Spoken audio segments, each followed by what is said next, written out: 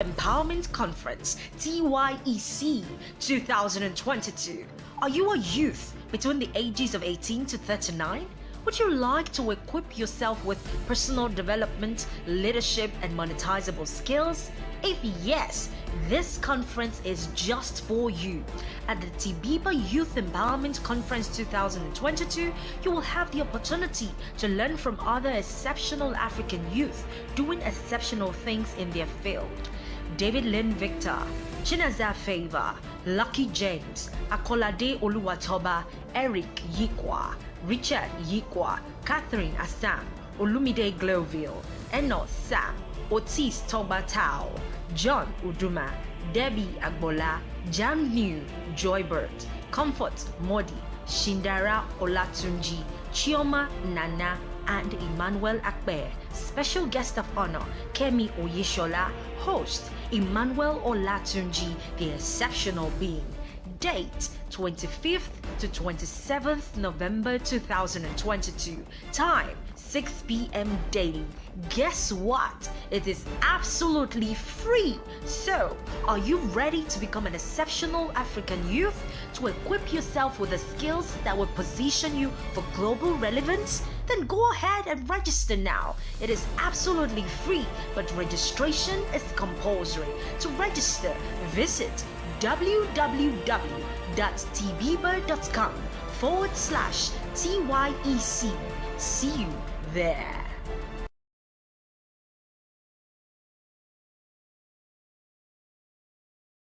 It's big, it's massive, it's fantastic. It is the biggest youth conference in Africa. Yes, Tebeba Youth Empowerment Conference TYEC 2022. Are you a youth between the ages of 18 to 39? Would you like to equip yourself with personal development, leadership, and monetizable skills? If yes, this conference is just for you. At the Tebeba Youth Empowerment Conference 2022, you will have the opportunity to learn from other exceptional African youth doing exceptional things in their field.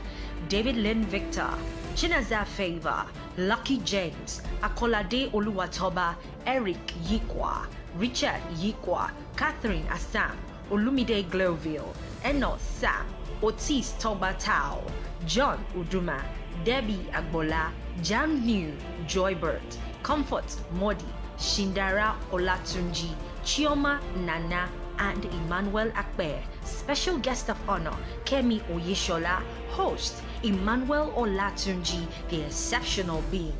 Date, 25th to 27th November 2022. Time, 6 p.m. daily. Guess what? It is absolutely free. So, are you ready to become an exceptional African youth? To equip yourself with the skills that will position you for global relevance? Then go ahead and register now. It is absolutely free, but registration is compulsory. To register, visit www.tbeba.com/TYEC. See you there.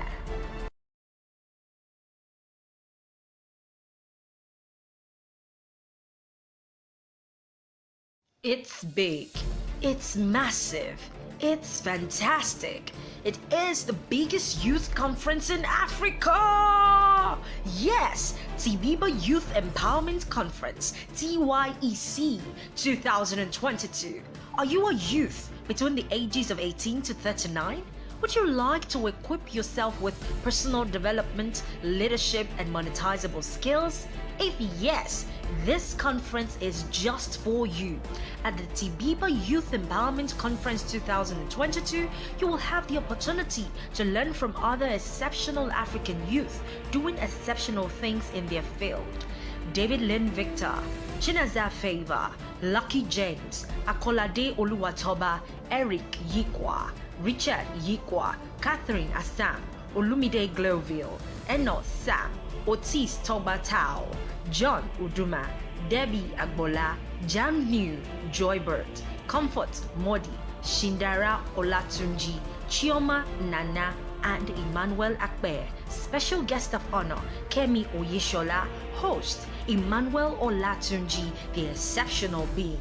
Date 25th to 27th November 2022. Time 6 p.m. daily. Guess what? It is absolutely free. So, are you ready to become an exceptional African youth? To equip yourself with the skills that will position you for global relevance? Then go ahead and register now. It is absolutely free, but registration is compulsory. To register, visit www.tebeba.com/TYEC. See you there.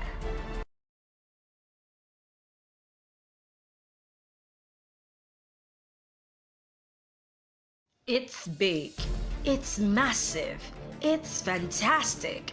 It is the biggest youth conference in Africa.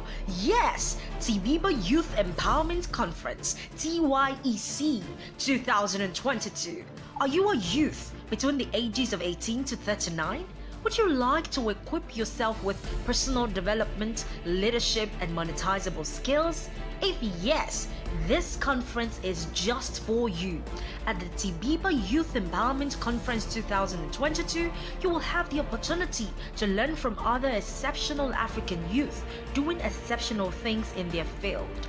David Lynn Victor, Chinaza Favor, Lucky James, Akolade Oluwatoba, Eric Yikwa, Richard Yikwa, Catherine Assam, Olumide Glowville, Enoch Sam, Otis Toba Tao, John Uduma, Debbie Agbola, Jan New, Joybert, Comfort Modi, Shindara Olatunji, Chioma Nana, and Emmanuel Akbe. Special guest of honor, Kemi Oyeshola. Host, Emmanuel Olatunji, the exceptional being. Date 25th to 27th November 2022. Time 6 p.m. daily.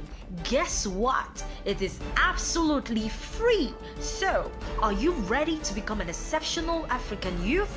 To equip yourself with the skills that will position you for global relevance? Then go ahead and register now. It is absolutely free, but registration is compulsory. To register, visit www.tebeba.com/TYEC. See you there.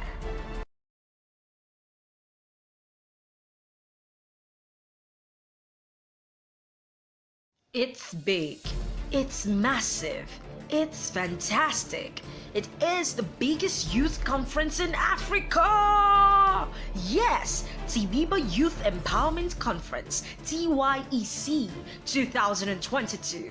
Are you a youth between the ages of 18 to 39? Would you like to equip yourself with personal development, leadership, and monetizable skills? If yes, this conference is just for you.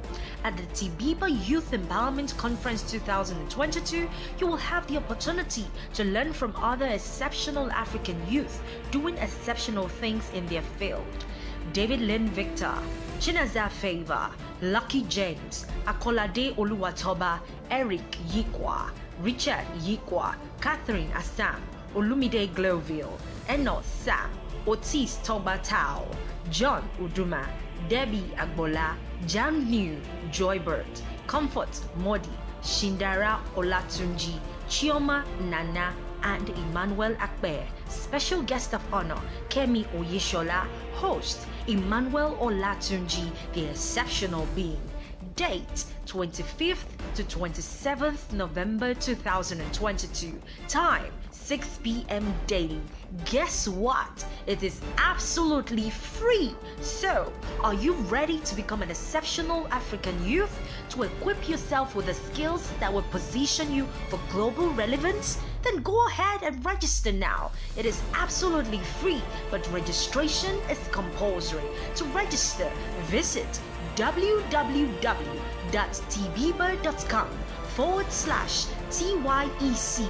See you there.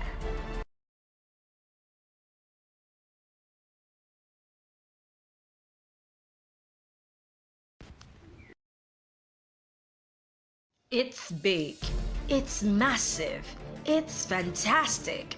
It is the biggest youth conference in Africa. Yes, Tebeba Youth Empowerment Conference, TYEC 2022. Are you a youth between the ages of 18 to 39? Would you like to equip yourself with personal development, leadership, and monetizable skills? If yes, this conference is just for you. At the Tebeba Youth Empowerment Conference 2022, you will have the opportunity to learn from other exceptional African youth doing exceptional things in their field.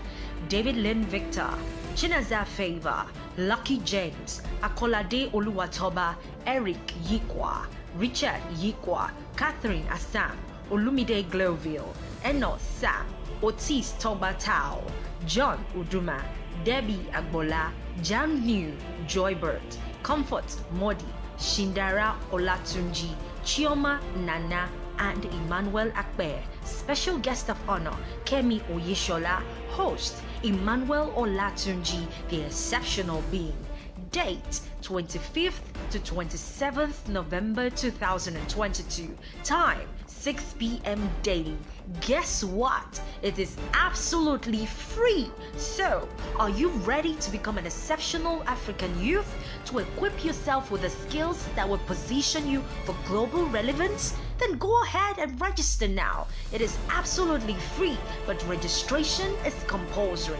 To register, visit www.tbeba.com/TYEC. See you there.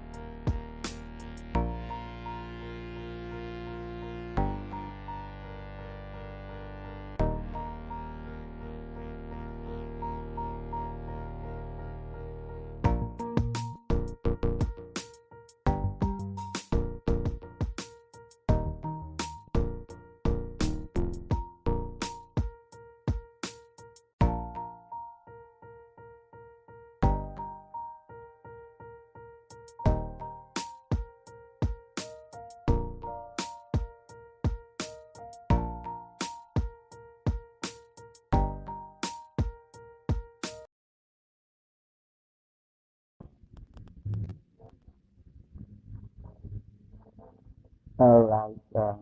Good evening, everyone. For everyone that is here joining us, and I'm so excited to join us again for this special conference. And today is the last day of the conference. From the first day, last night, and today, looking at the lineups of our speakers that have been so wonderful. And today we're going to be looking into, we have also the lineup of speakers. Yes, we started at 6 p.m. last night and the first day.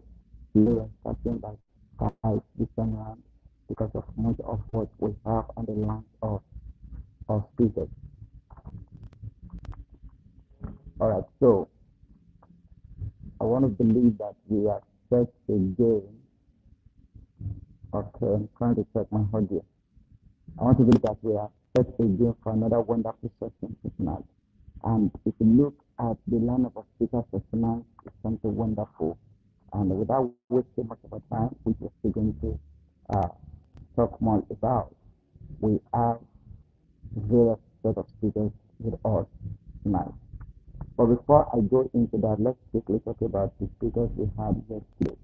It was a wonderful time that we had the life of David Lane, who spoke with us on becoming a money magnet as a digital marketer. And Olumide came up to talk to us about 10 online businesses every youth can start with little or no money. That session was a powerful one.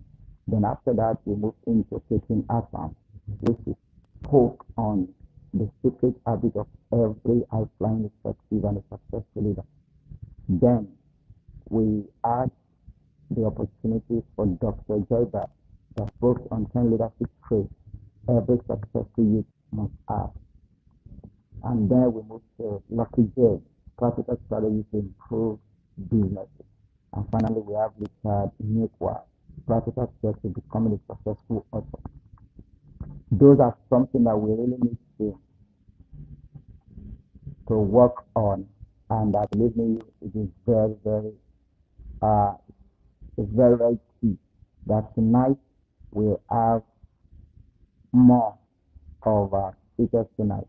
Tonight we have Coach Kemi Oyesola, who would be the one to be the first speaker to open the stage tonight.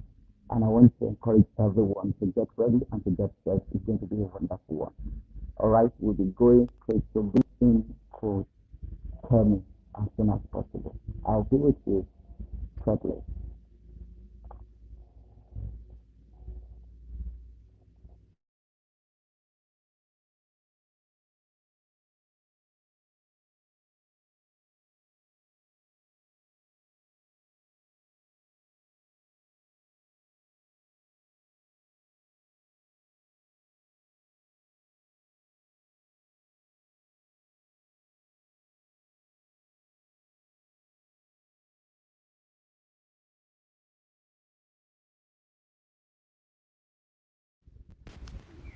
So Kemi Oyeshola, aka Coach Kemi, is a coach, teacher, and solutionist.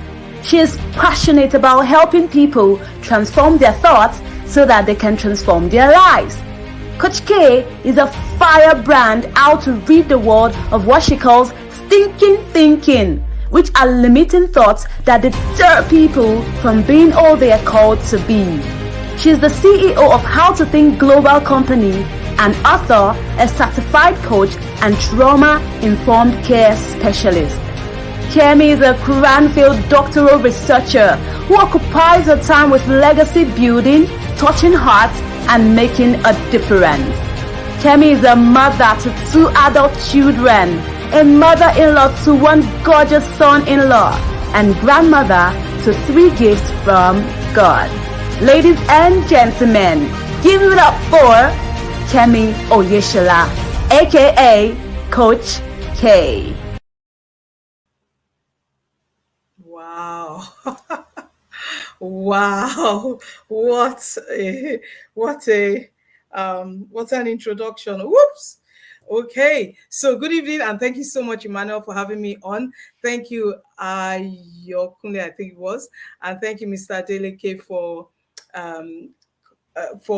what's that word where you anchor. Yeah, thank you for anchoring. So I'm going to go fast and furious. As the questions come to you, please write them because you're not going to recall.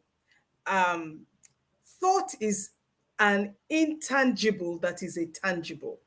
So when you say something is intangible, you can't hold it. It's not like this pen. It's not tangible, but it is tangible. It is the most tangible thing you have. So what I'm going to be talking about is how to think and dominate as an African youth. But I hope you realize that in Genesis chapter 1, verse 28, when God's created Adam and he said he blessed them. And we understand that blessed means an empowerment to prosper. So we have been empowered, past tense, we've been empowered to prosper. So if you are not prospering, whether you are young, old, if you are not prospering, then what are you doing? It's like saying, I am not, you don't breathe.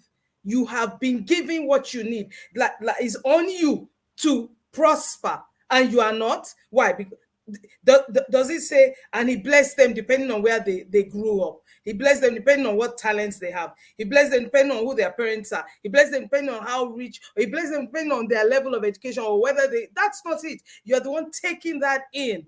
You're the one saying all that. I hope everybody can hear me. Can someone let me know if I am being heard? If I am being heard clearly before I keep talking and it's not happening. And someone let me know if I am being heard. I'm sure someone is typing. It just takes a few seconds to get to me, so I'm going to wait. Fantastic. Thank you. Okay. So and then he says, be fruitful. Genesis 1:28. Be fruitful, multiply, replenish the earth, subdue, and dominate. Do you know that being fruitful is the lowest form of increase? Is the lowest form of increase. Dominate is the highest form. So what's my title? How to think and dominate as a global youth. I kept thinking global was there. It's not. It should be how to think and dominate globally as an African youth. Not just dominate. You have to have you don't have to, but it would be great for you to have a goal as global domination. Whatever you do, in whatever niche you are. When I said this, how to think, it was something God told me to do, and for his people. And I remember every time I tell, what do you do? It's called How to Think. I teach you how to think. They look at me like, how can you teach me how to think? Everybody's always thinking.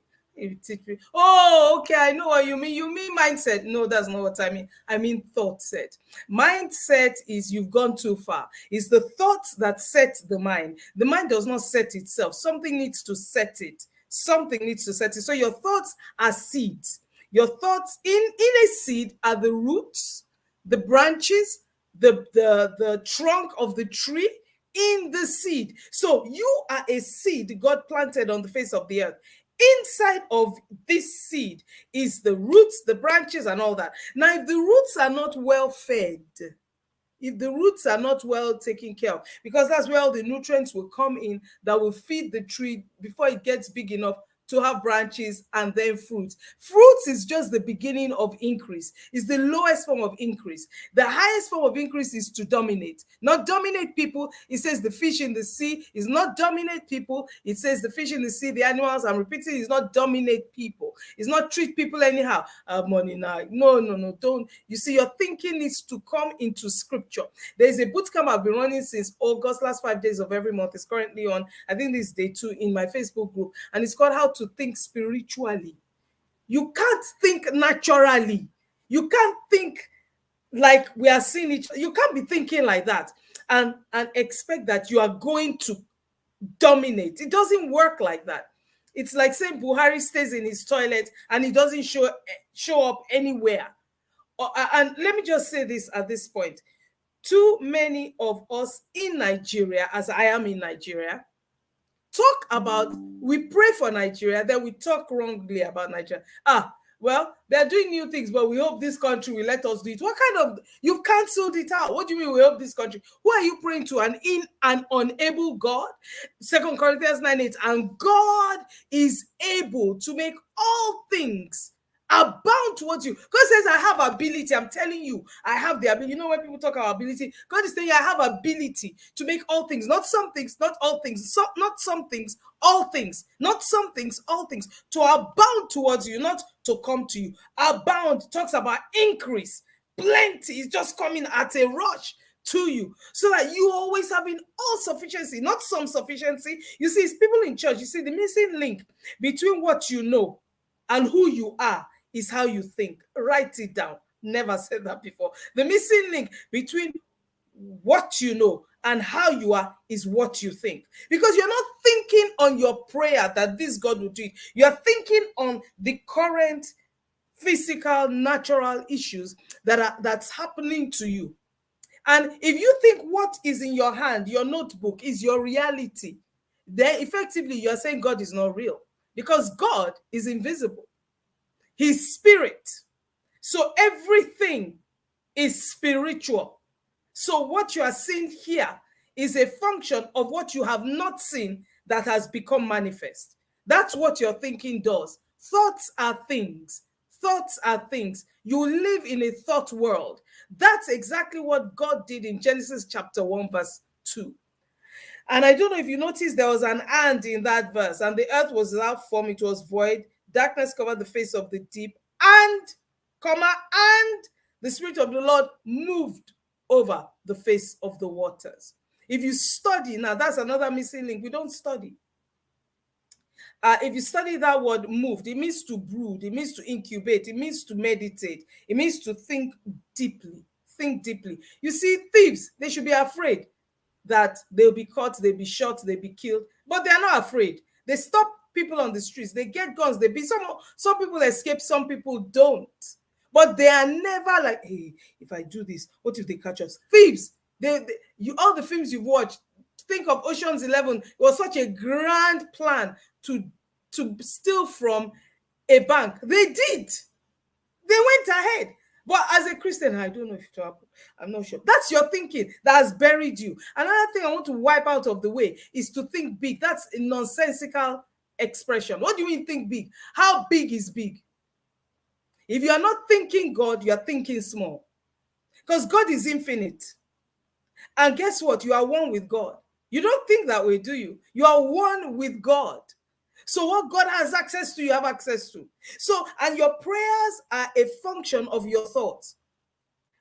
Well, this is where I live. I've just come from the village, and we can't be asking God for a house in Lekki. I can't be asking God for a house in Banana Island. So what you are effectively saying is God is incapable of doing that. It's too big. Can I be praying like that after he has made all these tremendous promises from Genesis, from the time he made man? He said you are empowered to prosper, as in poverty is opposite to what God has said you should do. If you think poverty, you'll be poor. If you think wealth, you'll be wealthy. It's that simple. But it seems as if we want to make it difficult. As we have to pray 10 times. We have to say 7 Hail Marys. We have to go to church. We have to go for the retreat. We have to pray for 21 days. We have to pray for 30 days. Oh, we have to. Who told you that? Where did you find that in scripture? It just happened to Daniel. And then we say, yes, we have to do it 20. Who told you that?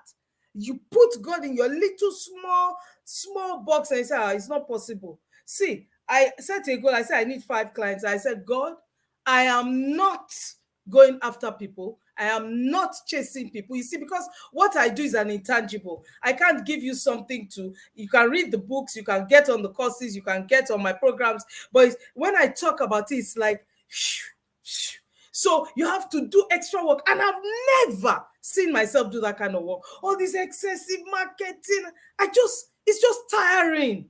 I said, why? You see, you are in league with people who are chasing things, and you are chasing it with them. Oh, everybody thinks this is great. Wow, I'm doing it too. Everybody's going, wow, it's the jackpot syndrome. Everybody's jackpot. Let's go. This place, you haven't stopped. Say, Holy Ghost, where am I supposed to be? I was, for example, in the UK for 32 years. As soon as I finished my youth corps, my parents shipped me. And because I was born there, it wasn't an issue. I came back here in January 2021, to look after my mom, who had a few strokes. So between 4 of us siblings, I'm the third. My oldest brother is here. He said, one of us has to come. Now I work for myself. I can work from anywhere in the world. So he said, I'll come. It's no problem. Thinking it's just a few months. I was here 6 months. The beautiful things that God was putting in my lap without my asking, the money I was making, I thought I wasn't looking for. I said, whoa. Are you saying something to me? And he said, yes, this is where you're to stay. And that was it. So many people say, hey, you left UK. Yeah, you're in Nigeria. How is it? Oh, it's dangerous. I don't see it. I don't know what you're talking about. I don't see it. I've grown more. And I've not stepped into a church since I've been here in January 2021. See, people, but I spend time with the brethren. I'm not forsaking the assembling of ourselves together. It's not when you enter a building. You see, some of us are so twisted in that way of thinking. Oh, if I haven't gone to church, oh. And then another thing you all do is you go and you serve in church. I did the same thing. I slaved and I was poor. I slaved and I was poor. It's not the work you do in church. It's the way you think about the God that you know. He said, in Job, he says, acquaint now thyself with thy God. Make an acquaintance, connect with him. We don't study. The most important thing that most people will never do is think. Myron Golden said it. James, my book, As a Man Thinketh, said it. Because we don't think. And who perishes for a lack of knowledge? Not the heathen, not the people that don't know God. His people. His people. Because when you have knowledge of something, it's information. So it's giving you, it's like food that you eat. You need to digest it with thought. Digest it with thought. Say, yeah, okay, what does this mean? Eat it. The Bible says in the beginning was the word was with God, and the word was God. So Jesus was God. Wisdom was with him in the beginning. Jesus was with him in the beginning. So he says, and this word became flesh and dwelt amongst us. How did the words become flesh? That's why Joshua 1 verse 8 says, it shall not depart. This word of the Lord, it should not depart. You should meditate on it day and night, so it becomes flesh. The word that you read must become flesh. So if we cut you, we should not see hemoglobin coming out. We should see biblin. The Bible should be bleeding out of you. The word became flesh and dwelt amongst us. And the only way that can happen is if you are thinking on it. And to think on scripture is to think spiritually, because God is spirit. The word of God is spirit stuff. It's not letters. So you are on a different plane. While we look not at the things that can be seen, for the things that can be seen is temporary. But the things that cannot be seen is eternal. Which do you want to see? How can you see what you cannot see? How can you see what is unseen? Spirit realm. What is faith? Is a thought. What is fear? A thought. Belief, a thought. Unbelief, a thought. Doubt, a thought. Perfect love casts out fear. I have not given you a spirit of fear, but all you keep hearing, my fear is FOMO. You just take things and you repeat it.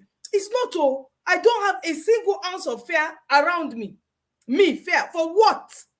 I was not giving. So where did you get it from is the question. So let's go into my notes. We have 60 to 80,000 thoughts a day. 95 to 98% research tells us of those thoughts each day, they're either negative or repeated thoughts. So you've had the thought before and the thought comes again. You see, this Nigeria, I don't know anybody there, so I can't go there.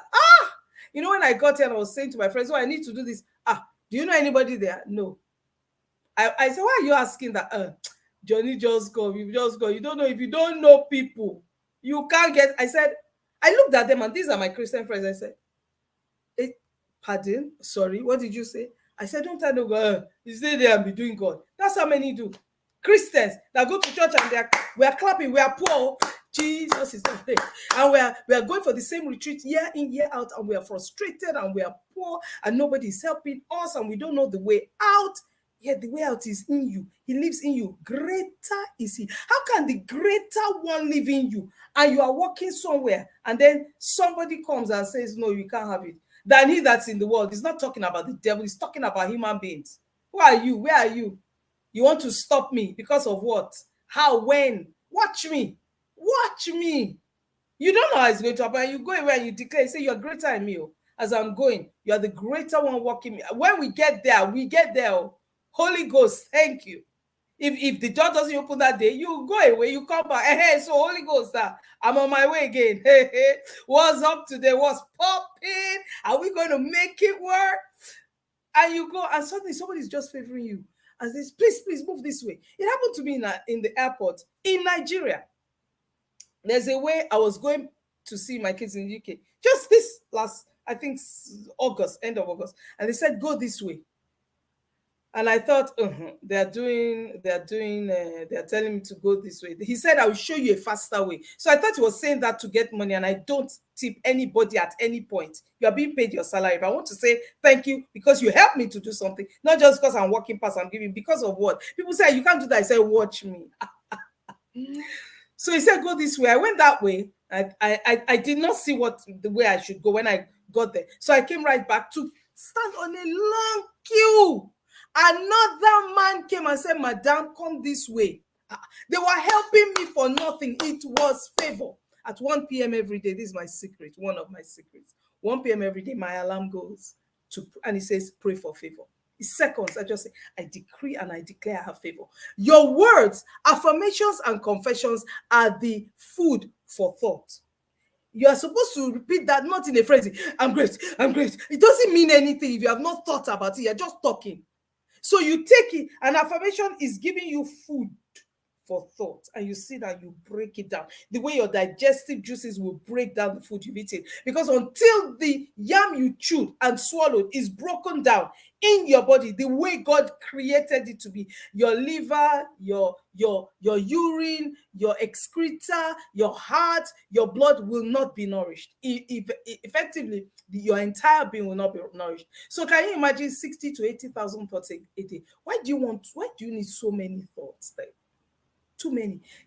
Why? Because they are all repeated or negative thoughts. 95 to 98% of them. 95. Can you imagine? So it's barely 2% of those 80,000 thoughts that help you. I won't make it. As soon as you open your eyes, I'm in this house again. Who told you you're in this house again? Because this is what your reality is. This notepad is your reality. That's not your reality. Because if you're saying what you can see is your reality, what you are saying is God is not reality because you can't see him. But he's the highest form of reality. The spirit realm is the place to be. He says, if you live in the spirit, walk in the spirit. Galatians 5:25. If you live in it, walk in it. But what many of us do is we live in our house, then we go and walk in somebody else's house. Then we open the fridge and realize, oh, that's not my fridge. But you left your house. So we are praying in the spirit, we are praying in the Holy Ghost in other tongues, but we are somewhere else in our minds thinking, let this prayer just end there. I don't know how I'm going to go.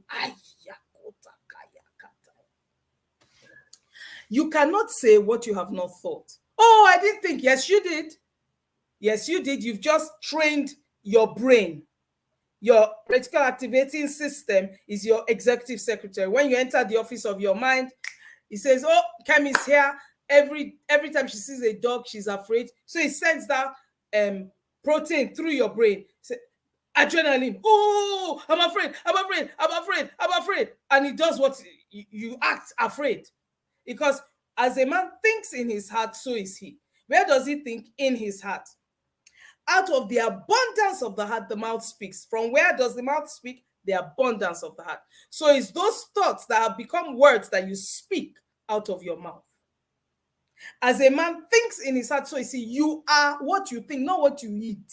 You are not what you eat. If all what you eat is your flesh, because that's what you are saying, then you are born most miserable, because that's not who you are. The flesh is dying as soon as you are born. You start dying. That's why people should take care of their bodies, because this flesh cannot sustain you. Your spirit man, though, if you feed it, if you nourish it, spirit man eats spirit food. Spends time with spirit of God. He says, those that I'm spirit, God is spirit, and they that worship me should worship me in spirit and in truth, not in flesh. Spirit and truth. God is not going to take any less. He can't, because he's not flesh, he is spirit. So, and he says, ye are gods. He says he made you in his image and after his likeness, exactly like him. You resemble him and you represent him. You need to walk about like that. But if you are not thinking that way, you can't walk about like that. That's why many times you listen to your pastor preach and you receive it, you're excited. Day 3 is all gone. Then you come for a fill-up. Why should you? Is God coming for a fill-up? Are you a car? Do you need petrol? What are you coming for? Do you need diesel? What are you coming for a fill-up for? That's your lifestyle. It's the way you live. So you cannot say what you have not thought. You are always thinking. You've stored it in there. Your thoughts will shorten or lengthen your journey. Your thinking will make your life easier or difficult. There's another one that I keep hearing. I need to learn, relearn, and unlearn. Do you think about these things? What do you mean by unlearn? And I know many wonderful people say, what do you mean by unlearn? What does that mean? How do you undo something? Now, what you want is to get it done. So it's like plucking off bad mangoes from a tree. Does that increase the mango? No. So that's what you're doing when you're unlearning. What did Jesus say? Should we pull up the tares? He said, no, leave the wheat and the tares. Peradventure, you pull the wheat as well. Leave it so that when it's time for harvest, then we take it out. I am not unlearning. I am learning. And it will push out what I did not need to know, that I have known. Just keep learning. Forget on learning, relearning. It's just music. I was saying to so many people love to listen to me. They say, "Oh, I've learned." The carers that come one after another. "Oh gosh, I have to go. I've learned so much from you, ma." I say, "I'm tired of it. Don't learn from me." It excites me when you are doing it. So I work with people who want to get promoted to senior executive levels, C-suite, and all that stuff. I work with them. People who just want promotion, I work with them. The shortest promotion I've ever had is 6 weeks. She had been asking for that promotion for 2 years. She got it in 6 weeks, and she didn't even apply for it. She was headhunted for somewhere else. She got that job, put in her resignation the same day. They said, "Sorry, what was the office you wanted?" Because her thinking had changed. And you know, they call it law of attraction. You know, they say thinking is whatever is a game changer. No. If you know how to think, it's a game transformer. This internal work. This is not something that you're going to be, if I do this, if I do that, no. 6 weeks, even me, my mouth opened. I said, "What?" Another lady, pharmacist, had not had promotion in 10 years because she was making sure her kids were going to school. So she was just doing the pharmacy thing. And I said, "You need to write what you want. Where are we going with this?" I teach them how to think. She started applying. She was applying for small. No, I said, "How can you be wanting 38,000 pounds a year? Are you okay?" She said, "Well, I stop at 40. I said, "Stop it." They invited her for interview, one of the jobs. She got this. She didn't get the job, but somebody on the panel called and said, "We would have given it to you. This other person just got 1 point more than you. But there's somebody I know that's looking for somebody like you. Can I give him your number?" I get excited every time. This was in 3 months. She was with me for 3 months. In less than 3 months, she got it. She said, yeah. In two weeks later, the guy called. He said, "Oh, can you come and see me?" She went to see him. He said, "I want to give you the job." Some of you are working hard, working. Is your thinking, is your thinking, is your thinking, is your thinking. What are you thinking on? What do you see? Thoughts are sight. It's sight. Because we say, "What are you thinking on?" What do you imagine? You'll be saying it. "Oh, I think this, I think that." How can I? Oh, tell me what you want your life to look like. You will describe it with technicolor detail. Do you see how real it is? You cannot describe what does not exist. When you are thinking, it is because it exists. Why? Ephesians 1:3. God, blessed be God who has blessed us with all spiritual blessings, not some spiritual blessings. He has blessed us with all empowerment to prosper. So are you getting it? It's exciting. I asked for 5 clients. I got 3. I didn't chase anybody. And one of them, the recent one, said, please, I want to start now.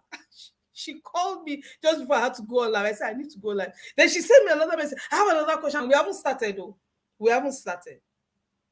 They are coming to me and I'm charging them you don't charge them what you are worth. What does that mean? Nobody can pay for you. That means they can pay for God. What do you mean that you are charging what you are worth? You and God are one. So how much do they want to pay? Nobody can pay me for what I do. What? The longest I've ever had is 8 months. Working in one of the big 4s, Ernst & Young. A woman, black like me. 8 months, she became not equity partner, associate partner in a particular country. Associate partner. Nobody does. They were looking for, in the end, they said, "Please, what do you want? We want to give." Look, people will be giving it to you. What's your thinking? Switches. Because God has infinite intelligence, infinite wealth. He wants you in luxury, opulence. The kind that you don't even know. Your accountant is the one telling you. You don't think. You just say, "Yeah, I just want to go down the road." It's not just $10 that should be wealthy. You don't think about yourself that way. That's the problem. You always think about yourself. Am I $10? Am I Dangote? What's the matter with the church? Poor, small, and you're surprised that that's what you get. As a man thinks in his heart, so is he. As a man thinks in his heart, so is he. You think you cannot pray beyond how you think. It's your thoughts that dictate your prayer. For out of the abundance of the heart, the mouth speaks to God. Anyway, so your thoughts can shorten or lengthen your journey to wherever you want to get. And your thoughts and your thinking will make your life easier or difficult for you. You are one with God. You can do nothing without him, and you're nothing without him. John 15. It's because you don't sit and think on that. I can do nothing. That's when you get full of yourself. See, if you see me, I got first class. It's not about your first class. It's about the one that helps you to be who you are. Where you stand in complete awe. And you look left, you look like, you say, I know I'm not the one who does this. I know in my coaching, I know it's not me. No, but don't call my name. I know. Me. Which power do I don't have it? You just have a conversation with me and you get promoted. I've noticed. You want to talk about promotion. You're not working with me. Just talk. And I say, do this, do that. You need to be thinking like this. There's somebody just keeps getting promoted. Big, and then your thinking is not tiny, like, let me just get promoted to this level. For even millionaires, billionaires, trillionaires, they need to scale up, but it's their thinking that's keeping them at billionaire status. When trillionaire is waiting for you, those are millionaire status. When billionaire, so I have a program I'm just rolling out specifically for them. So, and let me tell you this just threw me because God taught this to me. The manifestation of a thing is the lowest form of its existence. So when you say, everybody, I bought a car, is the lowest form of its existence. It is the lowest and weakest form of reality. When you can see it, when you can hold it, when you can touch it. Because the place it came from, the realm of the spirit, there are 10 different shades of black, of BMW, of X5. 10 different shades of red, pure leather interior of a Mercedes 450D or whatever they call it. Different shades in the realm of the spirit. What? God is busy trying to make sure you have this and you have that. So he's helping Mr. Deleke, so he cannot help Mr. Olatunji. No, he's in excess, exceeding abundantly above all we can think, ask, or even imagine. So never expect what you ask for. Never, ever. Because he says he does exceeding abundantly above that. Infinite intelligence, the one who is more than enough for all our needs. Guess what? He changes not. So the one that made us is the same today. Are you the one that parted the Red Sea? Will part another one for you. Hi, the one that said walk around Jericho and you didn't get any weapon and the wall sank into the ground. Hello, the one that said by this time tomorrow, this same time, what's the time? 5:30 p.m. tomorrow, not in 10 days time. Because many of us, when we pray in our thinking. When it changes, we're not expecting it now. God is busy. God has to go and work to get the money for you. Oh, they said I have to be promoted. What? I don't want to climb the ladder. I want to float up to the next level. Climb the ladder. I want to miss the ladder and just jump 10 positions up. You look at me. You are looking for you. You know the way I pray about clients, my business. I say, Lord, let them be looking for me. They want me. They're thirsty. They say, how much is? I saw a vision. Somebody gave me a check, their own check. And they didn't feel it. They said, write whatever you want because I need what you have. They said, write whatever you want. So as I was seeing it, and as I was about to write, I thought, in the vision, I said, don't be greedy. That's God. That's walking in the spirit. God will show you things in dreams. God will show you things in visions. That spiritual realm there. Bring it. I've given it to you anyway. Let it show here. So spirit realm is the highest form of reality. Your ability to see what is unseen. You practice it. That's why I have something I call the thought transformation blueprint. There is a blueprint for its thought transformation. It's not I'm change. Change is different from transformation. This is change. Black pen to a red pen. Transformation is egg to butterfly. I always use that. Is in actually the thought transformation blueprint. Egg to butterfly. What the egg can do. When the egg changes to the larva can move, can eat. The egg was just still. When the larva changes to the pupa is proteins, wings, is changing inside that cocoon. The larva could not do that. So every time you transform, you are supposed to be able to do more. Think, sit down quietly, copy God. He said to me one day, I said to him, how did you go from moving over the face of the waters and then saying, let there be light? Hello, there is a huge gap. I don't know how you did that. And then why did you look to see if it was good? How did you know it was good? You won't know something is good until you've seen it before.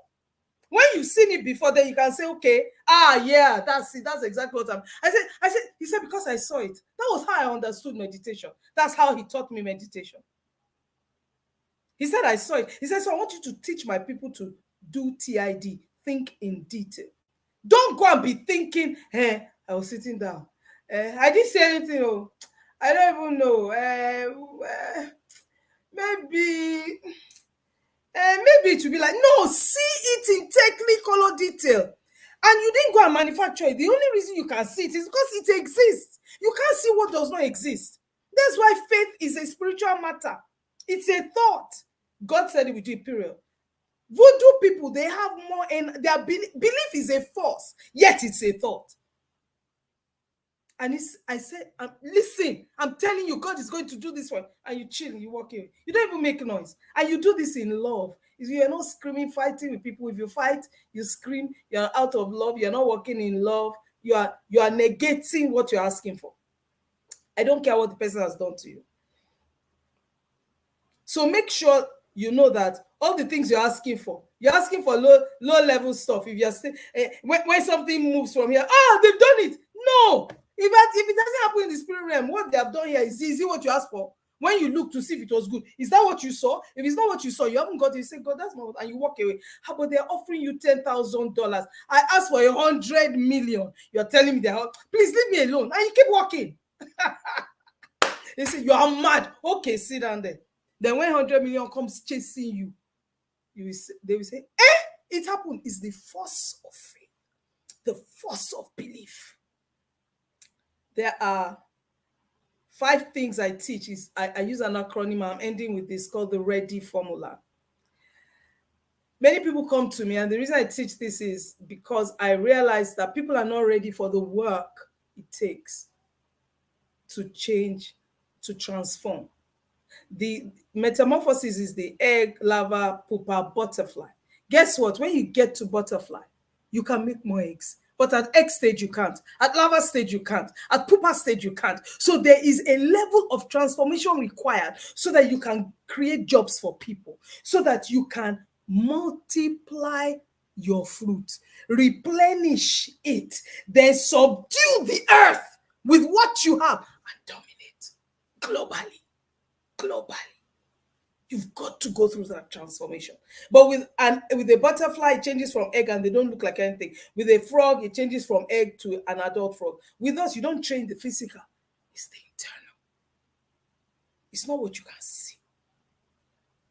With this physical eyes, it's what you can see that is unseen, yet is visible, that you need to see. What you can see that.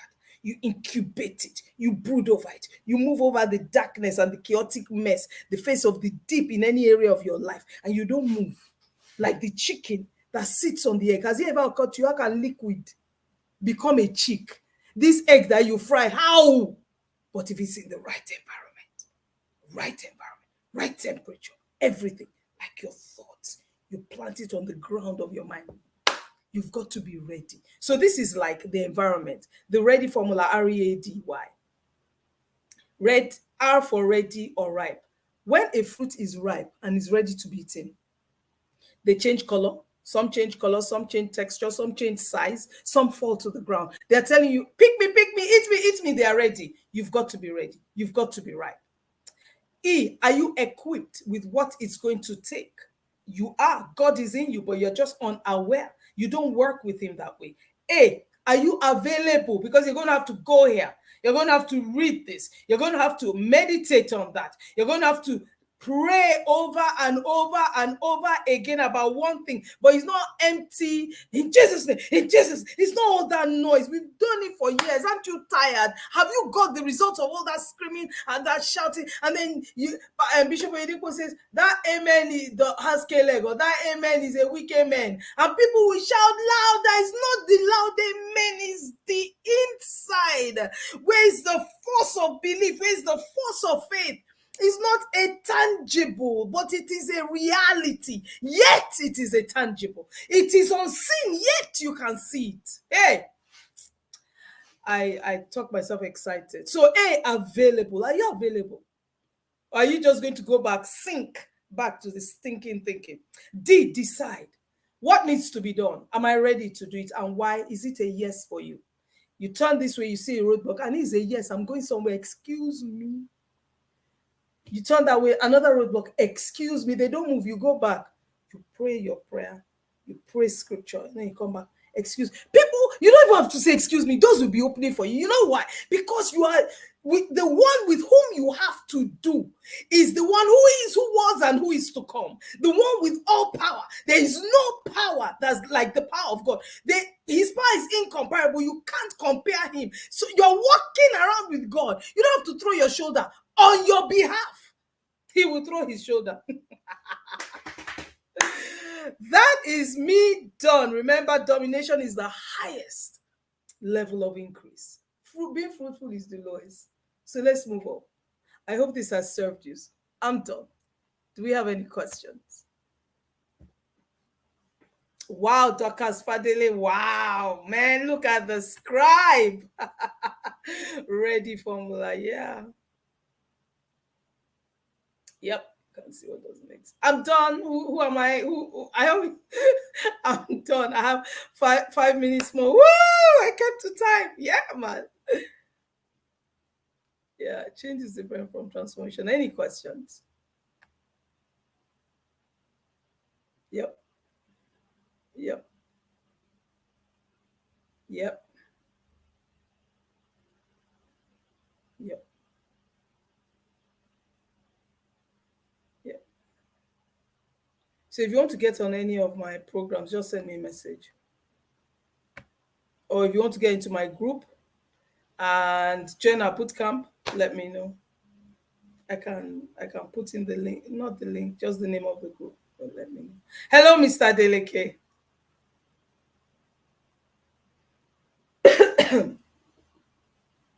You're in. Oh, he's. Okay. Hello, sir. Hello. Yes, ma. How are you? Thank you so much, ma. God bless you. Thank you. Thank you. It's great being here.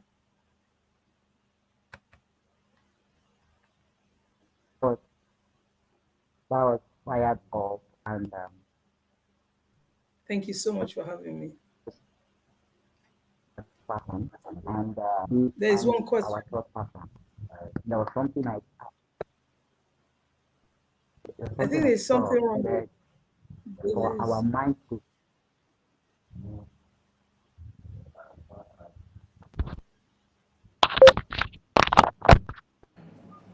Hello?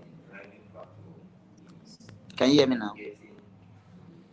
We can hear you. All right, man. So you said to us that if a mind is going to be set, the thought has to be set first. And that comes so live to me now, because it is a combination of what we have repeatedly hear and we have repeatedly become that mastermind, and it becomes our life.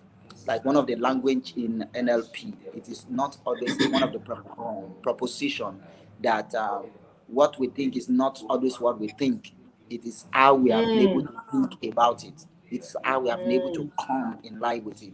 And that's a powerful one. And there's something you added to how to think and dominate globally. As a youth, we need to come to the reality of thinking globally, because if you can solve a local problem, you are going to have a local reward. If you can solve a community problem, you will have a community reward. If you can solve a country problem, we are going to have a country reward. So if you can solve a global reward, we will be able to solve a global, we'll be able to have a global reward. And that is the level we all need to think about it. It's not about just shouting, it's about settling inside. Thank you so much. That is wonderful. I couldn't hold myself. I could not hold myself. Okay, somebody's family asking a question. So they will post the question. Okay, the question is on. I would like to ask, how can African youth move from local champions to becoming a global phenomenon? I'd All like to right. answer that after I have answered how can you overcome habitual negative thoughts by Dorcas. A habitual negative thought, yes. How can you overcome habitual negative thoughts? A habitual negative thought is something that you have fed yourself with. The only way is not to stop thinking like that. You will not you can't stop thinking negatively. You have to start thinking not positively, because people talk about negative and positive. It's not about being negative and positive. It is thinking spiritually. It's not thinking positively, or it's thinking spiritually. And thinking spiritually is taking the word. The word is spirit stuff, the Bible. And what does the Bible say? Whatever it is you're thinking negatively about, go and find the scripture for it and think on that and repeat it and say it. And don't go and pray from your brain. Take the word. God, the word became flesh and dwelt amongst us. Thank you that the word is becoming flesh and dwelling among me. Finish. You're not going to be creating some prayer in your brain. Pray scripture. And you are consistent at it. Morning, afternoon, night, you put things up around you where you can see it, and you are focused. And your belief is growing. You just find that things begin to change. And you suddenly you just notice, I don't think like that anymore. I hope that helps. But another way of doing it, I know that works brilliantly, is working with me. Now, working with me is not a 3 month, 6 months, 6 weeks, is a year and 2 years, because you need to keep hearing it. But you don't have to. I mean, I have 3 months, 6 months, but stay in it yourself. You don't even have to work with me. Do this yourself at home. Your life will change. Mine. I will ask her, how can African youth move from local champions to becoming global phenomenon? If you don't want to move, you won't move. There is no formula. It has to be something you believe God has created you to do. And God has created every human being to be a global phenomenon. It's not some specific people, only Jeff Bezos or only Elon Musk. No. Do you want it? Go after it. It's the same principle. But you've got to believe nonsense. I'm not Coach Kemi. If I'm not Coach Kemi, I can't do this. So no, not everybody. I used to hear that. Not everybody is like you. Of course, you're not like me. God did not create twice. You know, that should. Please, and stop saying it blows my mind. When your mind is blown, then there's nothing left for you. You can't use it. So don't expressions, words are powerful. They're so powerful. God used words to create the world. So don't be saying it blew my. I don't use it. You've got to look and say, no, no, no, no, no. No. This is possible for me because I am in Christ and God is in me. Greater, see, it's possible. So I'm just going to get the scriptures. What do the scriptures say? Then you pray it. That's thinking spiritually, speaking spiritually, doing spiritually. Nobody will see you for dust. Nobody will be able to catch you. They can't touch you because you are that Elijah level song. I just love it. That you are running past the chariots. Is that normal? That's not a natural thing. That's spirit stuff. Spirit stuff. And all these voodoo people, they do it all the time. Do you think, what's her name? Beyonce's song that everybody is doing, do you think it just came from her brain or they sat in the studio? They are doing spirit stuff. Do your own and let's see. I'm done. I hope I answered that question right. Excellently well. Thank you so much, ma'am. And it's you've break the table. There's no more table. You have broken the table. Can I say one more thing? May I say one more thing? Sorry.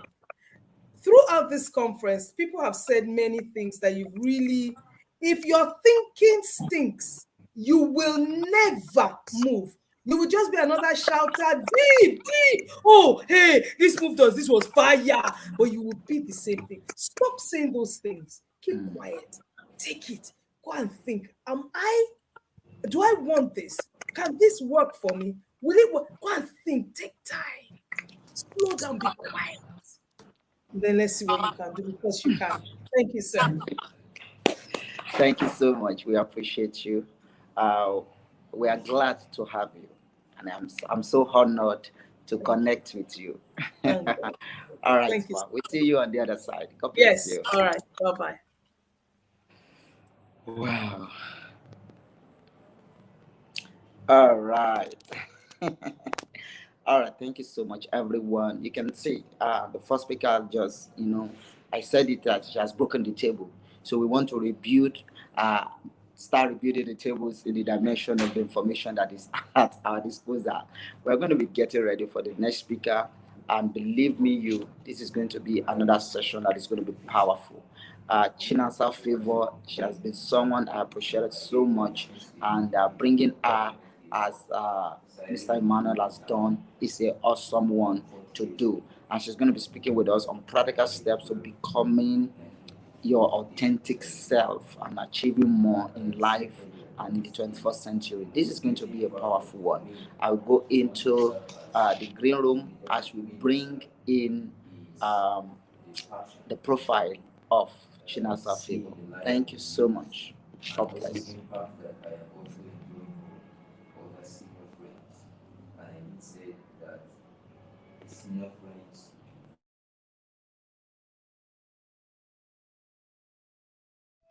Chinaza Favor, also known as the Healer, is a visionary saddled with the burden to transform the minds of individuals, especially the youth, from having a negative perception of themselves to having a proper understanding of who they are beyond their external circumstances, overcome their insecurities, heal from emotional hurts, and live their best lives.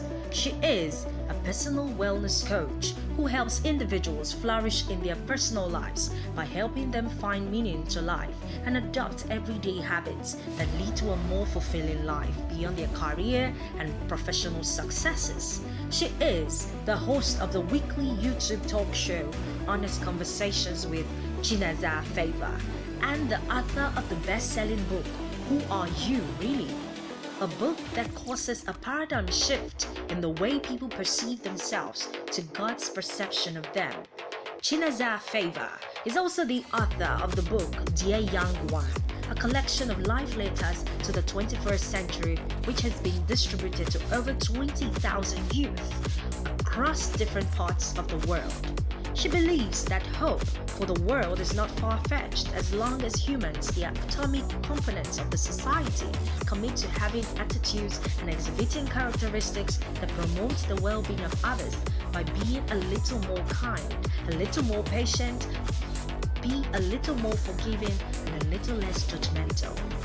Her mantras are: healing for the world begins with healing in us, and the beautiful world we dream of is possible if we can make kindness and love our second nature. Ladies and gentlemen, give it up for Chinaza Favor.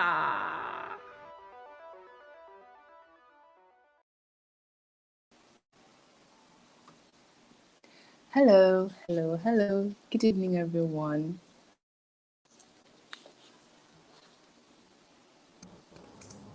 Hi! It's you! It's me. How are you? I'm good, thank you. Good evening.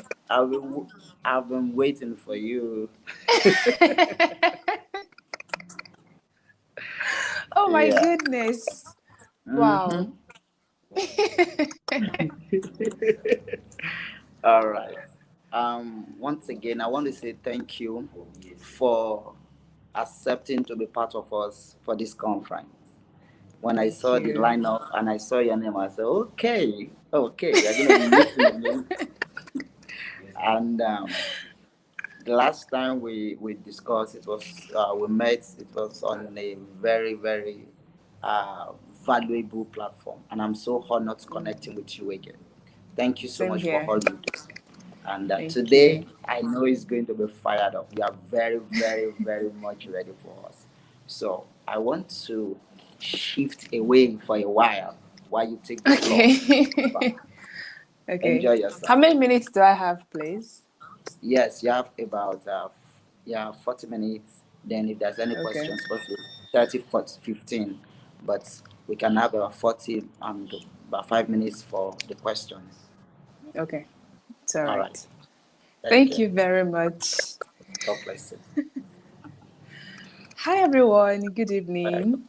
My name is Chinaza Favor, as you already know, and I'm super excited to be here Special thanks to the organizers. Special thanks to all the speakers who have spoken before me.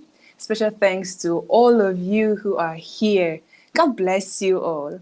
So tonight this evening, this afternoon, it's not yet 6 o'clock. So today I have a very wonderful topic to discuss with you, one that is very, very dear to my heart. I love discussing this topic because we are at a time, or in a time when everybody wants to be like everybody. And this is a word that has been most abused, in my opinion, especially in this century, in this decade. So it's important that we talk about it. So I'll be discussing the topic, the authentic you, practical ways or practical strategies or steps to becoming your authentic self and achieving more as a 21st century youth, all right? Practical ways of being your authentic self and achieving more as a 21st century youth. All right, so if you look at that subtitle, you're going to see practical steps to becoming your authentic self. So we have a few keywords that I'm going to expand on, and before we continue. So we have practical steps, we have becoming, we have authentic self, we have achieving more, we have youth, and we have 21st century. All right. So what is the first word I'm going to discuss here is authenticity. Authenticity. You've heard people say it to you all the time. Be authentic. Be authentic. It's important for you to be authentic. And what does being authentic means? It simply means, well, it means a lot of things to different people, but it all boils down to the same thing, all right? Being yourself. Being authentic simply means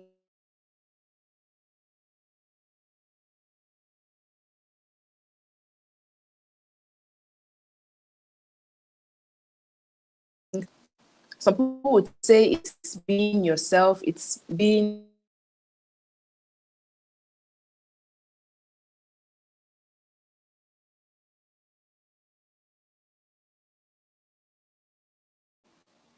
I'm so sorry about that.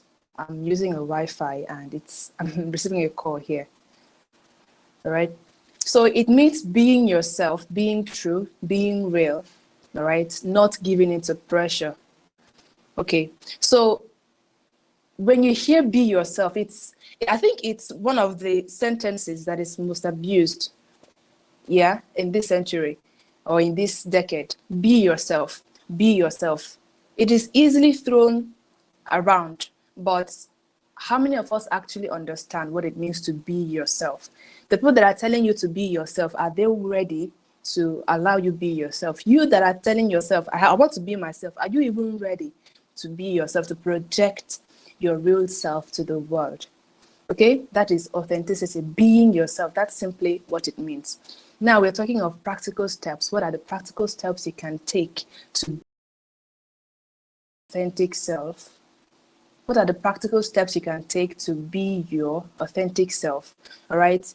And the next one is achieving more. How do you achieve more? How do you become more? Because the truth is, there's always more to be. There is always more to achieve. Like I tell my followers, the roof of one mountain is the foot of another. So there's always more to do. There's always more to achieve. There are bigger territories to conquer. You don't settle. Right. And the next word is youth. It's very important. You're a young person, and I mean, I'm very passionate about what Tebeba does here, is doing right now, because they're inspiring young people across the globe to, live a life that they will look back at and they say it was a life well lived. So as a youth, how do you stand out? How do you be authentic? How do you show up as your real self? All right. Now, the next word that the next term that I have to define here is 21st century. We are in a time when, thanks to social media, everybody gets inspired. Everybody wants to be like everybody. Everybody wants to be like this person and that person. But is that really what authenticity means? Is that how you show up?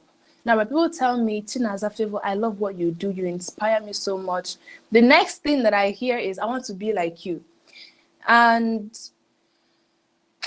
it used to be a compliment or something that I loved to hear as I was coming up, but not anymore, because I've come to that place where I'm no longer okay with people being like me or with people saying I want to be like you. What I want to see people be is the best version of themselves and not a better version of me. All right, or whatever. The best they can be at being me is being the best copy of me and never an original. Okay, so let's now go proper into the topic. Authenticity.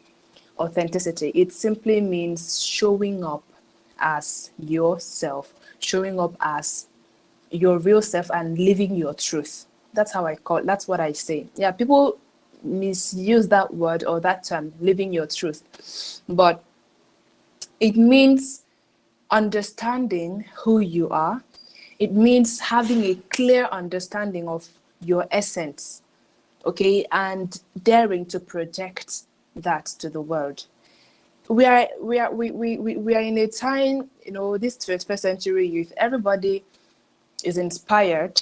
Social media has made it very difficult for people to even be authentic. All right. Why? How?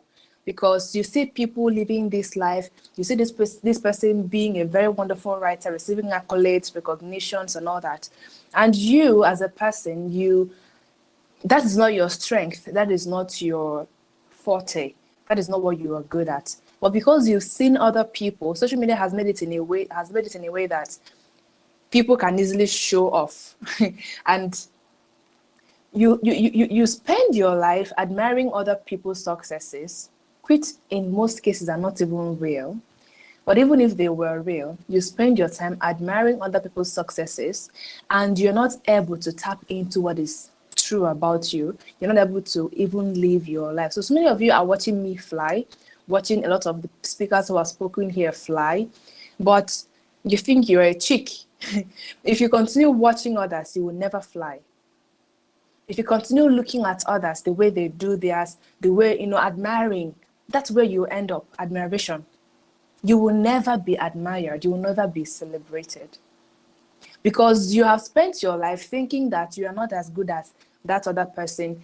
Like, social media has made it in a way that those ones who are very good at football, but see other people who are very good at basketball are feeling less than because they're not very good at basketball. And that is not how you show up, especially in a world that keeps telling you who to be, how to show up, how to dress, what to become, whatever. That is why when I found my power as an individual, I told myself, hey, Chinaza, you're not going to dress this way. You're not going to do this thing. That doesn't mean that those ones who do it are bad or something. I had to create a look for myself that regardless of whether people like it or not, this is the way I'm going to show up. And the truth that people do not know, that very few people know, is that regardless of your uniqueness, regardless of how you choose to show up, the world will have to make room for your authenticity. We have people who are crazy, who are mad, almost literally mad. And they go to the studio, they create songs. To me, I don't see why that song should sell, but they have an audience. Don't they? I'm not going to mention names. Don't they? We have people who are deranged in the negative side, and they are making money, they are doing well, they are achieving whatever thing that is their dream. And then we have people who are intellectually sound, but are in the shadows because they are not able to project themselves. They don't even think that they are good enough to project what is true and what is real about them to the world. I always say this to my followers. Imagine if Beyonce said, no, I want to sound like Whitney Houston when she was coming up. We wouldn't hear Beyonce today. The only thing we would have said, she sounds so much like Whitney Houston. What a compliment. You sound so much like another original. So what's original about you? Imagine when Chimamanda Adichie was coming up, she said, oh, I want to be like, what's his name again? Shakespeare. I want to be like J.K. Rowling's, or I want to be like Wole Soyinka. Imagine if she was writing in the same way that these people wrote. We wouldn't know Chimamanda Adichie. Even if we knew her, the only thing we would know is that Chimamanda Adichie writes like this person and that person, and never as an original. So the reason I'm here is just to challenge you to be yourself, and to be yourself for real. Because the truth is, when you are able to define what you want for yourself and how you want to show up in the world, and you know why it matters, and you're able to show us how it matters, you are going to, so I said something, you know who you are, you know what matters, what's unique about you, you know why it matters, because it's not enough to know who you are or to know what's unique about you. You have to know how it matters, how it is relevant to the 21st century, all right, to the world right now. You have to understand that. Now, when you're able to understand that, and you dare, that is where the work is. You dare to project that authenticity to the world. You're going to be met with lots of obstacles, lots of oppression. You're going to be met with lots of things that will make you question your path. But if you can dare to persevere, that way will be made for you. Because even if it's just a drop of water that keeps dropping on a particular part of a stone, no matter how hard that stone is, that water that is dropping, those water droplets must create holes on that stone or in that stone. And as time goes on, it might even cause that stone to break, or it will burrow a hole in that stone until it gets to the ground. So if you can keep on persisting, I'm just trying to summarize everything that I have here, all right? If you can keep on persisting and daring to show what is unique about you to the world, I think you are good to go. Okay, so why is authenticity important?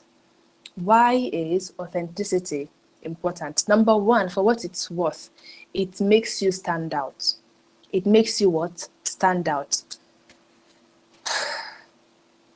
I've held a writing challenge some time ago on my Facebook group, on my Facebook channel, and I saw some people who started writing like other people. So they wanted to join the challenge, but they didn't think that they were qualified to write to join the challenge. And when they now saw other people who submitted their articles for review, they started copying the way the other people wrote their articles. And I could easily tell.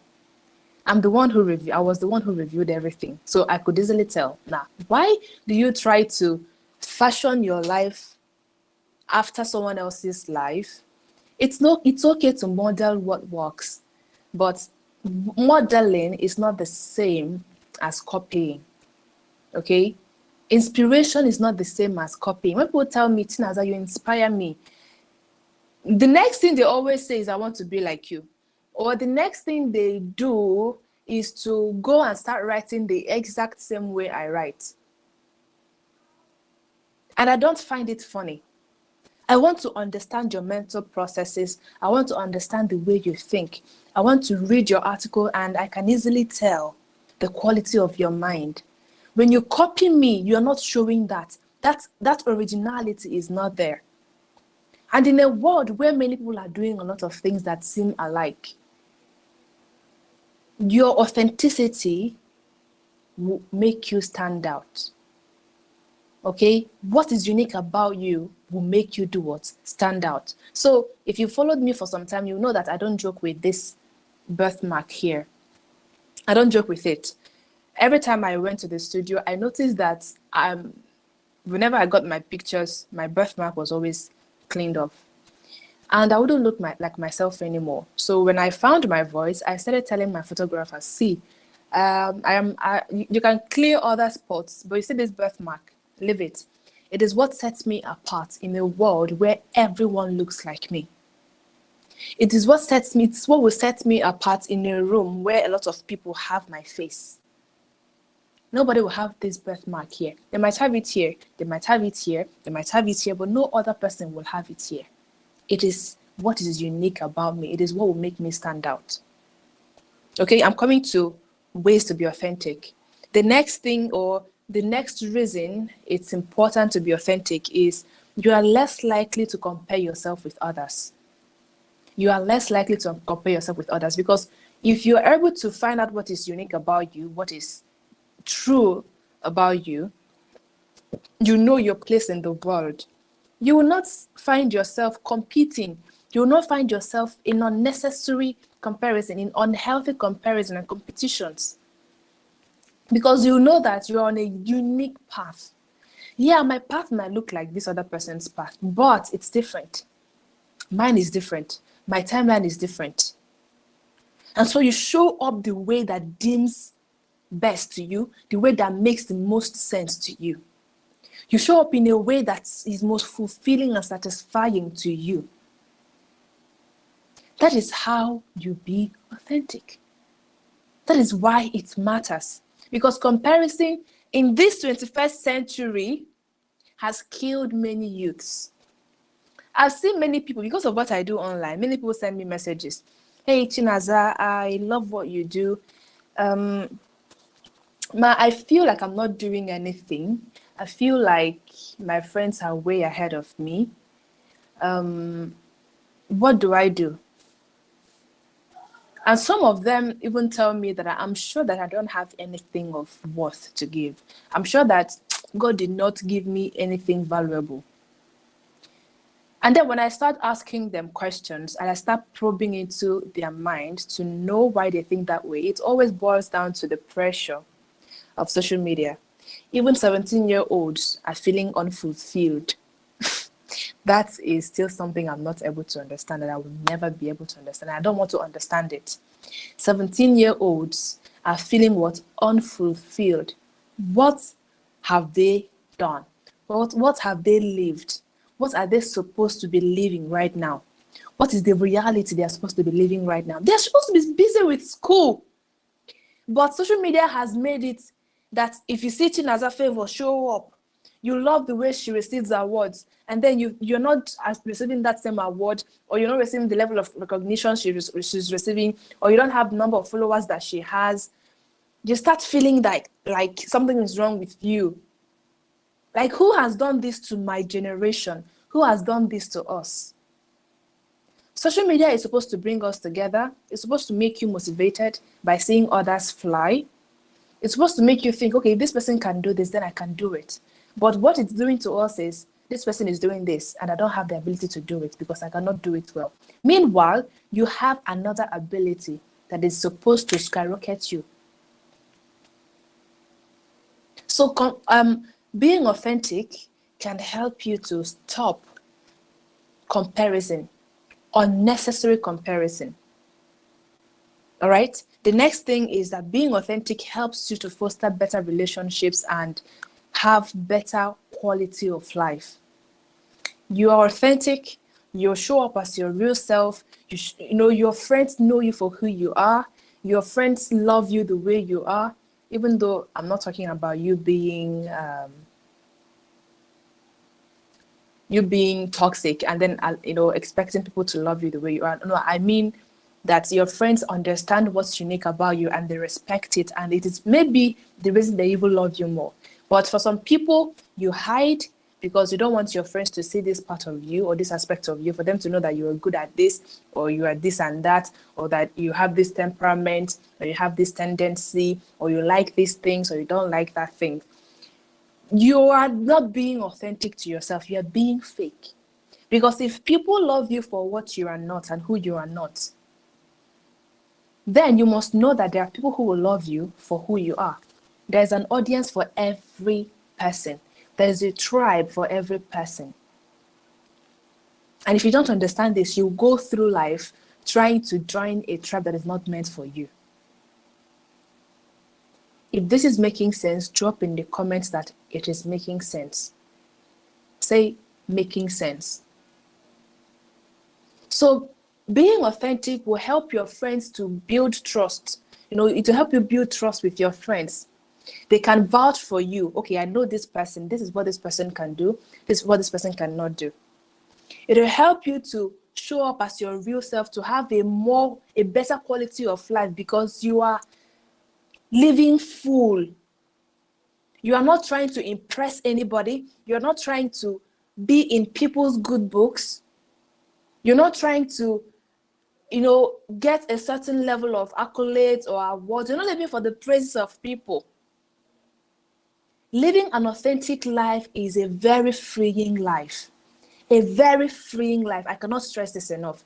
Making sense. I can see your comments. Thank you. It is a very freeing life. It sets you free. Like, the day I started living an authentic life was the day I felt like a burden was lifted off my shoulders.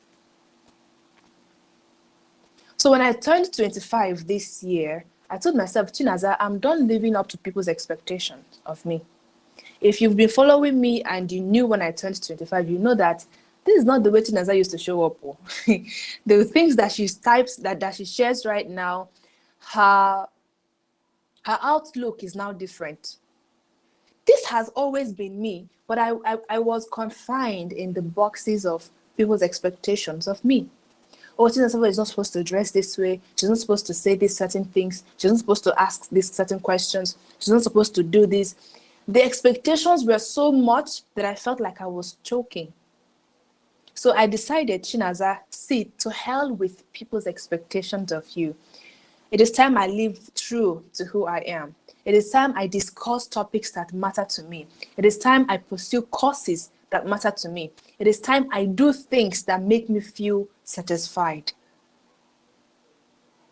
And not what anybody thinks, not what you think, not how you expect me to behave, but how I desire to live. Okay? And since that time, my life has been, blissful in a way. Because I no longer have that weight. Okay, if I say this thing, now people will be like, hey, Chinaza has backslided, or Chinaza has become proud or become arrogant. I don't care anymore. When I share some things, I know that it is true to me and I'm not disrespecting anyone. I'm living true to please God, to please people, but I'm not a people pleaser. I'm trying to be at peace with all men. So when I share topics that matter to me and someone tells me you shouldn't be talking about this, Chinaza, I ask the person, what made you think I shouldn't talk about it? I am talking about it because it matters to me. You don't determine how I show up. And if following me makes you think that you have a stake in my life, please unfollow. Kindly unfollow. I cannot live. See, 21st century, in this 21st century, people, because of out of their expectations, will put you in boxes. It is left for you to get out of that box and live the way you desire to live. Not stepping on toes intentionally, but living your life to the fullest. All right. The next thing is that it makes you live a less stressful life. Less stress. Because being inauthentic is very stressful. Living a fake life is very, very stressful. If you've ever found yourself in that shoe, you know what I'm talking about. So you're making decisions for other people, for the sake of other people. You are showing up for the sake of other people. You are eating food that you don't like to eat because of other people. So I don't say that you are picky or that you don't show up where you're supposed to show up because of other people. And so you keep dying inside. You keep bottling things inside. Living an inauthentic life is very stressful. Because the truth is, if you show up as an inauthentic person online, you have followers, you have people who love you, because regardless, like I told you before, regardless of what you do, you always have an audience. There's an audience for you. There's a tribe for you, all right? Now, regardless of what you do, you have the people that will love you. Now, you keep on showing up like that. So let's say Chinaza Favor now, for example, that I am like this, and I don't make up because I want people to think that I'm a good girl, okay? And I don't wear trousers, I don't wear earrings, I don't do this and that because I want people to perceive me as a good girl. Now, I can only do that for so long. I can only do it maybe for a year. I can only do it for 2 years. I can only do it for 10 years. And I will start doing what? Getting tired, because Being inauthentic, being fake is exhausting. It is stressful. It saps energy out of you for the longest time. So at the end of the day, even though you're getting that accolade, even though you're able to please people and you get something from them, you are a slave to the opinion of you. You are a slave to society's expectations of you, and that is what I'm here to help you to break free from. You study the courses that are important to you, that make you feel fulfilled, not what your parents want you to study because they think this is a better path for you. You pursue visions and courses that matter to you. All right, so let me quickly move on to ways to be authentic. How do you become authentic? Practical ways. So how did I find myself? How did I become authentic?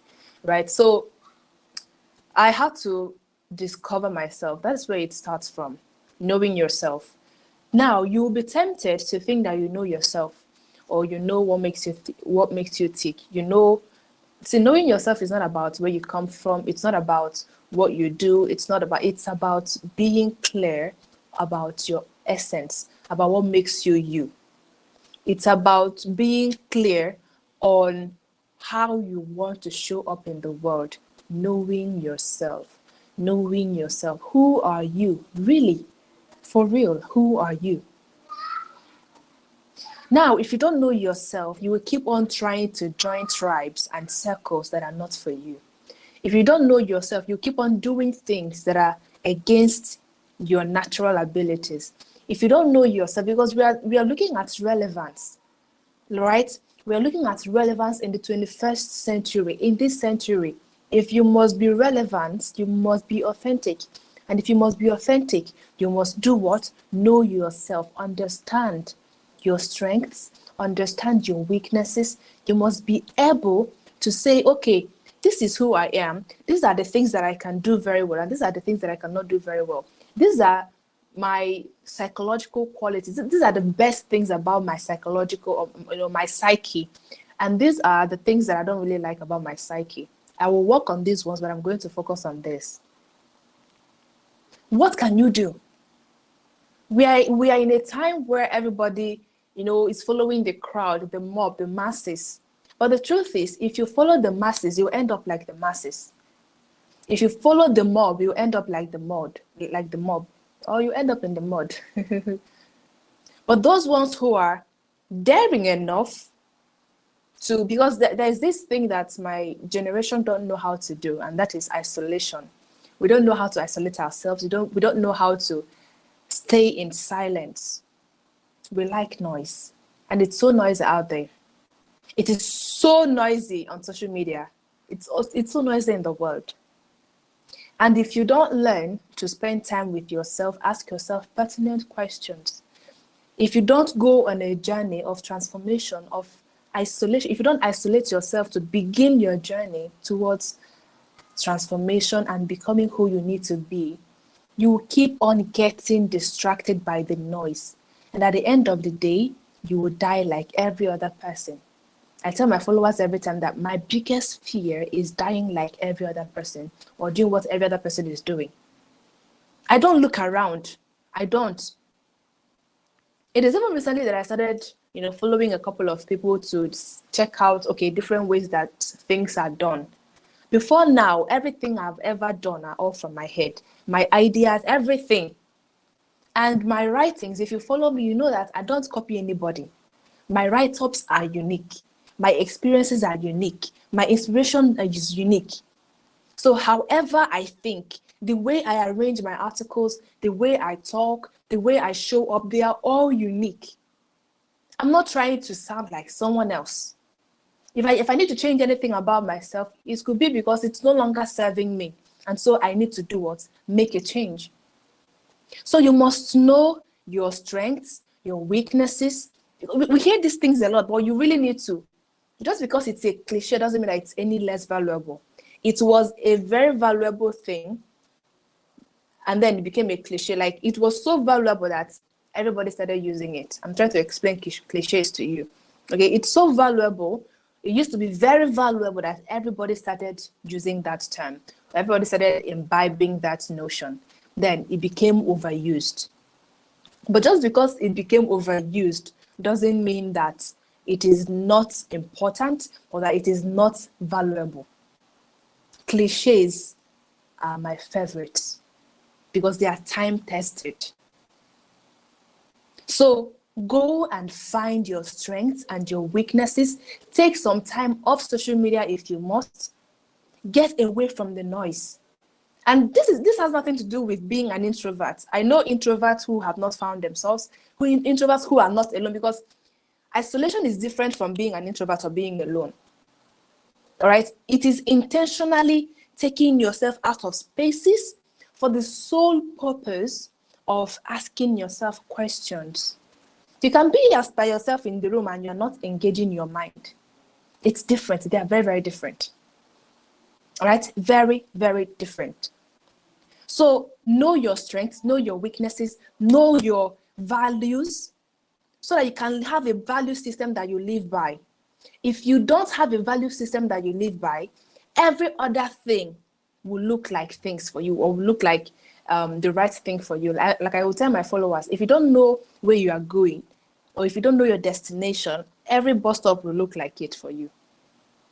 All right? If you stand for nothing, you will fall for everything or anything. So have a value system, a set of values that guide you based on what you've discovered about yourself and where you think you should go and where you are headed.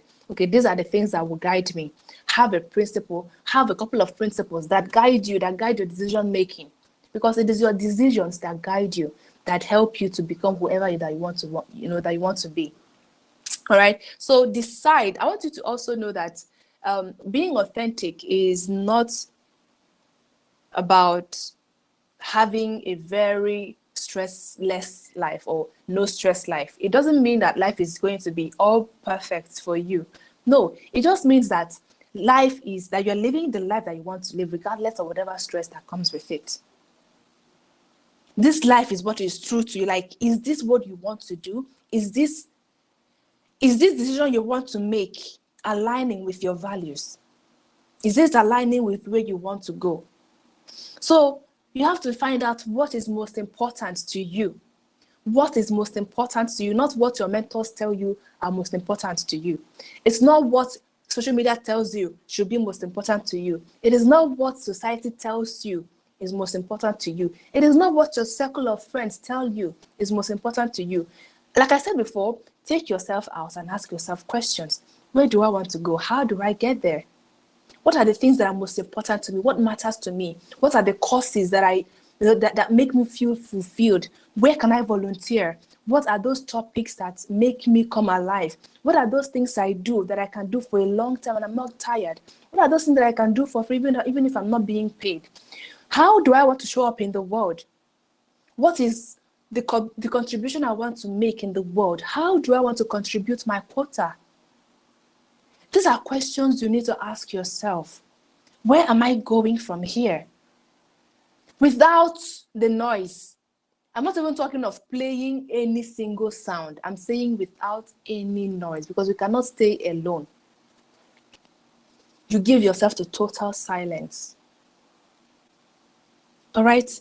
Quickly, let me move on to the next one. You have to decide. Authenticity, or being authentic, is a decision that you make every day. And it's a lifelong decision that you make every day. It is not something you just wake up and say, I'm authentic. No. See, because you are in the world, you will continue being put in positions where you have to compromise on your values, on your principles. You have to choose every time you enter a particular room. How do I want to show up here? The way they want me to show up, or the way that feels the most satisfying to me? Now, being authentic doesn't mean, or being your real self doesn't mean being mad or being crazy or losing your mind. Okay, it means being responsible for yourself, for your vision, for your goal. Me, just because I want to be authentic, and I don't feel like wearing clothes to walk outside, that doesn't mean I'm being authentic. No, I'm being very, very stupid. Okay, so being authentic means choosing, all right, this room now, how am I supposed to show up? you have to ask yourself, how am I supposed to show up here? Okay, these people are discussing topics that are misaligned or in misalignment with where I'm going, with the things that I believe in. Do I keep calm? Do I talk? Do I live? Authenticity. Authenticity. It is a decision that you make. Take that again. It is a decision that you make every day for the rest of your life. All right. So, how do you achieve more? How do you achieve more? You achieve more by playing to your strengths, by being authentic. All right. You achieve more by playing to your strengths. I'm going to elaborate more on that. Many people, like I said before, many people are very, very inspired by what a lot of people do. You see John Obidi, you see Emmanuel Olatunji, you see Choma Nana, you see Mam Kemi, you see a lot of the speakers that have spoken here, that are going to speak. You see Mr. Fela Durotoye, you see Jimmy Tewe, you see Trisha Bees, you see all these people that are doing amazingly well, right? And it's fine to be inspired, but you have to learn to play to your strengths. How do you become relevant? Because we don't really understand this. What is authentic to you and what is true to you is what you can do with the least amount of effort and that will yield the highest results. Many of us do a lot of things very easily, but we misplace them or we replace them with the things that we think are more useful because other people are doing those things. But what you don't understand is that you do it easily, but that doesn't mean that other people do it easily. Right? You see another person doing that thing that you think you should be doing, and it comes easy to them. But you are learning it. It's like this is the flow of your life and you are going against the tide. You cannot do it. The only time you're allowed to go against the tide is in life in general. Going against the tide of society's expectations of you, but not going against the tide of your natural disposition and your natural abilities. All right? So we have talent, we have mastery.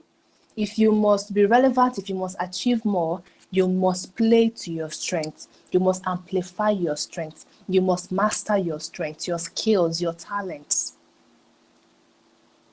While you still work on your weaknesses, actually, you don't neglect them because they're also very important. You don't want to build, like Shoma Nanda said in one of her videos, you say you don't want to build a castle and all of a sudden just a tiny block that you didn't put well causes your castle to crumble.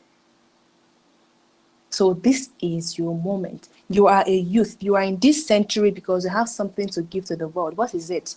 It goes back to finding your real self, knowing what matters to you, knowing what you love to do, knowing what you can do, and daring to show up as that person, because that's where the bulk of the work is.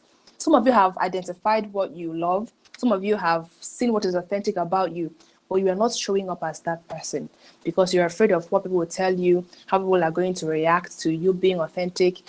See, please show us who you are. We are loving you in ignorance, and I'm not okay with it. I told one person, people are loving me in ignorance. And it's time I showed the person, it's time I showed them who I am. That was when I put out a particular news about myself in June. And I felt, okay, now that they know, anybody who wants to follow me can follow. And whoever doesn't want to follow me can leave. I was fine. So you have to be fine with people not being okay with you or your path and your journey. I'd rather have a few people who are interested in what I do than a crowd who are only interested in their, when I say self-interest, who are only interested in me because I play to their opinion of me or their expectations of me. Okay? So you have to play to your strengths. And another thing is to be consistent. We don't really know, we don't understand the place of consistency. See, everybody that you have ever admired didn't get there in 1 year. They didn't get there by doing that thing once and not doing it again. If you want to build a muscle, if you want to keep fit, you don't keep fit, you don't become fit the day you went to the gym for the first time. No, it is, fitness is built as you continue going to the gym, not when you go to the gym this week and then the next time you go to the gym is in 2 weeks time. You say, oh, the one I did today has covered for the next 2 weeks. You're only deceiving yourself and you will not get the results that you want. Do you get me? So you must do think. Consistency doesn't look like doing a heavy work in it, at once. Consistency is doing those little things that you know that you can sustain for a long time.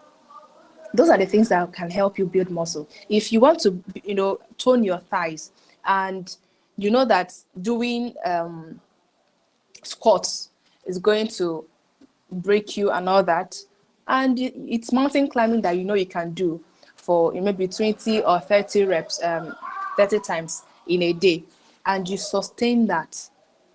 That is what is going to help you tone your thighs, and not doing squats in one day, doing push-ups, doing press-ups, lifting weights, doing everything in one day, and the next time you show up is next week. You will not be able to get the results. So consistency, like I said before, is doing those little things that you can sustain, not the heavy things that you cannot sustain. All right. So I think that is all I have here. Play to your strengths. Play to your strength. And this 21st century, you have everything at the tip of your fingers, where you can just do like this, or like you guys are doing on Instagram and on TikTok, where you can literally cough and you get the crowd and the people that you need to see what you do. So you cannot afford to not be authentic, because regardless of what you do, there are people who are interested in it. And you can easily use the tools available to you in this 21st century to target them and get them to see what you do, or to show up the way that you want, and they will see you. All right. So don't you ever for another second think that what is unique about you, it's not of worth. You only have to, the work you need to do is find it out, know how it matters. And by that, I mean its relevance to the world. Like, what does it matter? Okay, this is Chinaza Favor. I am unique. I'm unique in this way. How does it matter? How does it benefit others? That is what it means. What is the relevance of your uniqueness to the world? And we are going to celebrate it. It might take time, but if you're consistent and you keep on going, it's only a matter of time before you are called up to global stages to be celebrated. Okay, so don't keep being in the shadows. The ones that we know, like I tell my followers all the time, are the ones that dare to project what's unique about them. Okay, it's not enough to know what's unique about you, but project it. Believe in that thing, believe in your uniqueness, and dare to show us what is unique about you. All right, I hope that was valuable enough. Thank you for having me. Does anybody have any question? Where is the moderator? Thank you. Here. I am here. Thank you so much. Oh, thank you.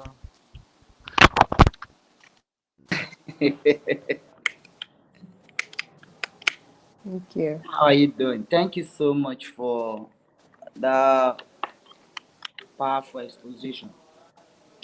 I look into that, as you said, uh, when we're looking at the practical steps to becoming our authentic self. When Mr. Emmanuel was sharing with us about 2 days ago, he was talking about how we can be exceptional. And I said something again, that our exceptionality, our being exceptional, well, he shared, is about us. Everything we want to do is starting from us. So if I'm going to be the best of myself, if I'm going to show the world what I have to first of all be myself, not to be another person. Yes. And that is the most important thing. And I look at where you started from, like, how do I not get to be authentic? Finding me. It's a journey of personal discovery. It's a journey of self-discovery. Yes. And we need to start from that point before we move to the next point. That is the beginning of our authenticity. And looking at your personality itself, you were sharing one or two stories about yourself, and when you're like, yes, when you get to the age of 25, you kept looking at it. I want to be me. I don't want to be another Yeah. person. And I've seen a lot of people getting into high institution. Yes, they are coming out of school, and yet you still ask them, you still ask and think that how is this person behaving like this? Trying to become another person, trying to show off another person, you know, Yeah. and it's at the point of where we become ourselves is a starting point for any transformation we can bring to Yes. anybody's life. It's, Yes. so if we keep becoming a fake with time, when people find out about it, now we have put people in a closure where people just tend to just like, well, that one, let's put him aside, let's put Yes. that aside. Yes. And I want to appreciate Yes. that. Another thing you said that I so much appreciated is the fact that there is a need for value system. That is a hope for me. In my WhatsApp group, what called value and relevance, I usually say that, see, no, nobody is going to appreciate you for for the principles you are not portraying. Everybody need to Yes. have principle. You need to have your do, your don't, things you will always do, things you can never do, things you will always have to do. So when we think about Yeah. you, we can be able to see that there is a system around you. And if I have a system, it's not going to be easy for another person to tweet my life. Yes. And that is a key. And again, you made mention of we need to have decision. We need to decide. Coach Kemi said something about one of the formulas she gave to us, red, and where she was mentioning that, and one of the last things she made mention is ripe, equip, available, and decide. I want to leave that now. You need to become ripe, and when you become ripe, that shows that you have find yourself, you are living yourself. You now begin to train who you are. Then you now begin to show up availability, and you decide on what you need to do. That is a very Yeah. powerful one. And I want to say Yeah. thank you so much. Thank you Thank so you much. so much. Thank you. It's a big one. Yeah, we have a question on the screen. How do you remain Okay. focused on your journey of authenticity in the face of the current influx of social media shows of achievement? Please, can you respond to that? Of course. That's why the time frame that was given is very important. The 21st century. We're in an era where we have platforms that help us to portray or to show off what we have achieved. All right. And it's very normal for you to get lost or get caught up in, this person has done this person has done this, I'm not doing that and all that. I'm not any way different, right? I get caught up in that sometimes, but then it still boils down to you having an understanding of who you are, your journey, your path. All right. Now, the thing is, those shows of achievement is not really the main metric.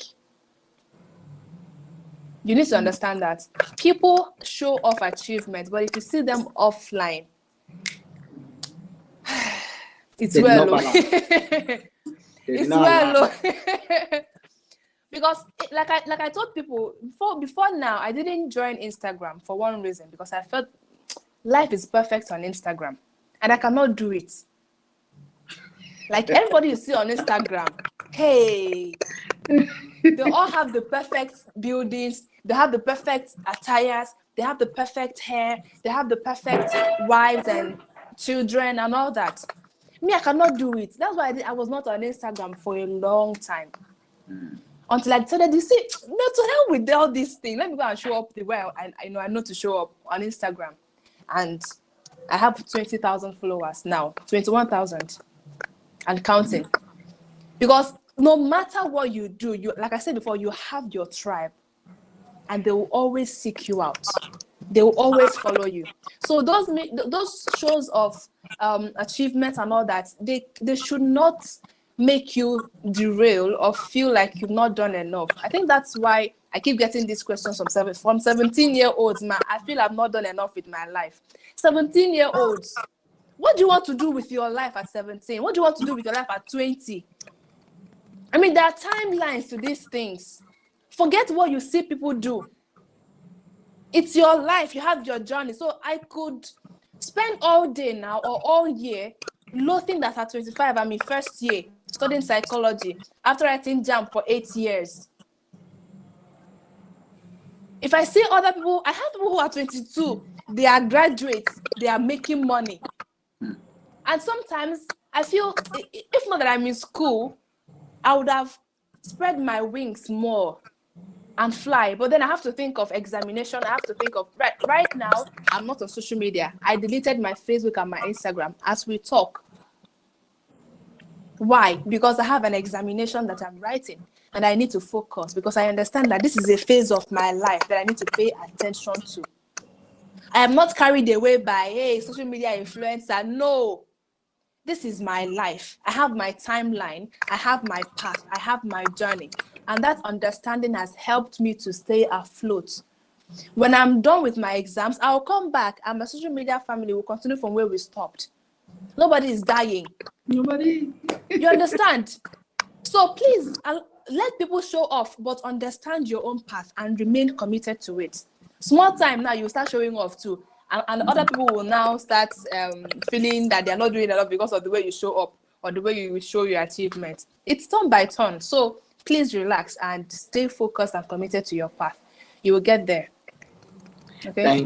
Thank you so much. I think there's another question on the screen talking about copying and modeling.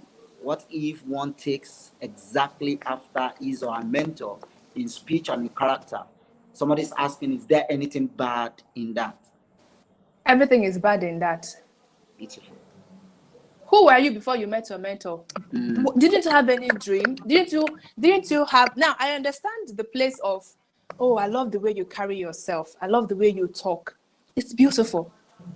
All right. So this is not the way Chinaza people used to talk. I was very erotic. When I mean erotic, very, very. But I knew that there is a place for sophistication. Sophistication doesn't mean losing yourself. It means getting better as an individual, refining yourself, not being someone else. Everything is wrong with being like your mentor in speech, in character, no, don't be that. Who are you? Like I told you before, the best you'll be at copying your mentor or modeling after your mentor is his best or her best copy.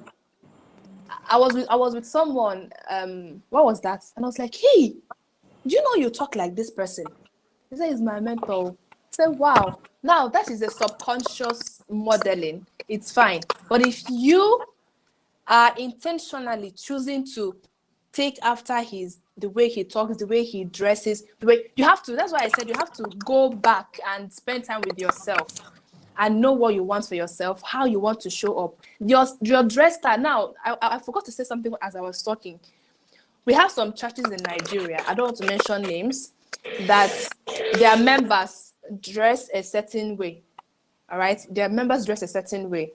And those pleated skirts that they wear, in my book, Dear Young One, I told them, is that really the way that you want to dress? Even when you're not going to church, is that really the way you want to dress? Or is it because of how your church dresses? If it is decent, if it is beautiful, if it is modest, why don't you create a style for yourself that will project who you are and not what someone else wants you to do or how someone else is behaving? So I saw people who wanted to model the way I keep my hair and all that. And I clearly told them I wouldn't appreciate that. How do you want to show up as yourself? So don't copy anybody. Be inspired. Look at what they do. One or two things that they do that you love. You can see how it's, how it relates to you, how you can, put that into your life and get better, but let it not be exactly the same thing, because that's what we call plagiarism. If it were to be a written work, it will be plagiarism. They will not understand that I'm modeling. It's not modeling anything. It's plagiarism. Yes. So don't live a plagiarized life. Live as you are, authentic, and be sophisticated. Sophistication, like I said, is not being someone else or it's not being difficult. It's just being the refined version of yourself. Beautiful. Okay. All Yeah. right.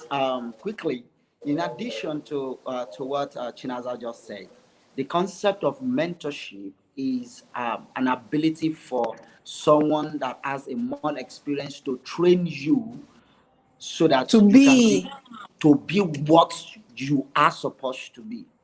It's not to Yes. train you to be like him. The only person Yes. as a Christian and the only person you are designed to model after is Jesus Christ. All right. Apart from that, any other one, your coach, your mentor, are to help you bring out. That is a word for education, which is edusere, and this is ability for you to be exposed to what is inside of you. So, Yeah. mentor are supposed to be in a position to help you open you up to yourself and have the Yeah. tendency and capacity to be yourself and show yourself to the world with the solution you carry. Everybody has a Yes. solution they carry. Everybody carries Yes. something. We are not part of the problem to be solved. We are a solution carrier. So when you bring this Yes. together, you definitely get to get what you desire. And I want to appreciate that. Our next speaker is ready. And I want to say Okay. thank you so much, Chinaza, for your Thank you. time Thank and you. everything. It's a pleasure having you here again. I'm so excited. Same I wish here. I Same wish you here. best in your exam Thank as you you. write, as you prepare. My exam is also Thank you. starting on Wednesday for my master's in Amazing. theology. Yeah. So, but definitely we need to do what we need to do and do all we Yes. can to be the best of ourselves. I appreciate you. Yes. Thank you so much. Thank you The so whole much. Tebeba Thanks, team say everyone. thank you. God bless you. See you Thank you. again at the other Thank you. side. Thank you. Thank you. Yes, ma'am. All right. Woo! Awesome. That was an awesome time with Chinaza Favor. Very brilliant, sharp, and I want to appreciate her. Thank you so much for joining us. And to everyone that has been on this call, thank you so much. I want to intentionally call some name. Dorcas Fadele, thank you so much. You are very you're very consistent. Oluwamayo Waujo, thank you so much. Light reader, everyone that has joined today, thank you so much.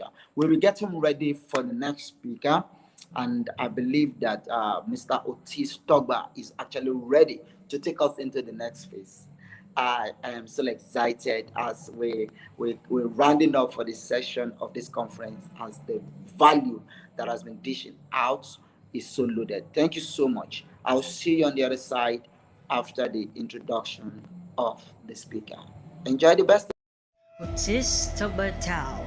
He is a dynamic international speaker, project and business management consultant, policy and development analyst, youth activist, leadership and personal development coach, and a certified communication expert from West Africa, Liberia. Ambassador Tao is an author of 2 distinguished transformational books, Unique Potential of a Pragmatic Leader and The Undefeated You, which straightly focus on leadership and executing your God-given purpose. He is the Chief Executive Officer and Lead Consultant of Tao Global Consulting, LLC, a professional business and leadership consulting company based in Kigali, Rwanda, the founder and executive director of Jonathan School of Leadership and Development, and the Chief Executive Officer of Serve Liberia, Inc. With a focus on transforming the mindset of young African leaders, Ambassador Tao has trained and mentored over 2,500 youth from across the continent of Africa through his Leadership Development Institute and Professional Certification Program. Otis Tao is a certified black belt speaker from the United States of America with 8 years of professional experience as a speaker and a motivational icon to the youthful community as a youth leader. With his passion and commitment to serving humanity, Ambassador Tao has been recognized both nationally and internationally by the following institutions: I Changed Nation Global Youth, Mastermind Africa Nigeria, Cameroon National Speakers Association, World Bible School based in South Africa, and Guardian of Afro-Arab Leadership, Egypt, Cairo. Tao is also a certified Yali Fellow, Cohort 40, majoring the track entrepreneurship. Globally, he is known as a creator of content for the continent Africa. Ladies and gentlemen, give it up for Tebeba Tao.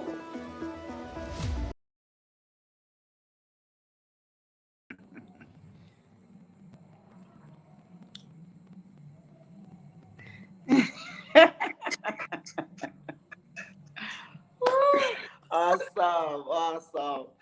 Mr. Otis, thank you so much. Your profile is so profound and heavy. And speaking truthfully, when I saw the lineup of speakers, and I saw you, and like, wow, we are in it, not for joke, we are in it for a lot of value. And having you here is a great one for us.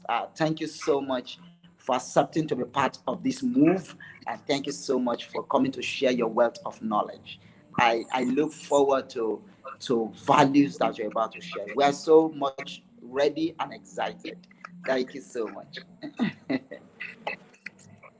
All right, thank you so much for the opportunity. I'm actually excited to be here today. And I want to say hello to everyone. I mean, any part of the world you are. I'm actually excited. It's a very tight and rainy day here in Kigali, Rwanda. So I hope if through my speaking section, you hear some noise at the background, probably it's the rain because there is a heavy downpour here today. But I'm actually grateful to be here, and thanks to Emmanuel, the exceptional being, for giving me the station opportunity to share from a cup of knowledge that God has inspired me to give out these values and exceptional information that we can be able to use to transform our lives, our community, for sustainable impact around the continent. Thank you so much. So I'm about to dive straight to my presentation. All right, I will have to move out of this stage so that you can take the floor. Okay. All right, good. So, again, thank you for the opportunity. I'm grateful to be here today. And on this platform, I want to talk to you about something very phenomenal, and that is the practical way youth can invest in themselves to do more, to become more in life. The practical way youth can invest in themselves. You understand? So, we're going to be of more a solution based, and this conversation going to be more of a solution based as compared to just a theoretical explanation. So we're going to be looking at the practical way young people can invest in themselves to move mountains for global relevance. What are these practical ways young people can be able to train for global relevance? Before I start my presentation, I want to start by saying achievers look for solution for every problem. Achievers look for solution for every problem, and losers look for problem in every solution. Losers look for problem in every solution. Success does not depend on your position, but on your disposition to lead and start with action. If the world must hear you, you need to be a solution thing for every problem, like I said. Stay positive, think positive, and live positively. Um, Understanding the practical way that young people can invest in themselves, the first thing I want to spell out is having a growth mindset. And tonight, I'm going to display to you the growth mindset formula that we can be able to use as young people to practicalize the different ideas that we can be able to spare out to create income, strength, productivity, and be able to, boost on with the rightful mindset so that we can change our community. The journey to success requires the rightful mindset and a sense of creating strong vision. The journey to success, it requires a rightful mindset or the rightful mindset, because everything we do, our mindset is the straight line that change a front perspective. Everything we do. So this is why I said your mind is the reservoir of self-consciousness, effectiveness, and a wrong decision. A wrong decision, not wrong, but wrong decision that we take to transform our lives and our community. Because when my mindset is on the rightful trajectory, then I begin to run out of the rightful change. Because the change you cannot see in your mind cannot exist physically or cannot be physically applied. The change you cannot see in your mind cannot be physically applied. This is the reason why the journey to success requires the rightful mindset and a sense of creating strong vision and understanding to capture the stage for global relevance. So tonight I want to tell you, to practically invest in yourself, you have to change your mindset. You have to create a productive, an exceptional and phenomenal mindset. The mindset that is ready to train, the mindset that is ready to take action. So my growth mindset formula is mindset plus commitment plus disregard to failure is equal to result. This is the formula I want to share with you tonight. Growth mindset plus commitment plus disregard to failure is equal to result. There are obstacles, there are trials, there are times that things are going to be complicated. But when you have a growth mindset, when you are committed and disciplined, when you disregard that failure is part of your journey, you're going to get the necessary result. So before I tell you the practical way to invest in yourself, as the new voice of leadership in Africa with young people, let's kind of start with building a responsive, productive, and sustainable mindset that can transform our community. Because the change you cannot see within your mind cannot be physically applied. Our mindset is a solution think for whatever decision we take, whatever we envision, because the greatest step is the decision we take to produce the necessary result. The greatest step is the decision we take. And so this is the reason why you need to adopt a growth mindset so that in practically to practically invest in yourself going to be an easy route through. So growth mindset is very essential to the stage of being a practical person who on the front or who on a mission of investing in his or herself. So let's start by understanding that your dream should be a mirror that you can see and reflect on at any time. Now, if you invest or want to invest in yourself, you have to work on your mindset and understand that your mindset is the reservoir of self-consciousness. Your mindset is the reservoir of taking action, right? Your mindset is a reservoir of taking action. So the dream you foresee should be like a mirror that you should reflect on every day. Because if we try to adopt a mindset that can help us, we're going to find pleasure in what we do. With the experience, we're going to surround ourselves with people that challenge us every day. We're going to understand the efforts in doing the positive thing and staying away from the negative thing. So fixing your mindset is the way out. Before I give you a few practical steps to investing in yourself, I want to share with you this formula. In delivering, or before you can practically think about investing in yourself to do more and become more, you firstly have to understand your IPP. Your IPP. The I is your identity. The P is your purpose. And another P is your potential. Your identity, purpose, and potential is a guideway to make you understand what you want to do. What kind of investment you want to do in yourself? What kind of practical investment you envision? So your identity That's who you are. You have to identify who you are. Your purpose is what God created you for. You are preserved for purpose.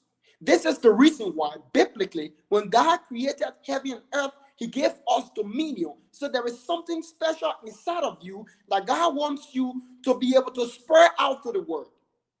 So once you understand your IPP, your identity, purpose, and potential, you get to understand what you're doing. So like I said, your identity is, who really you are. Your purpose is what you are created for. And your potential is the strength, the ability mentally, physically, you have to execute your God-given responsibility. There are practical ways we can invest in ourselves as young people.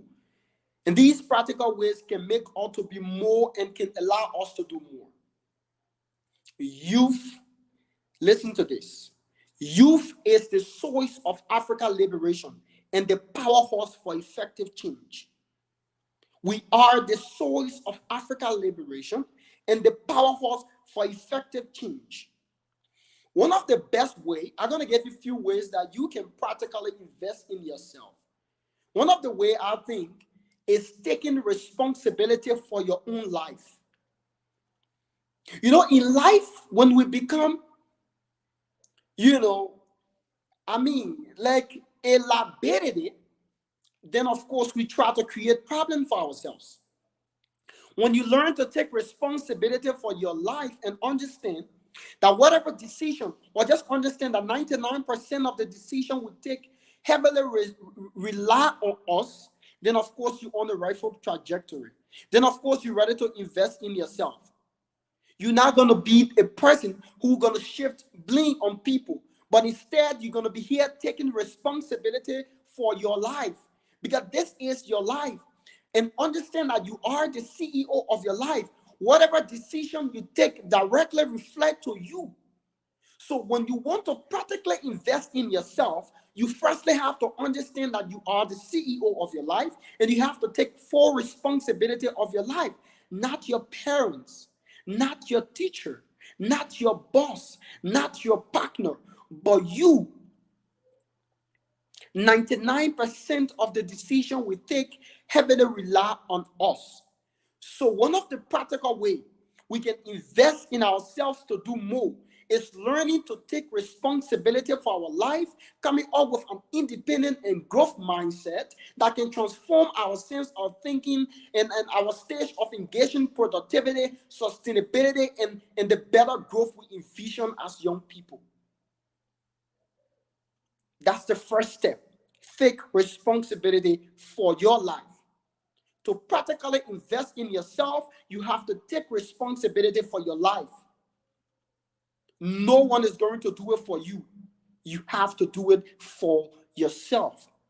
And this is where you have to understand that you cannot allow the you inside of you to tell you that you cannot make it, because you have dominion, you have power, you are specially made by God. So God gives you dominion, he gives you something so special that you can be able to speak out to the world, and then the world will remember you for whatever you do.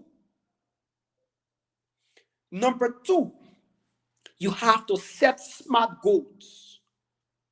To practically invest in yourself and do more, you have to set up smart goals. Without clear goal, a joining to life is a hustle with no purpose. Without a clear vision, your joining to life is like a hustle with no purpose. You can write that down. And the worst thing in life is not death, but the worst thing in life is living without understanding the purpose for which you are living for. That's the worst thing in life. The worst thing in life is not death, but living without a clear vision and purpose. So without a clear purpose, you don't understand what you're doing. You don't understand which goal you want to achieve. You don't understand which action to take. So setting a smart goal is definitely one of the practical ways you can invest in yourself. And here I'm going to distribute and try to demonstrate smart goal. So let's start with the word S. In setting a smart goal, you should be specific. That's what S stands for. Clearly defined what you want to do. Clearly identified what you want to do. Setting SMART goal. The M stands for measurable. You should be able to measure your goals. In setting a SMART goal, you should be able to measure your goals. Understand what kind of goal you want to, achieve. What kind of goal you envision. Make your goals to be measurable. There must be a stage of measuring the kind of goal you want to accomplish or achieve. And you have to make your goal attainable. Attainable. The A stands for attainable. And when we talk about attainable, we're talking about a goal that is achievable and accessible. A lot of us want to set goals that are not attainable. And imagine me right now, just sit and say, right now, as I speak, I want to be a billionaire. Or let's say in 2 months' time, I want to be a billionaire. I mean, how is that goal achievable when I'm not on the right foot track? I don't even have a clear understanding of what I want to do. How do I generate billions of dollars to be a billionaire? My goals are not attainable because I see it's like it is not achievable. It's not accessible. It's not something I can easily have access to. R, realistic.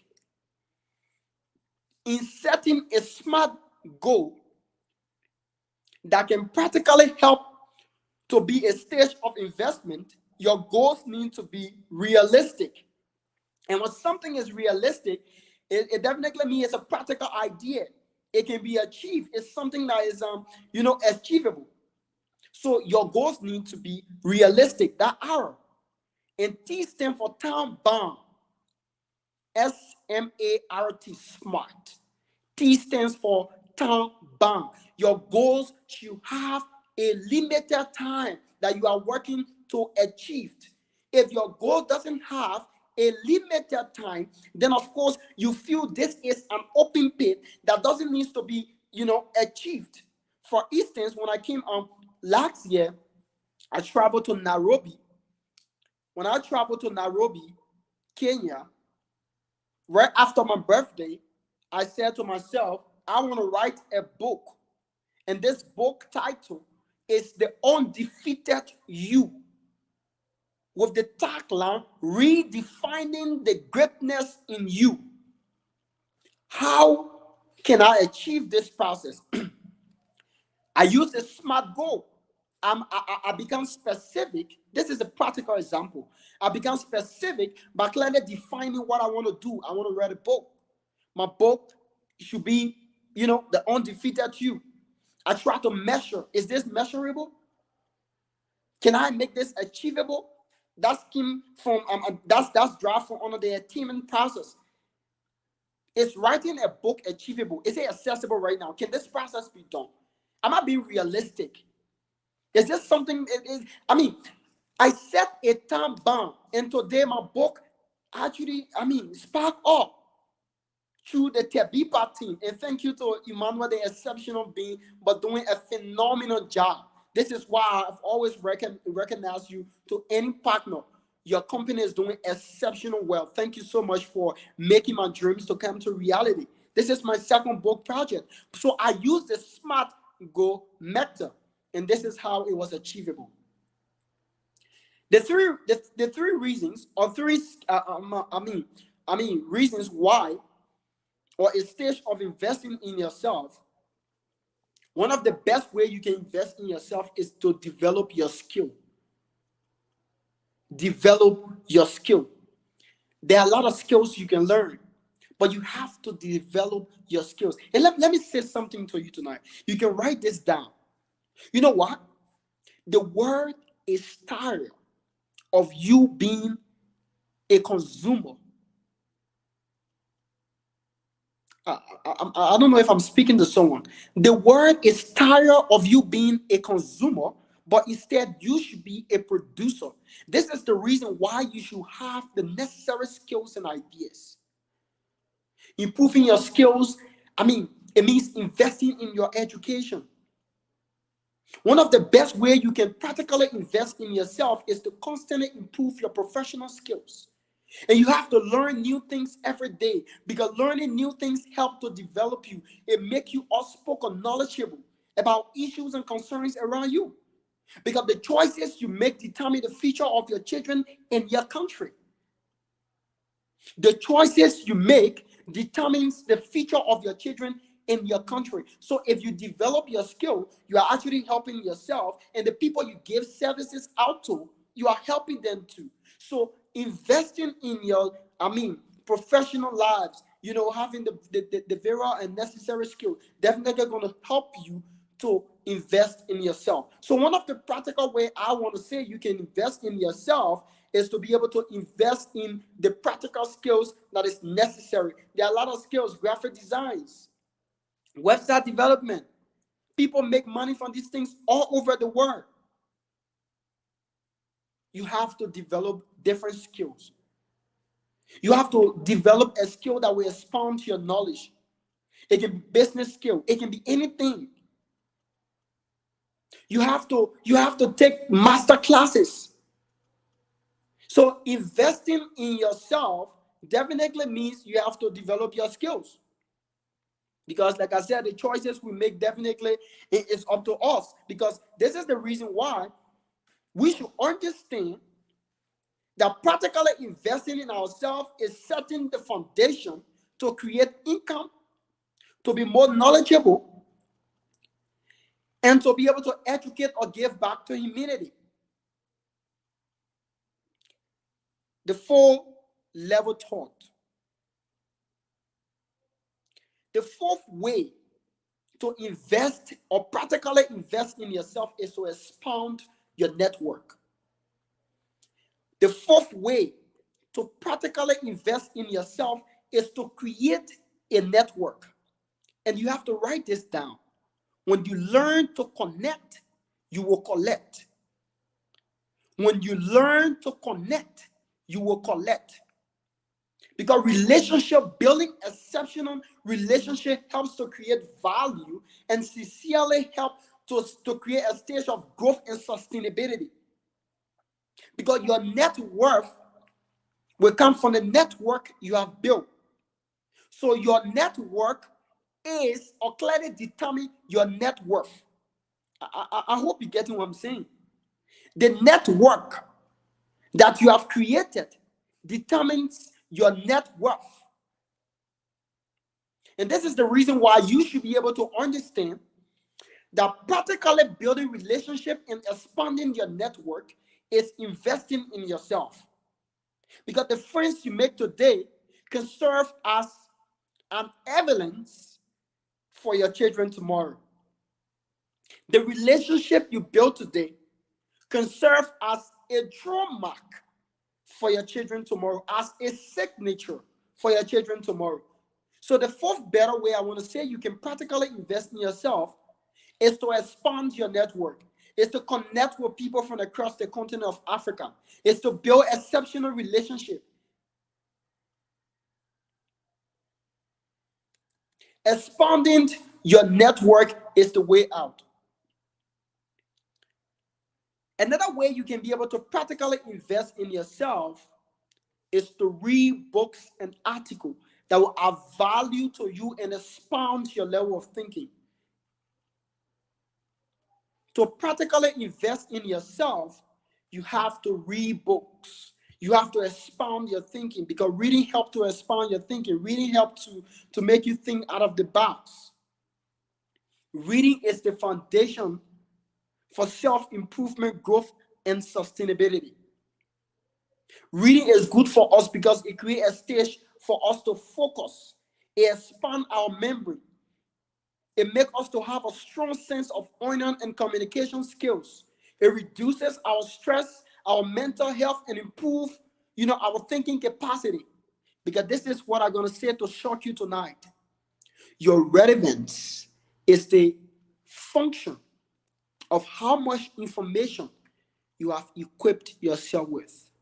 Your relevance is a function of how much information you have equipped yourself with. So to practically invest in yourself, you have to read. Life is not fair. Life is not unfair. Life is the amount of relevance you have invested in yourself. Life is not fair. Life is not unfair. Life is the amount of relevance you have invested in yourself. And this is the reason why I said to you that your relevance is a function of how much information you have invested in yourself. How much information. And how do we get information? We get information by reading comprehensively. So one of the best ways you can practically invest in yourself to do more and to become more is to read, and read. Another way we can practically invest in ourselves is learning to start small. I want you to write this down. Starting small is beautiful. Whether it is a business, whether it is a tech company you want to establish, whether it is a side hustle, whatever you do in life, starting small is phenomenal. Starting small is beautiful. 1,000 steps begin with a single track. Or 1,000 miles, normally, we know, begin with a single step. So starting small is beautiful. There is no better time to start. You have to start now. You have to start now. There is something special inside of you that the world needs. So you have to give this value to the world. And this is why I said the world is tired of you being a consumer, but instead you should be a producer. Because when God created heaven and earth, God said he gave us dominion. He gave us something special that we can unlash to the world. So what is something special that is in you that you think the world don't need? And this is what I say, you should never allow the you inside of you to tell you that you cannot make it. Because God gives you dominion. There is something special inside of you that you can use to transform the world. There is something special inside of you that tells you not to start and say the rightful time is not yet. No. Practically invest in yourself by starting now, by creating a spice source of income for yourself.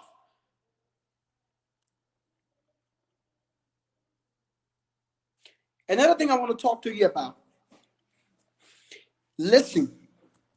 When you learn to start small, when you understand that starting small is beautiful, you're going to get a lot of great things out there for yourself. You're going to practice. That's the best way you can practically invest in yourself. An example is my consulting company. Let's take it back from a leadership school. After a successful trip to Accra, Ghana, on a Project Cross Africa movement, I actually felt after 14 years of civil practice in Liberia, what is the best way we can use to transform the mindset of our young people? Young people are the future leader, but not an incompetent future leader. When you want to be a future leader, you should be prepared for the task and the responsibility that is ahead. So I personally think to change the perspectives and the mindset, we have to start small. I organized a leadership school on the telephone. And today, this leadership school is global. We have ministers from a country that goes to our graduation ceremony. They go to our graduation ceremony and see our students are doing well. Across the continent of Africa, this leadership school has created a network for me that I travel from country to country to speak. Because I learned that starting small is beautiful. I want you to write down in the comment section, starting small is beautiful. Your dream and aspiration can only be achieved if we have a practical mindset. And this is why I said when you learn to start small, practically, you are doing well. Because your dreams and aspiration can be achieved if you have a practical mindset instead of having a theoretical mindset. That's the reality. We talk too much than we do. So practically, it began a history of our side. In life, you attract what you want. By practically engaging with commitment, consistency, and discipline. In life, you attract what you want by practically engaging with commitment, consistency, and discipline. A lot of us want good things. We want big things for ourselves, but we are not committed. We are not disciplined. We are not consistent with what we want to do. We are not persistent with what we want to do. So this is a stage, or this is a scenario that has created a clock in our mindset that everything we want to do, we should do it like it should be big or sudden. But listen, starting small is beautiful. This is the grace that God gives you. If you start today with your energy, with your sweat, with commitment, with passion, with consistency, with discipline, the world gonna hear your story. Just a matter of time. And this is the reason why I don't allow people to tell me you've been inspired when I speak. I say, hello, what is? You are a young man. And when you were speaking, I really admire. I spoke and you listened to me. You was inspired. But what are you doing with the inspiration? Every time when people speak, you say you are inspired, but you are not practicalizing what are these things you have learned. So when you become inspired by someone else's thoughts and understanding, or the wisdom, or when you have drink from someone's cup of knowledge, you should practicalize what you have learned. So don't tell me you are inspired, but whatever I say, and you are not willing to practicalize these things that makes you to feel inspired. And so, you don't live your life by wishes. You have to plan and take action. You don't live your life by wishes. This is the problem in Africa. I wish I have this. I wish I become one of the the world top public speaker. I wish to have my own book consulting company. I wish. Every day you want to wish. Which action are you taking to turn your wishes into reality? To turn your wishes into action. So don't get inspired by what I say without taking a stage or a start off of implementation. Another thing I want to say to you here tonight, one of the best ways you can invest in yourself is to find a coach or mentor. The coach we found, the mentor we found, they help to practically root out the spirit in us. And my mentor, Dr. Ruben West from the United States of America, I don't want to be like Dr. Ruben West. I want to be more than Dr. Ruben West. And this is the reason I turned my entire consulting company into 4 different angles. Because I personally feel I don't want to be like my mentor. God made me special. There was something inside of me that was made very special. So my mentor have his and I have mine. So I don't want to be like my mentor, but I want to be more than my mentor by practically investing or practically taking these ideas with discipline, commitment, passion, and consistency. To practically invest in yourself, you have to get a mentor or a coach that's going to spark out that growth and personal thing that God has in. Sometimes you have skills that you don't even know. Lastly, you have to train your mind and your body. You have to, train your mind to stay away from distracted things, distracted relationships, unhealthy habits. You have to train your mindset. Because, like I said, our mind is the reservoir of self-consciousness action that can help to change our lives.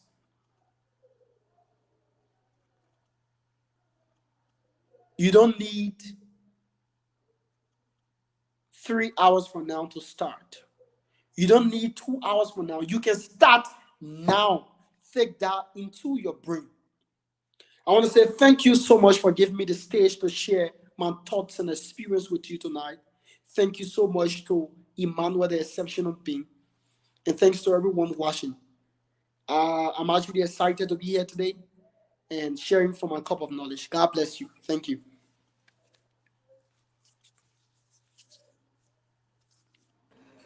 Oh, thank you so much. You are such a fire speaker. Thank you. I want to appreciate you. Those are fantastic and practical steps that everyone just needs to step into and to get use of. And I want to say that it's absolutely we need to move from that capacity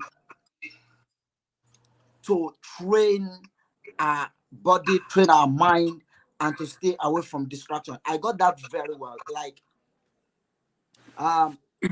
the first speaker for today spoke about the consciousness of our thoughts.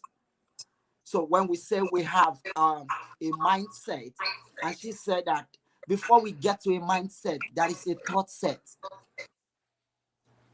That is an accumulation of the way we have been trained that things are supposed to be. That is a way we have been trained that our life have been modeled in a certain way. So if we actually need to get to that level, we need to restructure our mind. We need to nurture the mind and give the mind what the mind needs.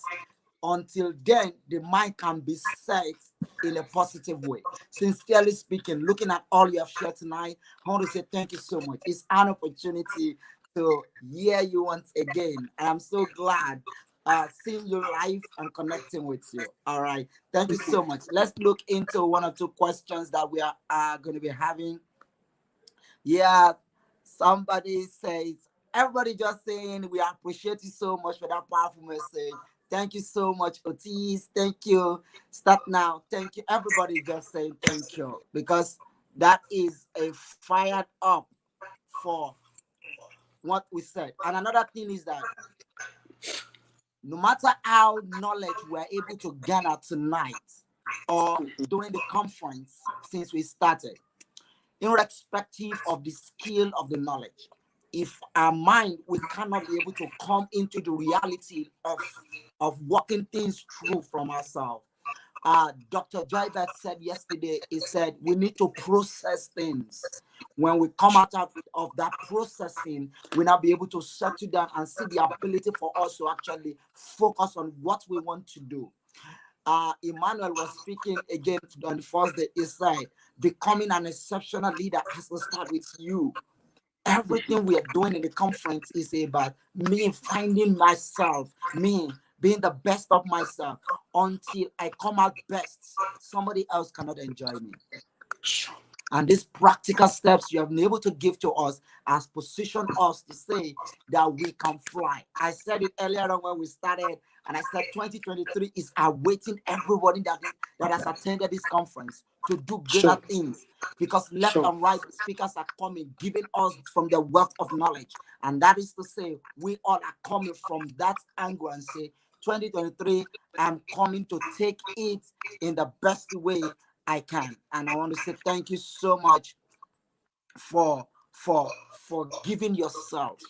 I said it earlier on, for everything we're seeing you do, taking responsibility, going out of the norms, and you becoming the normal yourself. Sure. Giving your comfort zone. That's so perfect. much. Thank you. Thank you. Let me see if you have any question again. All right. Okay. I guess we do not have much question. And Okay. I want to say thank you. We're going to see at the back end, and I'm going to also reach out to you. Thank you so much. I appreciate you. Enjoy the best of the day. Bye-bye. Okay. All right. Oh, my goodness. That is awesome. That is so powerful. Oh, somebody say, I think something has changed my background. Yes, I'm actually back home. I was actually out, but I just have to be online, do this, because it's what we have committed to do. All right. Thank you so much, everybody. Now we should be going in straight into the fourth speaker for tonight. Tonight has been loaded and has been so much powerful. And John Uduma is actually ready for us. And I want to say this: sit back, sit tight, open your heart. Let's keep learning together. I'll see you again after an introduction of the next speaker. See you soon. John Uduma, aka J Smart. He is an alumni of the African Business University and now an entrepreneur. He is the founder of J Smart Ventures, an educational and international travel consultancy organization located in Benin Republic and Nigeria. A club member with the World Ventures Travel Club and a graduate of the Millionaires Business School. A founding member of Leadpreneur Academy and an independent business owner with top-class crypto companies globally. He's also a member of the Young African Leaders Initiative, Change Agent Africa, the Harvard School of Business for Entrepreneurial Studies, and the West Africa Internet Governance Forum, and a graduate of the GoPro Academy, which left him with the license of a professional network marketer. His major desire is to add positive value to the lives of everyone around him. His theme is financial freedom and wisdom, and he tries as much as he can to ensure that he shares the knowledge he has on financial management to as many persons as possible. He's also a positive solution provider. His objectives are spread across human development, societal development, and financial development, as he believes these are the key factors to a better life. Ladies and gentlemen, give it up for John Uduma.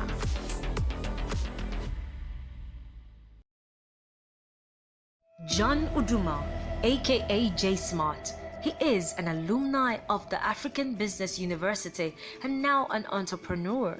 He is the founder of J Smart Ventures, an educational and international travel consultancy organization located in Benin Republic and Nigeria.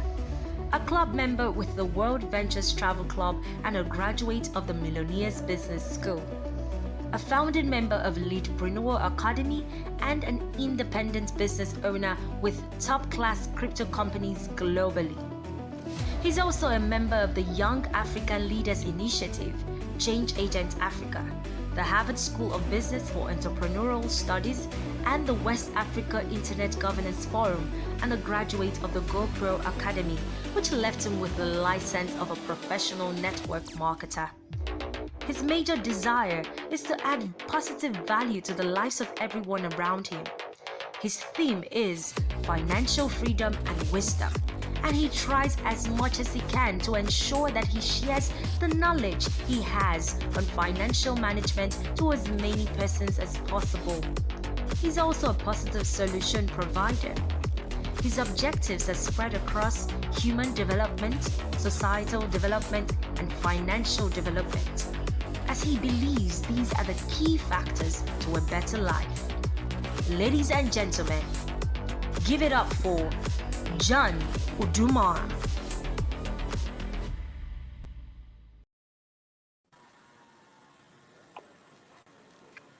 Yeah, hello. Hello, can you hear me? Hello.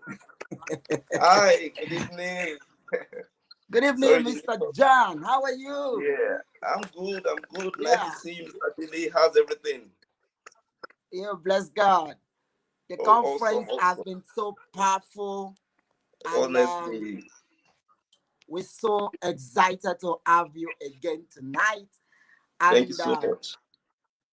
being the third day of the conference, starting from Mhm. the first day, second day to the third day, I've been so excited. When I saw your name on the line of the speakers, I said, wow, this is going to be interesting. And none of the speakers has actually disappointed. I am so much curious and energized in me that we are about to have another shift entirely. Thank you Mm. so much. Your Awesome, your awesome, profile, awesome, awesome. your It's profile lovely. said, Yeah, yeah, I'm with you. You can continue. all right, your profile said a whole lot that you know, sometimes we just need to unlearn, relearn, and to unlearn again. And we keep learning and gaining information and making use of this information for a better moment. And tonight, as we look at how youth can leverage uh, thinking globally, how youth can leverage global opportunities to win big at life. That sounds so attractive to me. Because Dr. Joybert said yesterday that there is something called the game of numbers. We can actually make impact in the life of people, but we need numbers to actually make more impact. So globality is opportunity to make uh, a wide impact in the life of people, and there are certain opportunities that we can actually plug into. With this, I want to say thank you for coming, and I'm so excited.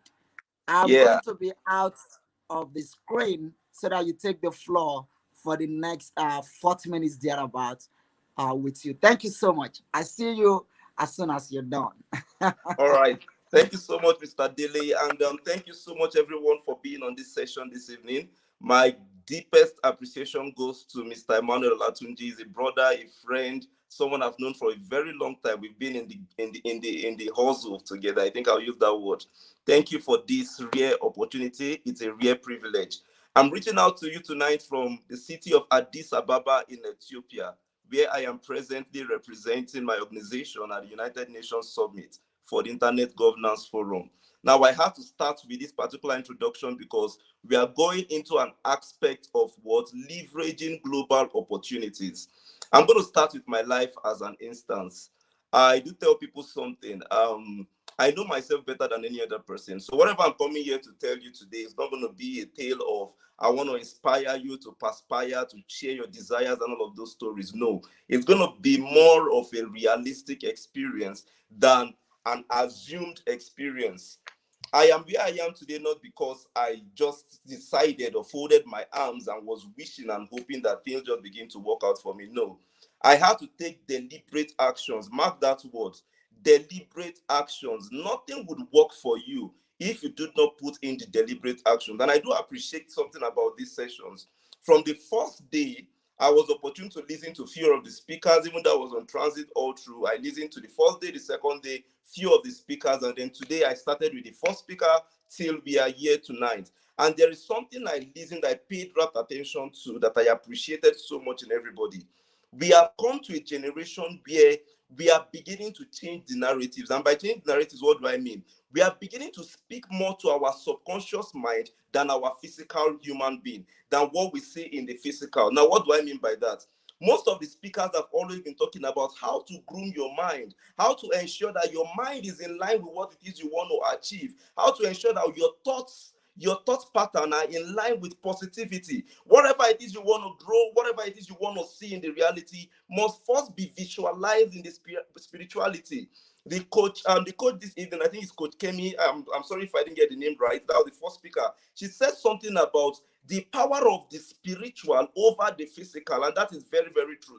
It's very, very true, rather. Now, let me use myself as an instance. I am today in Ethiopia not because I am the best qualified person. No. I will start with a story. I'll start with a journey before we get to know what exactly it is that brought me here. I am a graduate of international relations, a first-class degree graduate. I'm in Ethiopia today for an internet governance forum. Look at the difference, international relations and internet governance forum.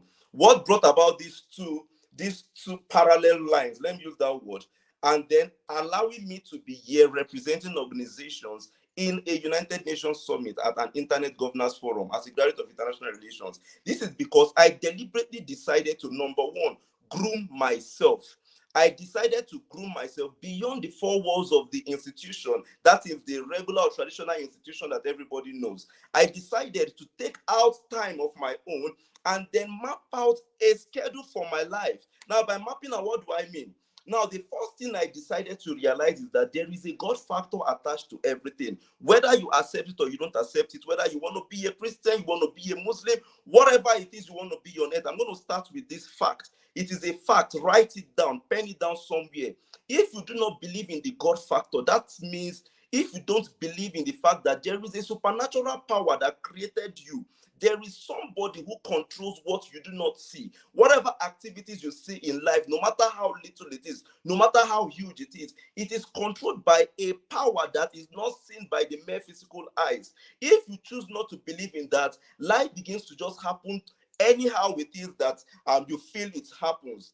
Personally, I choose to believe in the fact that whatever I am seeing today has been orchestrated and ordained by a supernatural power. Now, how do I align with these powers? It is as simple as doing what? Going back to that supernatural power to discover what we call purpose. Discover what it is that is exceptionally different. And I'm using that word exceptional because the host of this particular event is an exceptional being that keeps preaching about exceptionality. So there is something exceptional in every human that has been created today. And that is where my story comes out from also. So while I was graduating from school, the story I was hearing was when you're done, you go for NYSC, go and what do you call it? Collect your certificate exactly, and then go for NYSC. Now that was the whole story I was hearing. So I was working so hard to finish up because I even had a promise from an uncle who promised to help me get a job in Chevron as at then. So I was working so hard to finish with a first class and then get a job in Chevron. Good a thing, I finished with a first class. Now, when I finished, as at the time I was finishing, thank God I was able to discover what we called purpose. So by discovering my purpose, I decided not to go back to Nigeria. I left Nigeria because of the stress, the educational stress, ASU strike, JAMB issues, post-JAMB issues, and all of those things. And then I decided to go to a country called Benin Republic to finish my course. I finished up in Benin Republic with a first class in international relations, but I didn't collect my certificate because I had discovered a purpose. I'm not saying you should not collect your certificate. I'm telling you a story because the story is leading us somewhere. Do you understand my point? Now, this was my own purpose. I discovered it at an early stage. Now, when I discovered that, I found out that I could be a solution provider. What do I need to do to become a solution provider, and how do I need to get started? That was exactly how my journey began. So I went back to that person who created me and began to ask for directions. Now, directions would not come when you fold your arms. Directions will not come when you just go to bed. Directions will not come when you just kneel down and begin to pray. There is one thing between prayer and there's another thing with working. So if you pray and you don't put in the work, you just pray amiss. And I'm going to say that again. If you pray and you don't put in the work, you pray amiss. So while I was doing my prayers, I was studying. I was going out to meet people. I'm starting with my story. So when I begin to explain what I've written down for you, understand why I had to write them down this way. So I began to go out to meet people. I started listing myself as volunteer. I would go out and volunteer to different organizations. And then after volunteering, I will be able to mingle with people and then tell them, this is what I can do. I can help you do this. I can help you do that. Little by little, I got introduced to the West Africa Internet Governance Forum. And then that way, I joined some of their schools on Western or on Internet Governance Forums, learned more about Internet Governance Forum, and then went to groom myself again. So I had to go start studying. I took the step, I took in the effort, I put in the whole effort to ensure that whatever it is that I want to achieve, I am not achieving it as a novice. I am already an expert in it. So aside from all of this effort with volunteering, I now decided and said, okay, now there is a problem. Now, another thing you should note down is this. As a business person, as somebody of value, the first thing you need to look out for out there is what? Look out for a problem that requires your solution and then provide a solution for it. So I discovered there was a problem in Nigeria. What is the problem with Nigeria? Most people can't gain admission easily. Most people find it difficult to gain admission into the higher institution. And I know I could get a solution for this. So that way I started working up to schools. I started from Benin Republic as a little country, started working up to schools, telling them I could be a partner with your institution. I bring in students and all of those things, and then I get paid for it. That was how I started, little by little. And then for that particular step I took, I had to do what? Begin to expand. Now, by expansion, I deliberately started networking with other people. Now, by the networking, I got to know more schools even outside Africa, got to know more institutions outside Africa that can help me do what? Enlarge the business pattern, enlarge what it is I am trying to build to be able to provide solutions to as much persons as possible. Today, as I speak to you, I've been able to send nothing less than 10,000 students to different parts of the world for the same sake of what? Admissions. Now, this was a problem I discovered many years ago, and I have brought up solutions, several solutions for all of these things. This is because I was able to do what? Deliberately decide on what it is I wanted, and then what?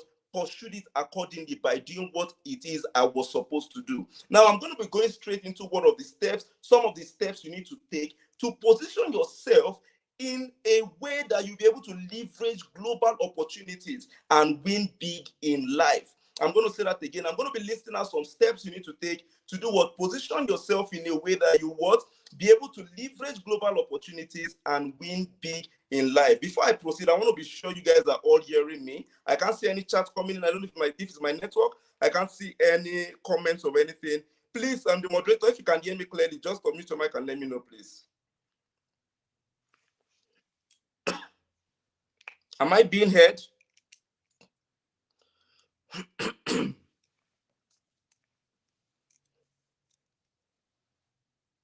Oh, Yes, we can hear you. Perfect, clear. All right, beautiful, beautiful. I just wanted to be sure of that. Thank you so much. So let's go straight into it. I don't really have much time on my side. I have a lot of things to still do tonight. All right, let's go straight to the point. Now, one of the first things you need to do to be able to do what position yourself in a way that global opportunities don't just pass you by is for you to be observant. It's for you to be what? Observant. Now, opportunities flies around every single day, every now and then. The question is, are you willing or are you ready to be able to see these opportunities when they come your way? What do you go to the internet space to do today? Now, you see, one thing we need to know today is the fact that the world has become easier than it used to be 10 years ago, 20 years ago. What do I mean by that? We now live in a global village. By a global village, I mean you could be in your house today. No need for even using could.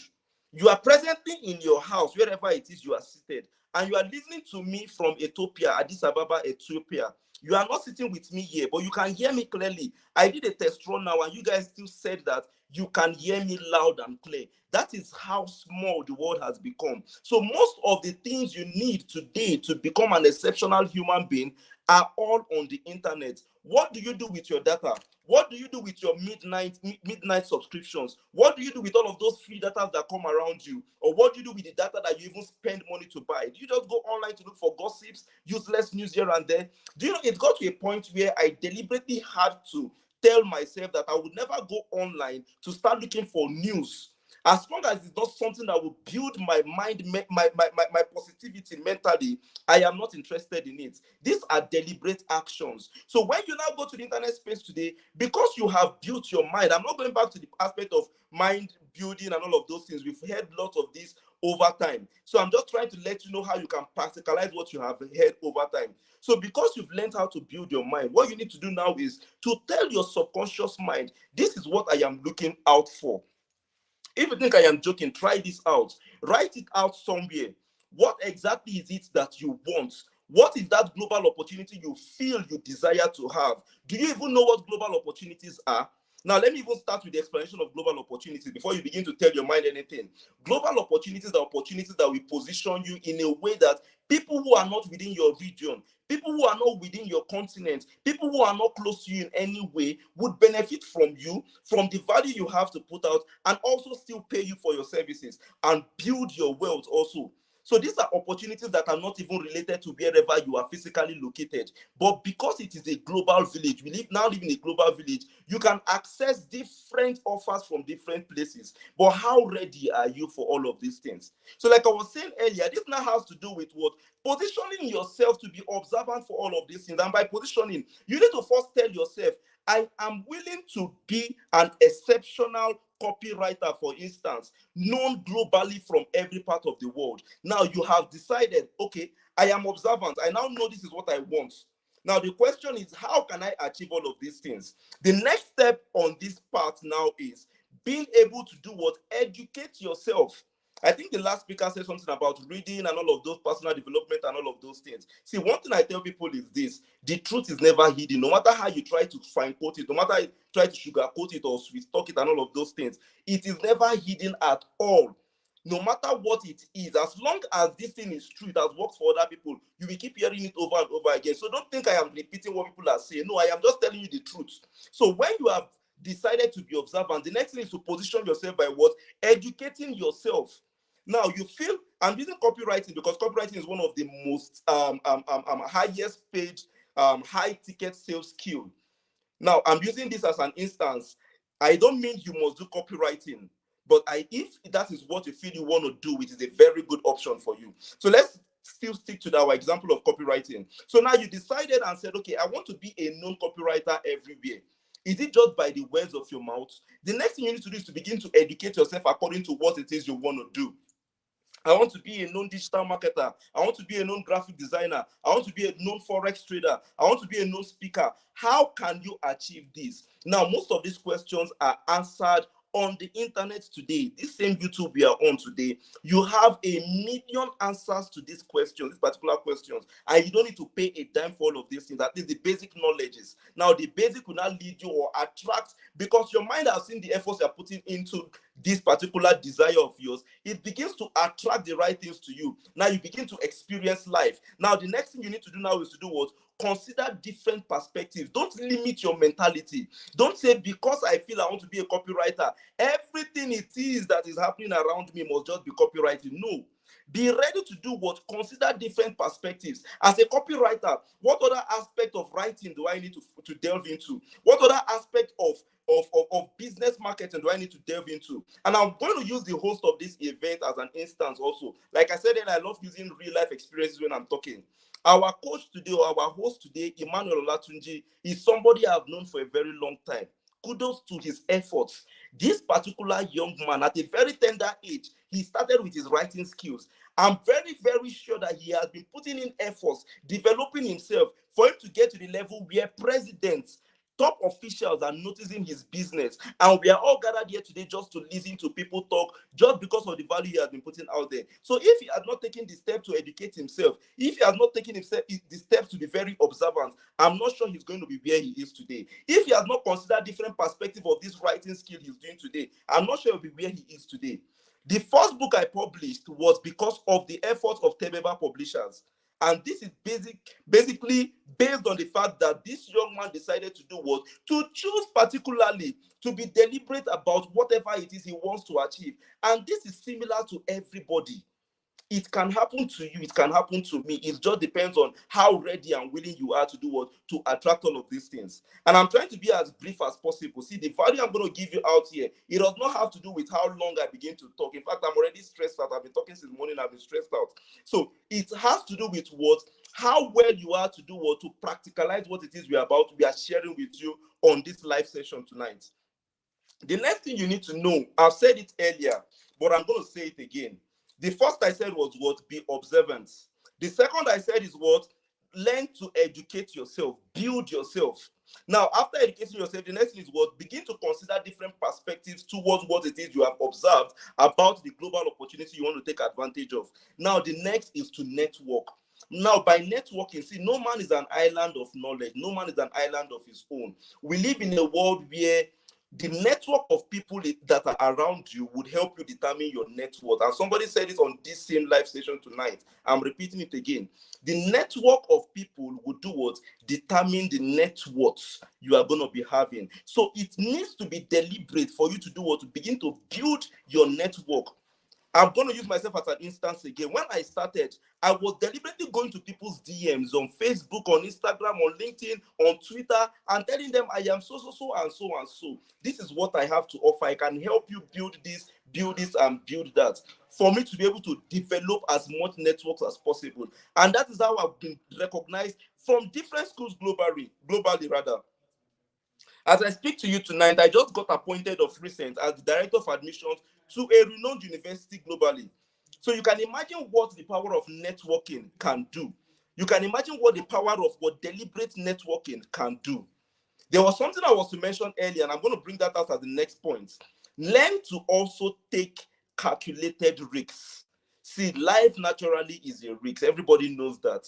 Now, if you are doing something, if you want to achieve a purpose, if you want to achieve a goal, and you feel you want to play it safe, in quotes, you want to play it safe, I don't want to take the risk, I don't want to go extra mile, you will remain in a circle and keep running round and round and round and round until you come out from that circle before you will know that there are other things attached to what it is you want to do. So whatever aspect you want to take, I'm not going to be telling you, go and do this, go and do that. No, I'm going to be giving you preambles. You now would be the one to define what it is you want for your life, define what it is you want to achieve, and do what? Learn how to take calculated risks accordingly to these particular things you have set for yourself.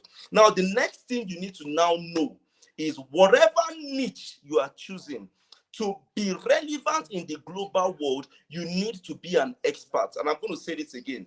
Nobody is going to pay you for being a novice. Nobody is willing to risk his or her business to somebody who cannot prove that you are capable of giving results for what it is you are proving to them or what they want to pay you for. So you need to take a deliberate action to become what? An expert in whatever field you choose. Now, after becoming an expert, this is a technique or a secret most of the people we know today now implement. And this is bringing me to the last part of my session. I thought it's going to be very brief. Now, the next thing you need to learn to do is to offer help. offer what? Help. I'm going to be more practical here. Let's take, for instance, I've succeeded in becoming a copywriter. That was the example I started with. Now, as a copywriter, I now know that, okay, fine, my duties are to help you write copies that would sell your products and services. I have taken the courses, I have practicalized, I have written copies, I have handwritten copies, I have read people's copies, I have practicalized it on my own business, and I have seen results. Now I want to build a network of people and position myself for global opportunities. What do I do next? I know, yes, I am just a starter. I might not have the funds to begin to promote myself up and down with adverts and the rest. You become deliberate to begin to offer helps. I'm going to use just one social media for an instance. You see that social media they call LinkedIn. That thing they call LinkedIn. LinkedIn has a lot of potential that people don't even know about. So as a copywriter, for instance, you go to LinkedIn and you are deliberate about networking. What you need to do now is to work.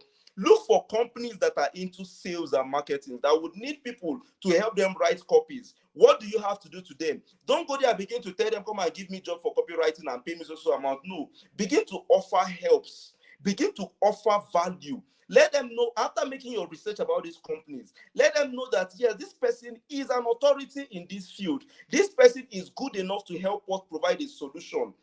Now, remember I said you need to make your research about these companies. While making the research, you have discovered their problems. Now, with your copywriting skills, you provide a solution for these problems. Before you know it, they will call you for a help. They will call you for an assistance. And with time, they begin to refer you to different people based on recommendations. Those words of recommendations goes far more than most of the adverts you pay for. And with all of this said, I think I've done justice to this particular assignment I've been given tonight. I was actually asked to spend less than 40 minutes on this, and I did my best to see how I could work around time. I'm open for questions and answers this evening, and then we'll take it up from there. Thank you so very much.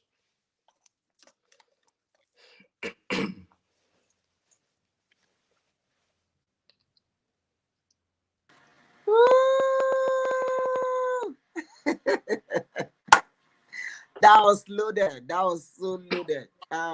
First of all, you are within your time frame. Yes, yes, you are within your time frame. Thank you so much for that. We appreciate. Thank you. And you see, I don't know, but one thing I believe is that um, like we can't actually get into what that's the place you talk about connecting to when you are sharing your story, connecting to our source, where we can have ability to find our purpose. That is where it began. And from there, we now begin to move, now begin to observe that I said it, I am not a problem. I am a solution that is waiting to be given. So observation is going to help us to look out for what the problem is, and as a solution, we plug in. And that is a place. Chairman Nan, I think one of the speakers said, nobody is going to pay you as a newbie. Nobody is going to pay you as a novice, which you actually said again. But I haven't discovered that we need to keep working on it, keep volunteering your giftings. And in the point of volunteering, you get so much confidence, and we work on it.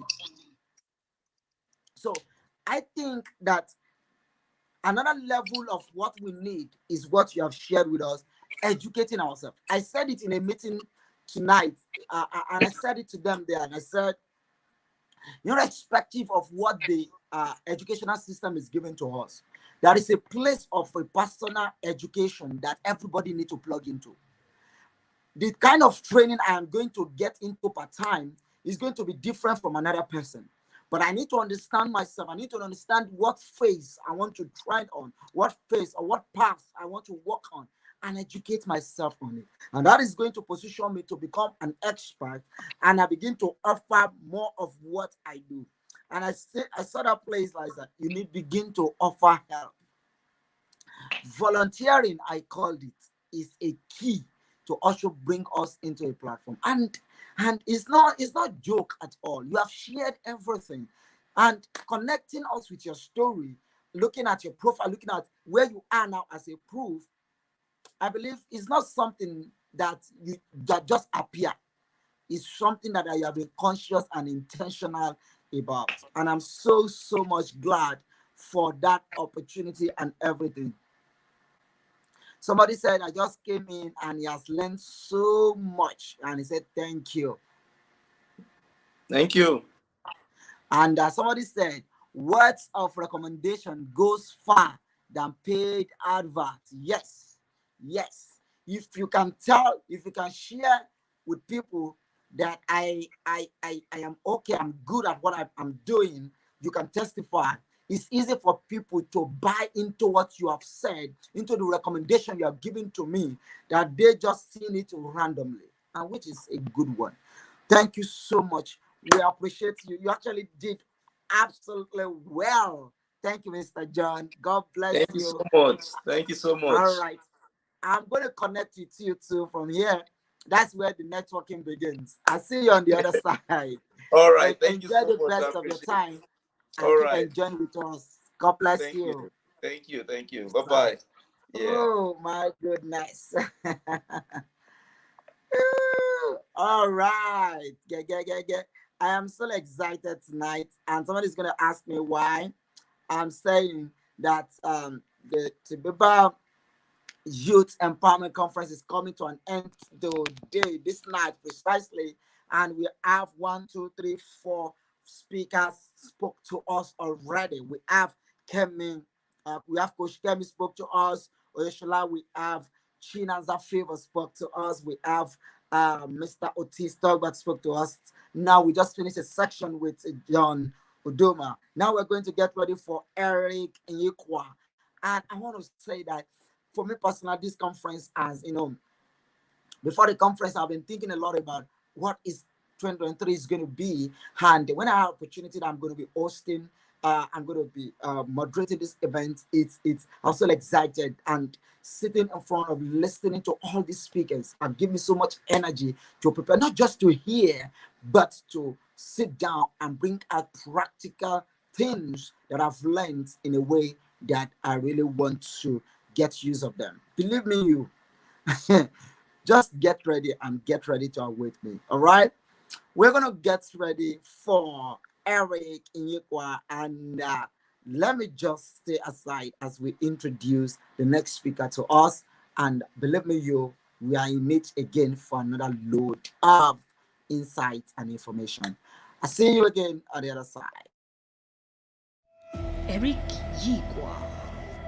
He is a committed player in the social entrepreneurship, personal and career development space. He's invested on building the capacity of young professionals to harness local and global opportunities. Eric is also a seasoned expert with over 9 years cognate experience cutting across youth engagement, development and agricultural sectors. He is an author, thought leader and LinkedIn influencer with over 50,000 followers. He has worked with a number of national and international organizations and implemented a variety of high-impact projects. Eric recently served as the country representative of Young Professionals for Agricultural Development, YPAD, Nigeria, and is currently serving on her advisory board. Today, he works as a trainer, consultant, and development expert. Ladies and gentlemen, give it up for Eric Yikwa.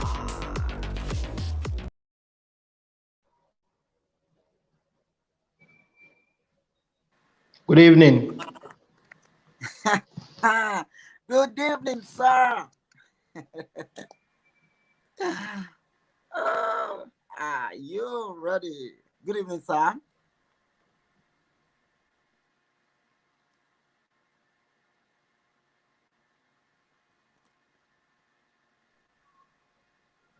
Hello.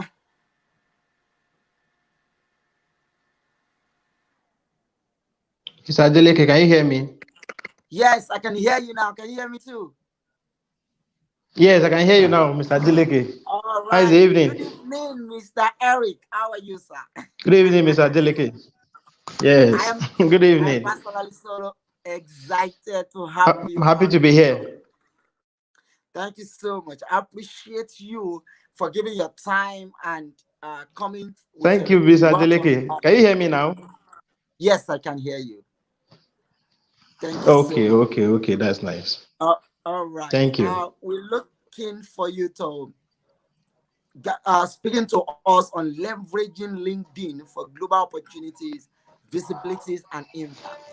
And the last speaker just spoke that Yeah. thing called LinkedIn. People did not understand, though.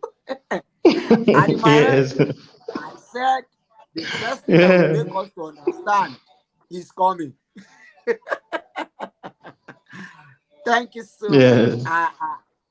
We see all you Of are course. doing, and we're excited. So I'm going to go You're a little welcome. bit out of the screen and let you have the floor. Then we come back to discuss more. Thank you so much.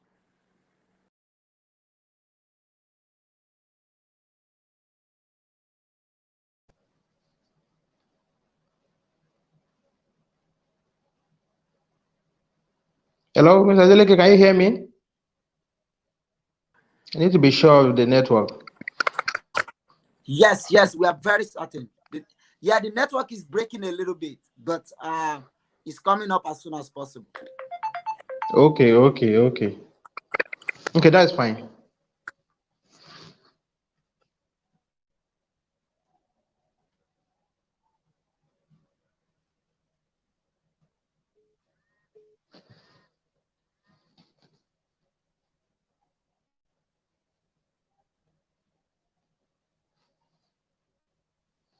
Okay, can you hear me now, Mr. Zeleke?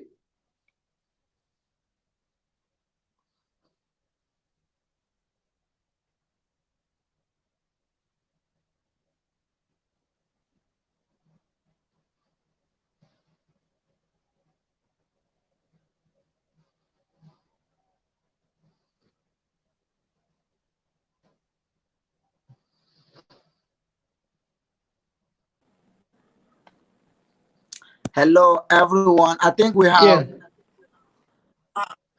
Okay. The network is breaking. Okay, but I can hear Hello. you. Can you hear me? Yes, we can hear you now. We can hear you now. Okay, okay, okay, All right. okay. Okay, so I have the floor, right? Yes, Okay. sir. You have. Yes, sir.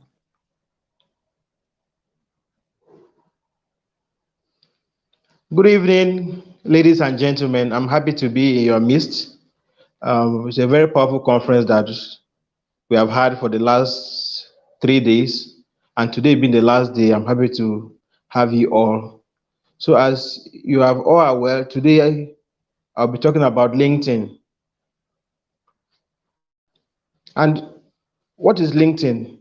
Because so many of us had different perceptions of what LinkedIn is, what LinkedIn is not supposed to be, and also how people can utilize the platform.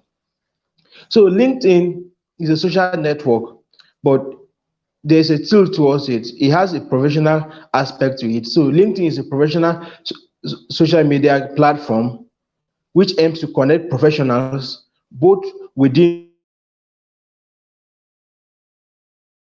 the business space and also people who are into non-traditional careers. And we have to also identify what a career is, because over time, especially in Africa, we assume the only people that have careers is people who work in offices. I mean, people who do 9 to 5 jobs. But no, career is any series of related jobs that you do over time. So that's why you have people establishing careers in sports, in people establishing careers in traditional industries, like maybe fishing or construction industries.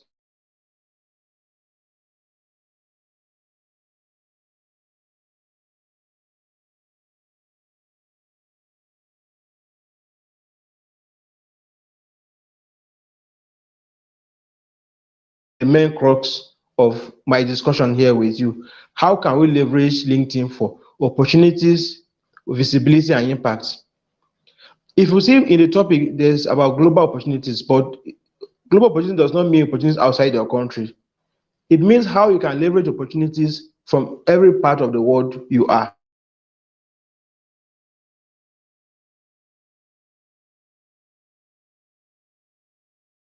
within your immediate environment. So LinkedIn provides that leverage. So one, the first thing you need to identify yourself with to become an authority on LinkedIn is first identifying who you are. What is your career path? What are your career goals? Who are you as a person? What are your strengths? What are your weaknesses? You need to identify so that you have a personal portfolio to see who and who can fit into your career path. If you are a teacher, maybe you are a teacher teaching the high school, and maybe you have a dream to transition to become a university lecturer in the next 10 years. That career path you have will determine the kind of people you will meet, the kind of opportunities for growth or capacity building platforms that you will participate in, and also it will determine the kind of networks and relationship you will form, you will form on and off LinkedIn. So one, identify and ascertain who you are, your career paths, your vision for your career, and who will likely be on this journey with you. That's point number one. Point number two, you need to optimize your LinkedIn profile. And what does optimizing your LinkedIn profile means? It means presenting your LinkedIn platform in a way that presents you in the best form. Presenting in the best form means you are showcasing to the world your talents, your ability, your career goals in such a manner that if people partner with you or cooperate with you, it will help you to achieve your goals. Point number three is to know the reason for being on LinkedIn, because there's this general misconception that people come on LinkedIn to share career wins, maybe getting a scholarship or getting a contract. No, the primary purpose of LinkedIn is first to share your message and your value to your audience. Another primary purpose for being on LinkedIn is also to build relationships.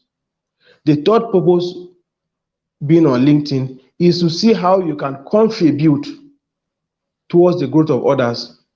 If you fulfill these three primary aims for which LinkedIn was created, you will easily be able to leverage these things. For example, if you need a job, you will get that job through somebody, either through a recommendation or through knowledge that you have gained from some persons. If you need a contract or you need somebody to endorse you or you need somebody to write a recommendation letter for you, that will be come through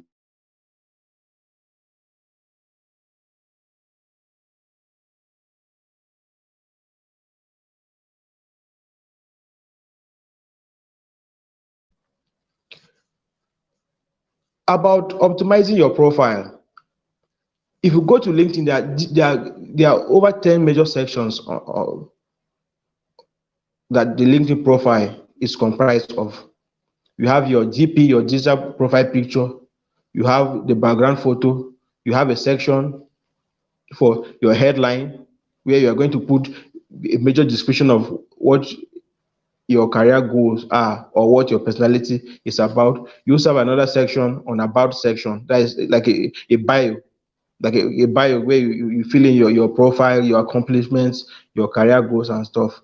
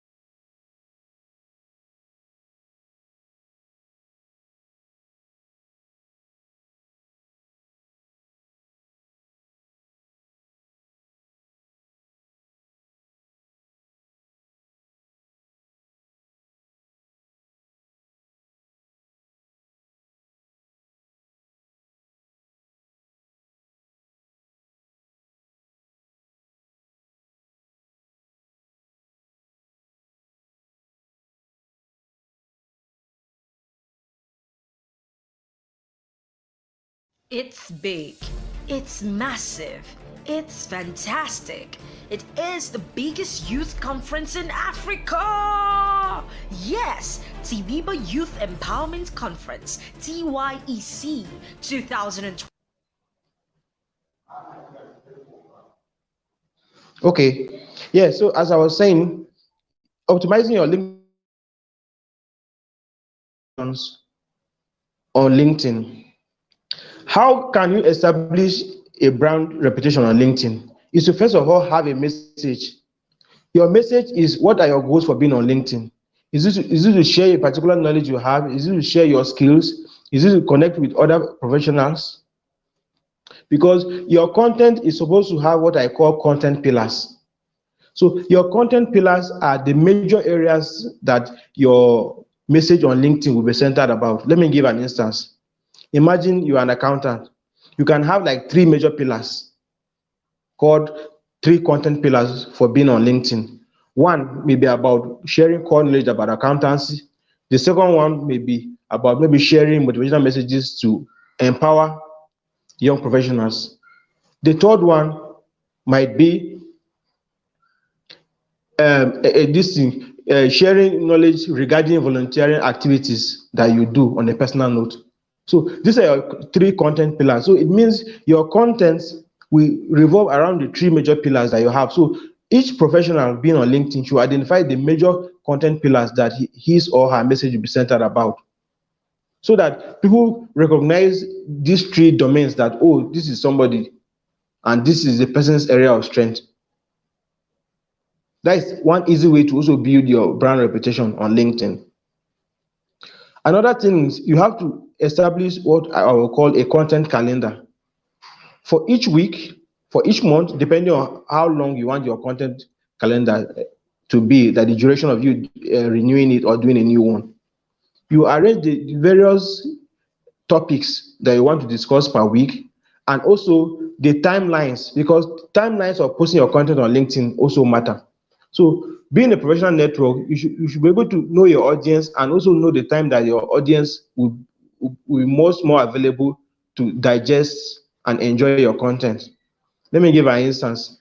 If you are targeting working class persons, the best time for you to post on LinkedIn, it will be in the early hours of the morning, maybe between 7 a.m. to 8 a.m. while they are going to work. They are most likely to open their phones and check, or in the evenings or during break time, maybe between the range of 12 noon to 2 p.m., where most companies give 1 hour 30 minutes break for their staff. You can also post in the evenings.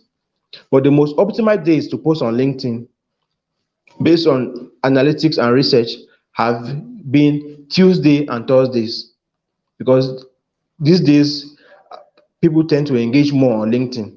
So if you have high value content, you could arrange it to publish on these 2 days, Thursday and Tuesday, and also Saturday being the third. Another way for you to leverage LinkedIn for your opportunities is by intentionally connecting with professionals in the sector that you want to work in. I gave an instance of a high school teacher planning to transition to a university lecturer in the next 10 years. So during this period, you intentionally connect with either professors, deans in that school, top management officers in universities, so that you not only build a relationship with them, you also learn skills, learn areas that will help you, and as a feedback mechanism, so that you know areas that you focus on to learn. Another way for you to grow on LinkedIn and become an authority is by contributing towards the growth of others, by commenting on other people's posts, and intentionally seeing ways of you mentoring even the younger ones. Let me give a typical scenario. Don't comment on the posts of others. They wait for other people to comment on their posts. You can't grow on LinkedIn that way, because the LinkedIn algorithm is very smart. It notices how you are active first, and also notice how you are active on other people's engagements. For instance, your response rate matters, in the sense that If you respond to private messages late, the algorithm will sense that you are somebody who is not active. Let me give an instance. If imagine a HR recruiter sends you a message about a potential job opportunity in his company, and you respond after 72 hours. What the LinkedIn algorithm will do is it will reduce your visibility to potential recruiters going forward, because the algorithm is interpreting your slow response rate as you being inactive on the platform. So your response rate also matters. Even when you post on your wall, how quickly you reply comments on your post also matters. Because when you reply comments as soon as they come, especially within the first 2 hours after you make a post, it will boost the visibility of your posts and also boost the visibility of your profile when others are searching for your profile. Another way for you to establish yourself as a LinkedIn authority is by joining groups. There are LinkedIn groups, just the way we have Facebook groups. So when you join those groups are made up of thought leaders and professionals in those areas who share knowledge, share opportunities in that sector, and some of them you can even reach out to them for personal learning, maybe for coaching. It is from that coaching relationship that it will transform into mentorship. So mentorship process should be a very gradual process. Your aim should be to learn, not to crown somebody you just met as your mentor. No. So the mentorship process should come over time. Most mentorship relationship even materialize without the two parties even knowing that they are in a mentorship relationship. You can be coaching somebody or even a former client that learned so much from you, and you may be giving the person jobs or tasks over time. Unconsciously, the two of you will discover that people have been doing mentorship for a while, even without using that formal term or let's say terminology about mentorship. Another aspect for you to make your LinkedIn brand to be very strong is about recommendations. There's a section on LinkedIn about recommendations, and people don't utilize that section very well. There are so many people that you have worked with, you have done business with, you have interacted with as colleagues. You can request those people to write you a recommendation, and you can first start by you writing a recommendation this thing for them first. If that does not suit you, you can kindly request for them to write a recommendation for you. And when you are requesting somebody to write a recommendation for you, kindly specify the particular areas of your career or your life that the person should focus his recommendation about, so that the recommendation does not come out very flat or very broad. Another aspect that people don't utilize their LinkedIn profile optimally is their background photo. Some people leave the background photo space blank. Some people will just put maybe a picture of a bed or an object or something there. That background photo space is more like a unique identifier for you. So it depends on the the goals you have for your career. That will also affect what you can put on your background photo. It's called a LinkedIn banner. So you see some high profile person, maybe some CEOs, they will just put either their name, their brand logo, and maybe their email. Those are like high class professionals. If I middle level professional, you can put like your purpose statement. Your purpose statement is your personal mission, either in your career or in your business. Let me give an instance. You are an accountant and your focus is on these small and medium scale enterprises, SMEs. You can couch a purpose statement like, my aim is to support small and medium scale enterprises to improve the accounting systems so that within 8 months to 1 year, they can improve their revenue margin by 30%. That is an example of a purpose statement. You can couch that statement, put your contact details like your email under your LinkedIn banner. so that anybody who clicks on your profile, even if the person does not have the patience to read your entire LinkedIn profile, through your picture, your headline, and that LinkedIn banner, the person is able to get a grasp of what your brand is and the value that you offer. The mistake that people make on LinkedIn is LinkedIn takes time for you to gain credibility, for you to gain traction.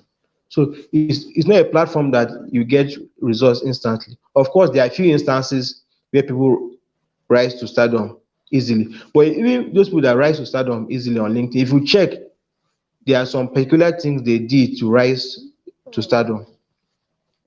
How you can also leverage uh, LinkedIn is by supporting your peers, because most people come on LinkedIn and because they are preoccupied with the thoughts that, oh, I will get this big influencer, I will get this big HR director, I'll get this big CEO to give me a job or a contract. They don't focus on building their peers. So while you're on LinkedIn, you are focusing on the people above you that will provide you with the opportunity that you seek. Also make time to support your peers, the people within your circle. For example, you observe that a particular LinkedIn friend of yours that posts on a regular basis has not posted for several weeks. You can check in on that person. You are checking on that person not just for formality's sake, you're checking on that person because this person is a member of your network and you value his contribution and you have learned so much from the person. So not seeing the person for some weeks cause for concern. So you can send a DM. If you have the person's personal contact, you can also reach out. So LinkedIn has a globalized advantage. What do I mean by that? The LinkedIn algorithm makes it more easier for you to connect with people outside your locality, because some platforms support connecting people within your locality, and they also ask you that this person you are connecting with, do you have a primary connection with the person outside that platform, that whether that is a reason for you connecting that person. But for LinkedIn, majority of people on LinkedIn come from different countries than where you are based, come from different continents than where you are based, and also come from different sectors. So LinkedIn provides that platform of having people from different geographical areas with different skill sets and with different industries. So when you're on LinkedIn, what you are supposed to do, you are supposed to have like a primary career and a secondary career. What do I mean by a primary career? You can have a 9 to 5 job. That can be your primary career. You can also have a career where you get side jobs or you get side gigs. This is your secondary career. So your profile should be balanced. It should not be one-sided. It should portray you both as an active participant in your dominant sector and also as somebody of value for you to get opportunities even when you are freelancing or you are in that gig economy getting gigs.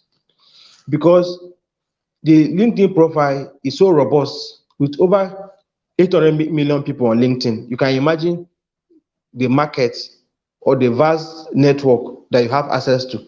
So it depends on how how you project yourself and also how you market yourself. So everything you do on LinkedIn matters, from your dressing to your writing. That's about content creation, to how the various sections of your profile are properly kept. Because what some people do is they take so much time to build their LinkedIn profile and they don't adjust their CV to fit their LinkedIn profile. I've heard instances of somebody losing his job because when the recruiter checked his LinkedIn account, what was portrayed on his LinkedIn account was far different than what appeared on his CV. So the gap was too much to ignore, and they said the person is fake. How come you are depicting an entirely different brand on LinkedIn and your CV is saying a different thing? That's why I mentioned earlier that align your CV to your LinkedIn profile, but your LinkedIn profile is supposed to be more robust than your CV, because your CV is an abridged version of your profile, so it will not be as detailed as your LinkedIn profile. Also, which type of opportunities you hope to gain on LinkedIn will also matters. Are you looking for a job? Are you looking for business opportunity? Are you looking for a contract? Are you looking for brand influencer roles? Are you looking for brand ambassador roles? Are you looking to connect with top people in your sector to host events? Are you looking for speaking engagements? Are you looking for scholarships? Are you looking for fellowships? Are you looking for training opportunities or exchange programs?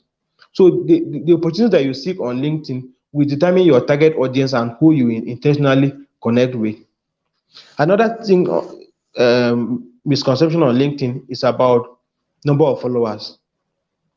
Having a large number of followers is good, but aside that, your aim should be how to create a community. How do you create a community on LinkedIn? You create a community on LinkedIn by first identifying your message, identifying your purpose for your career, and seeing how these professionals or your target audience will fit into the goal that you have for yourself.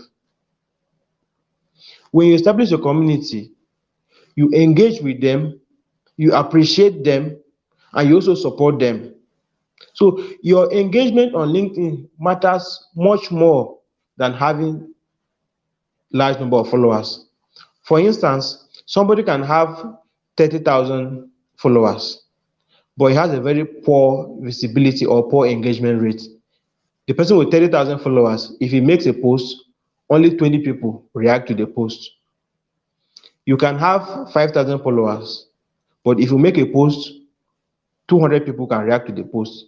So you see, the person with the smaller number of followers has a stronger engagement rate than you that have plenty number of followers. And the LinkedIn algorithm is so robust in such a way that you have various degrees of followers. You have your first degree connection, the person who is connected to you and you can send a direct message to. And you also have the second level where you have like friends of friends, and also the third level is people who are just following you. So you need to also know the degree of connection that you have with your followers, because some of them you may not be able to send a direct message and stuff like that on LinkedIn. Another area for you to build a community is you should make time to attend LinkedIn events, both the one holding on LinkedIn and even offline events like LinkedIn Hangout, or if your network member is organizing an event that is in line with your career goal or is in line with the sector that you are, make time to participate in those physical meetups or physical activities, because the connection you meet online strikes differently than the one you meet online. Because when you meet somebody face to face, the kind of connection you build is very rapid because meeting somebody face to face builds trust in a more easier way than meeting somebody online. So make time to attend events. And when you attend events, don't just look out for how you can benefit from others. Also look at you as a person of value, not just a consumer, but also a contributor to the table. So when you are engaging with people, always have at the back of your mind that what am I bringing on board, not just what you will take from the table. And another way for you to establish your thoughts on LinkedIn is by collaborating with other professionals to host events or to do projects together. One, that will build your visibility, and also that will also solidify your network, because the person can vouch for you that, oh, I did this project with Philip, we were able to host this conference together, and this these are the skills that I know and I can verify that Philip has. So I will pause at this point for questions. Thank you.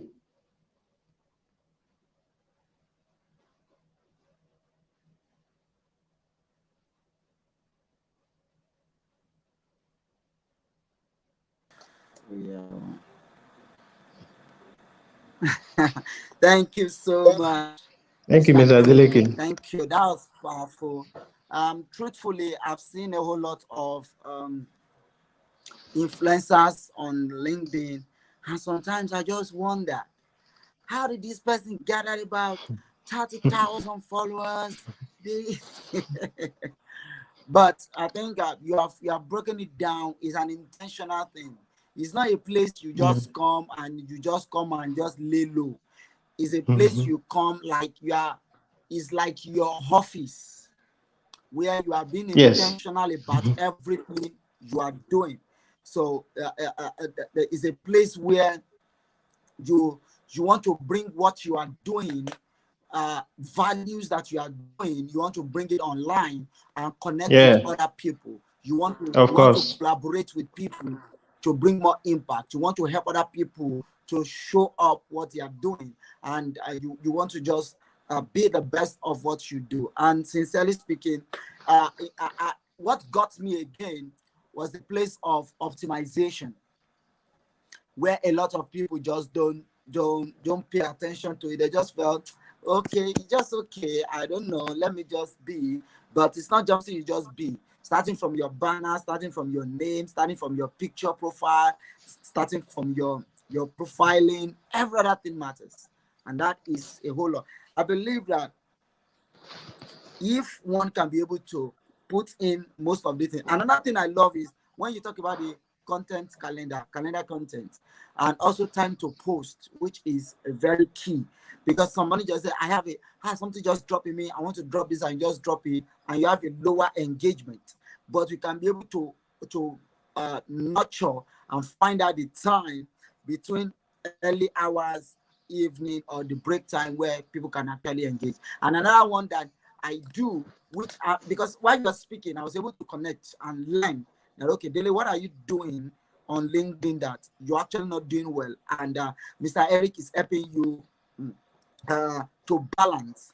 And I look at it. So in that concept, I'll be able to look at it, okay, my time of posting, and again, how do I come in and respond to people that have commented on my post, which is a key. All right, I think I've worked on my banner, I've worked on my picture, I've worked on my profile. They are just to keep optimizing and doing a whole lot of. Thank you so much. I am so glad to also hear from you, and I can see the amazing work. I've actually sent you a connection on Thank you so much, LinkedIn. Angelica. I So hope you. maybe we can start taking the questions. Yes, we So have can we start questions taking the now. questions? Yes, yes. Okay, Let's yes. proceed. Okay. Let me answer this one. I think the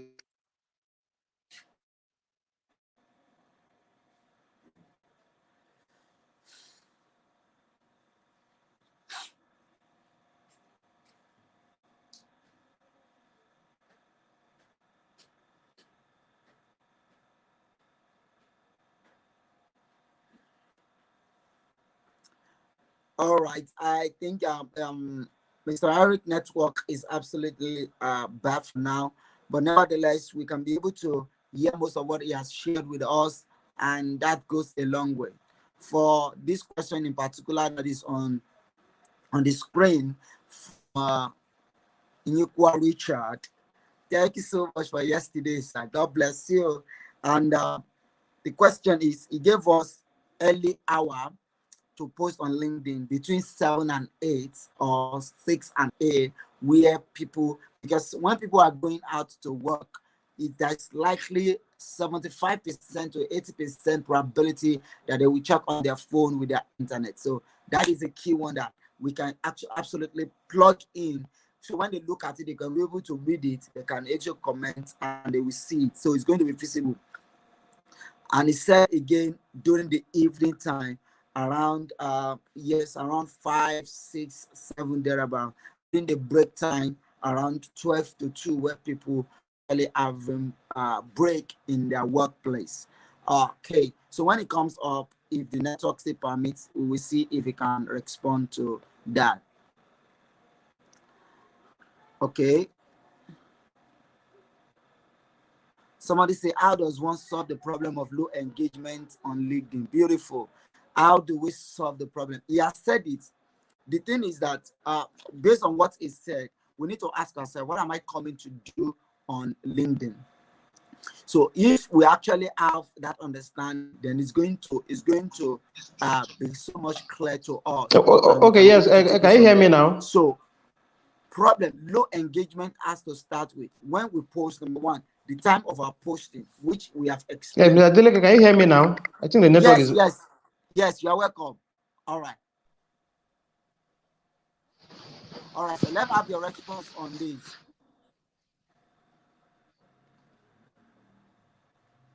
Hello, sir. Can you hear me? Okay, can you hear me now, Adeleke? I can Yes, hear I you. can Can hear you you. hear me? Yes, yes. Let's have your response, sir. Okay. How does one solve the problem Okay, of yes. low So engagement? there are many. Okay. So there are many issues that result into low engagement. One, people on LinkedIn like stories. So when you're creating your contents, try and make them in a story-like form. Don't just post.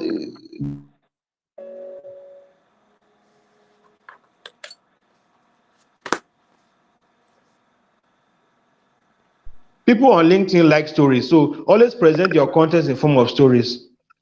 Another reason why people have low engagement on LinkedIn is because they post multiple times a day. They make too many posts.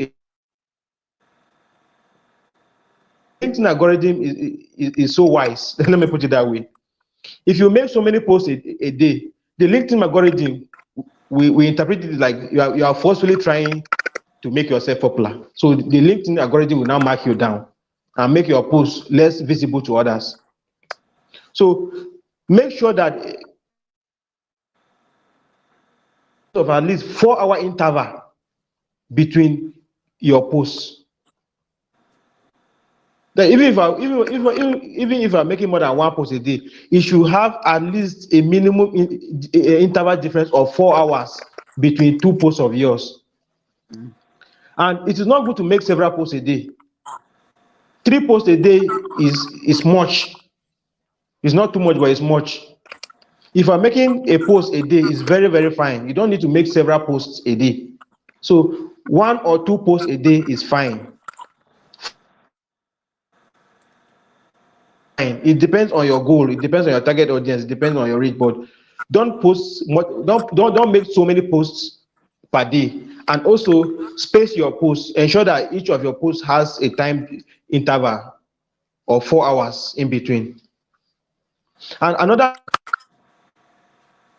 because they don't engage on other people's posts. So when you're not engaging with others, people will interpret it like, oh, it's more like you are a lone ranger. You are not somebody who contributes to the growth of others. So they also not respond to your post when you post. So engage with others. Post your content in form of stories, and don't post too much on LinkedIn. And also, I also talked about content pillars. Have your content pillars. That is the three major niches where you focus on LinkedIn. Don't be posting on too many topics. Don't post about education on Monday. On Tuesday you post about health. On Wednesday you post about SDG. On Friday you post about fire service. On Saturday you post about climate change. No. Have like three major areas of focus as your niches to establish an authority on LinkedIn. These are one of the major reasons why people have poor visibility or engagement. Asked about the major uh, times to post on LinkedIn. You also have to take into account your target audience, because if your target audience is in a different countries, it means you need to take into account the time zone of your target audience. So you can be a Nigerian, but your target audience is maybe people in Japan. You need to put into the time zone of your target audience into account to know when to post. Let me give an instance. If your target audience is in Japan, maybe 6 a.m. in Japan is 12 midnight in Nigeria. It means you are targeting people in Japan and you want to attract them before they go to work, and you want to post between 6 a.m. to 7 a.m. for your target audience who is in Japan. Even though you are in Nigeria, it means you have to make your post by 1 a.m. because your post is directed towards your target audience, not people in your locality. So I mentioned that the best days to post on LinkedIn are Tuesdays, Thursdays, and Saturdays. This based on research, based on the LinkedIn analytics, these are the best 3 days to post on LinkedIn. And the timing is from maybe 6 a.m. to 8 a.m., 12 p.m. to 2 p.m., and also maybe from 4 p.m. to 8 p.m. These are the best days and the best time zones to post on LinkedIn to get the maximum engagement and value. All right, sir. I did from these two when my network went off Yes, you have for some answer it seconds. is, yeah, the question are in the same line. How do people with low engagement optimize their post to give more comments and likes? You have explained that. So it's also in the same line. Thank you so much. We appreciate you. God bless you so much for your Thank you so much, time. Mr. Adele. All right, sir. We'll Good meet evening, for ladies the and next one. gentlemen. Thank you, sir. Thank you. Have a blessed day. Yes, sir. And you too. Thank you. All right. Okay, everyone, we move straight to the next speaker for tonight, and that is going to be second to the last for today. All right. Okay, Mr. Ayo at the background. Okay. All right, sir. They will take you out of the screen now. All right. Thank you so much. Thank you so much. I appreciate you, everyone. Wow, wow, wow. We're gradually coming to the end. We have 2 more speakers to go for tonight. We have Akolade Oluwatoba and Enosam. All right, so we're getting ready for Akolade Oluwatoba. He will be speaking with us on how to start and build an online business, leveraging on talent and skill as a youth. And believe me, you don't want to miss this session too. All right. I have to close down and go to the background so that I can introduce to us the next speaker.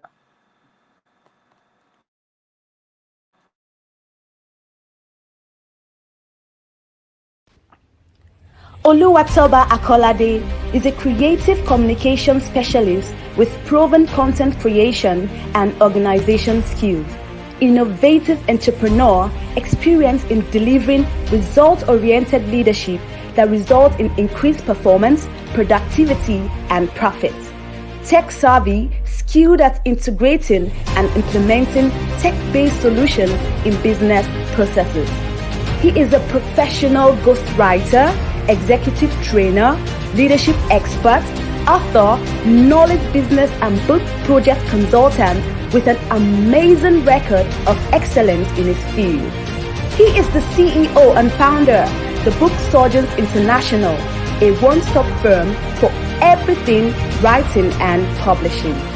He prides himself on his ability to turn the personal or corporate brand intellectual properties into published assets for impact, influence, and income, with notable brands forming his clientele base.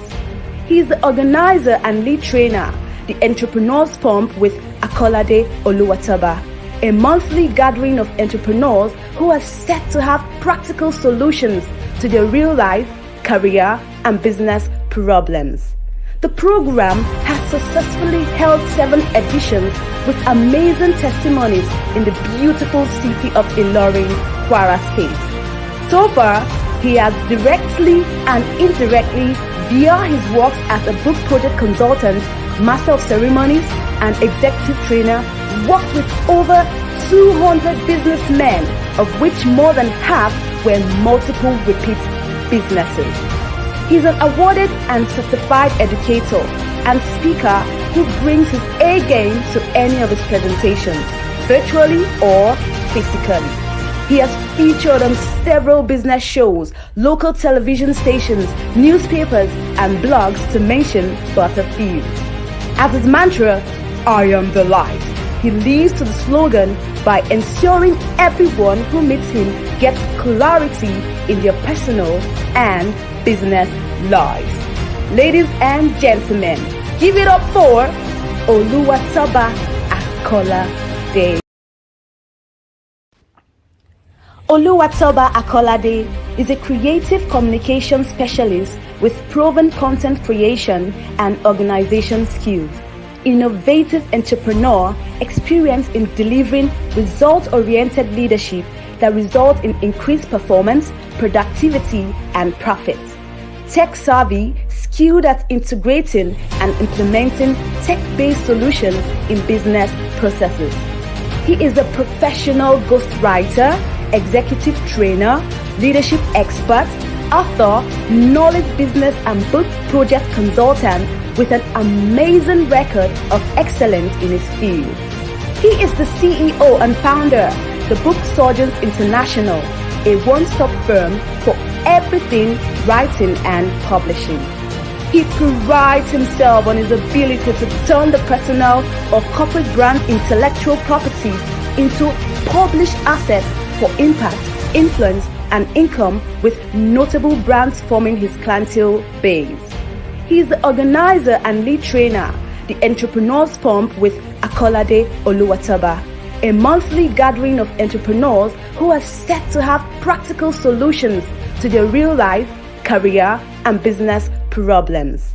The program has successfully held 7 editions with amazing testimonies in the beautiful city of Ilorin, Kwara State. So far, he has directly and indirectly, via his work as a book project consultant, master of ceremonies, and executive trainer, worked with over 200 businessmen, of which more than half were multiple repeat businesses.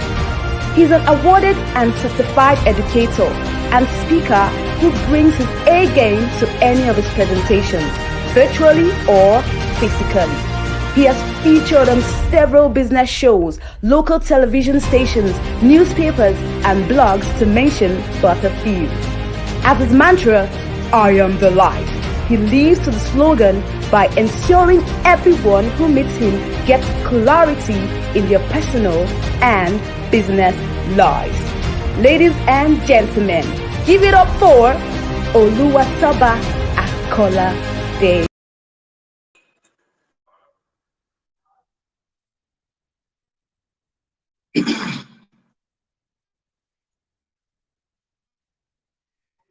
Mr. Dele Adeleke. Hello. Yeah, good evening. Yes, Akolade is trying to connect and join us, and I believe he's already set for us. Yeah, good evening, sir. How you doing?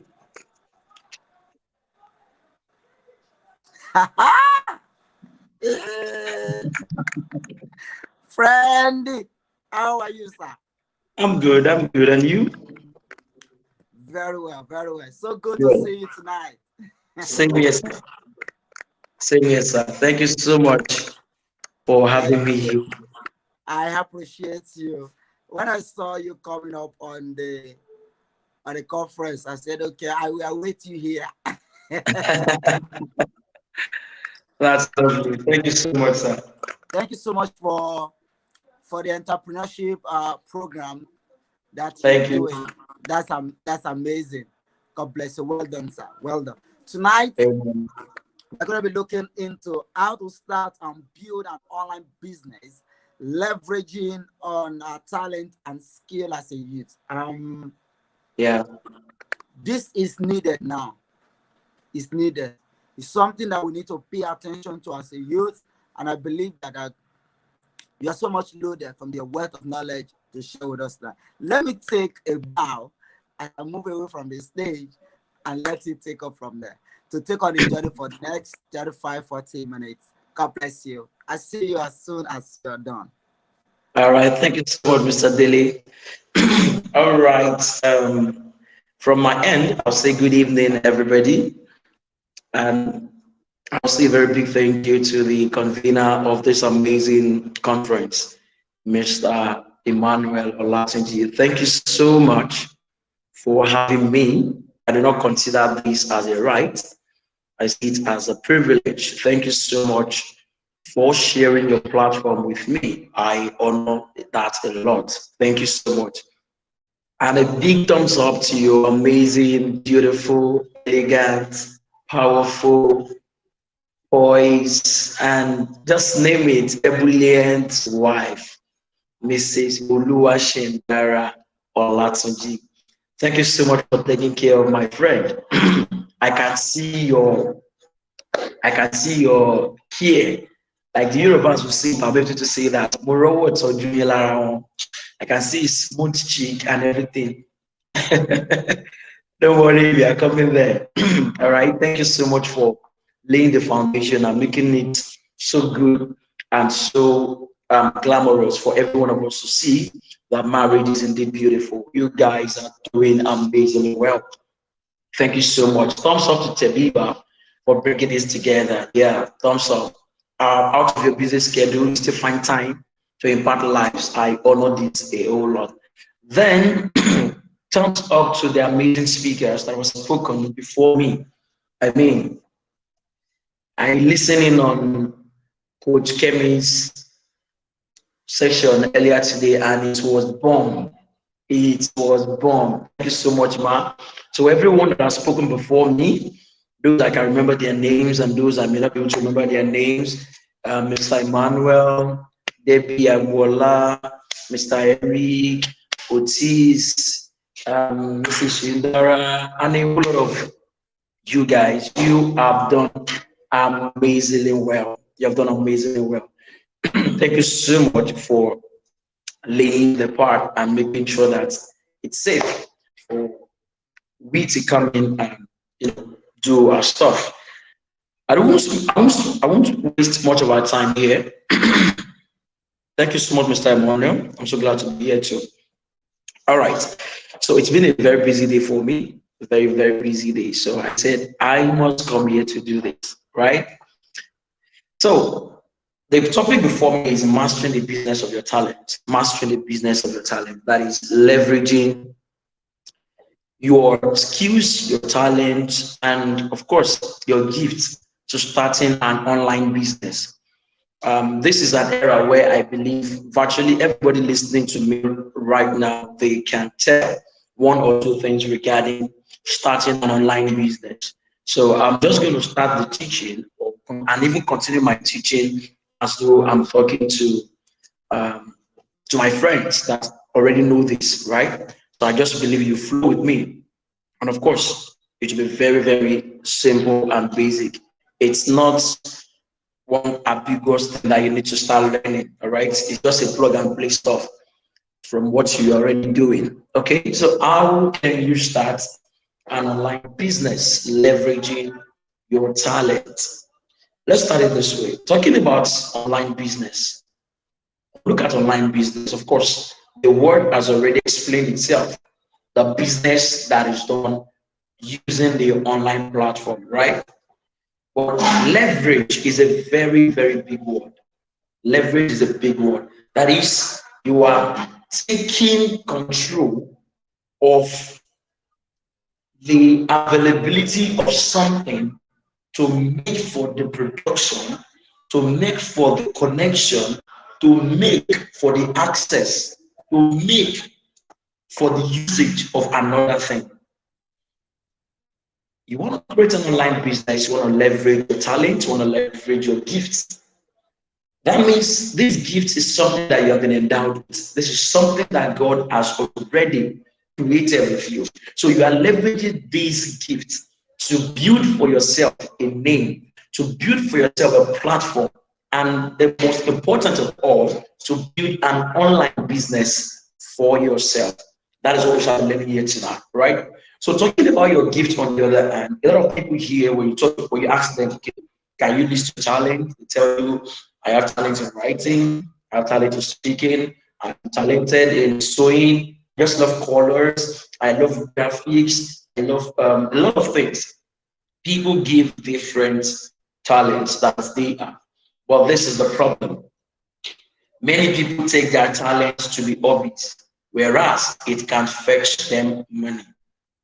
The same thing that you do happily and remain the same is the same thing other people are doing happily and they are progressing.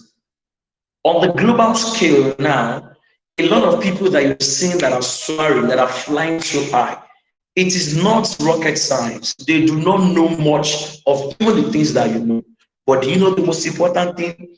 What was important about their journey is that they understood that what God has given to them is unique.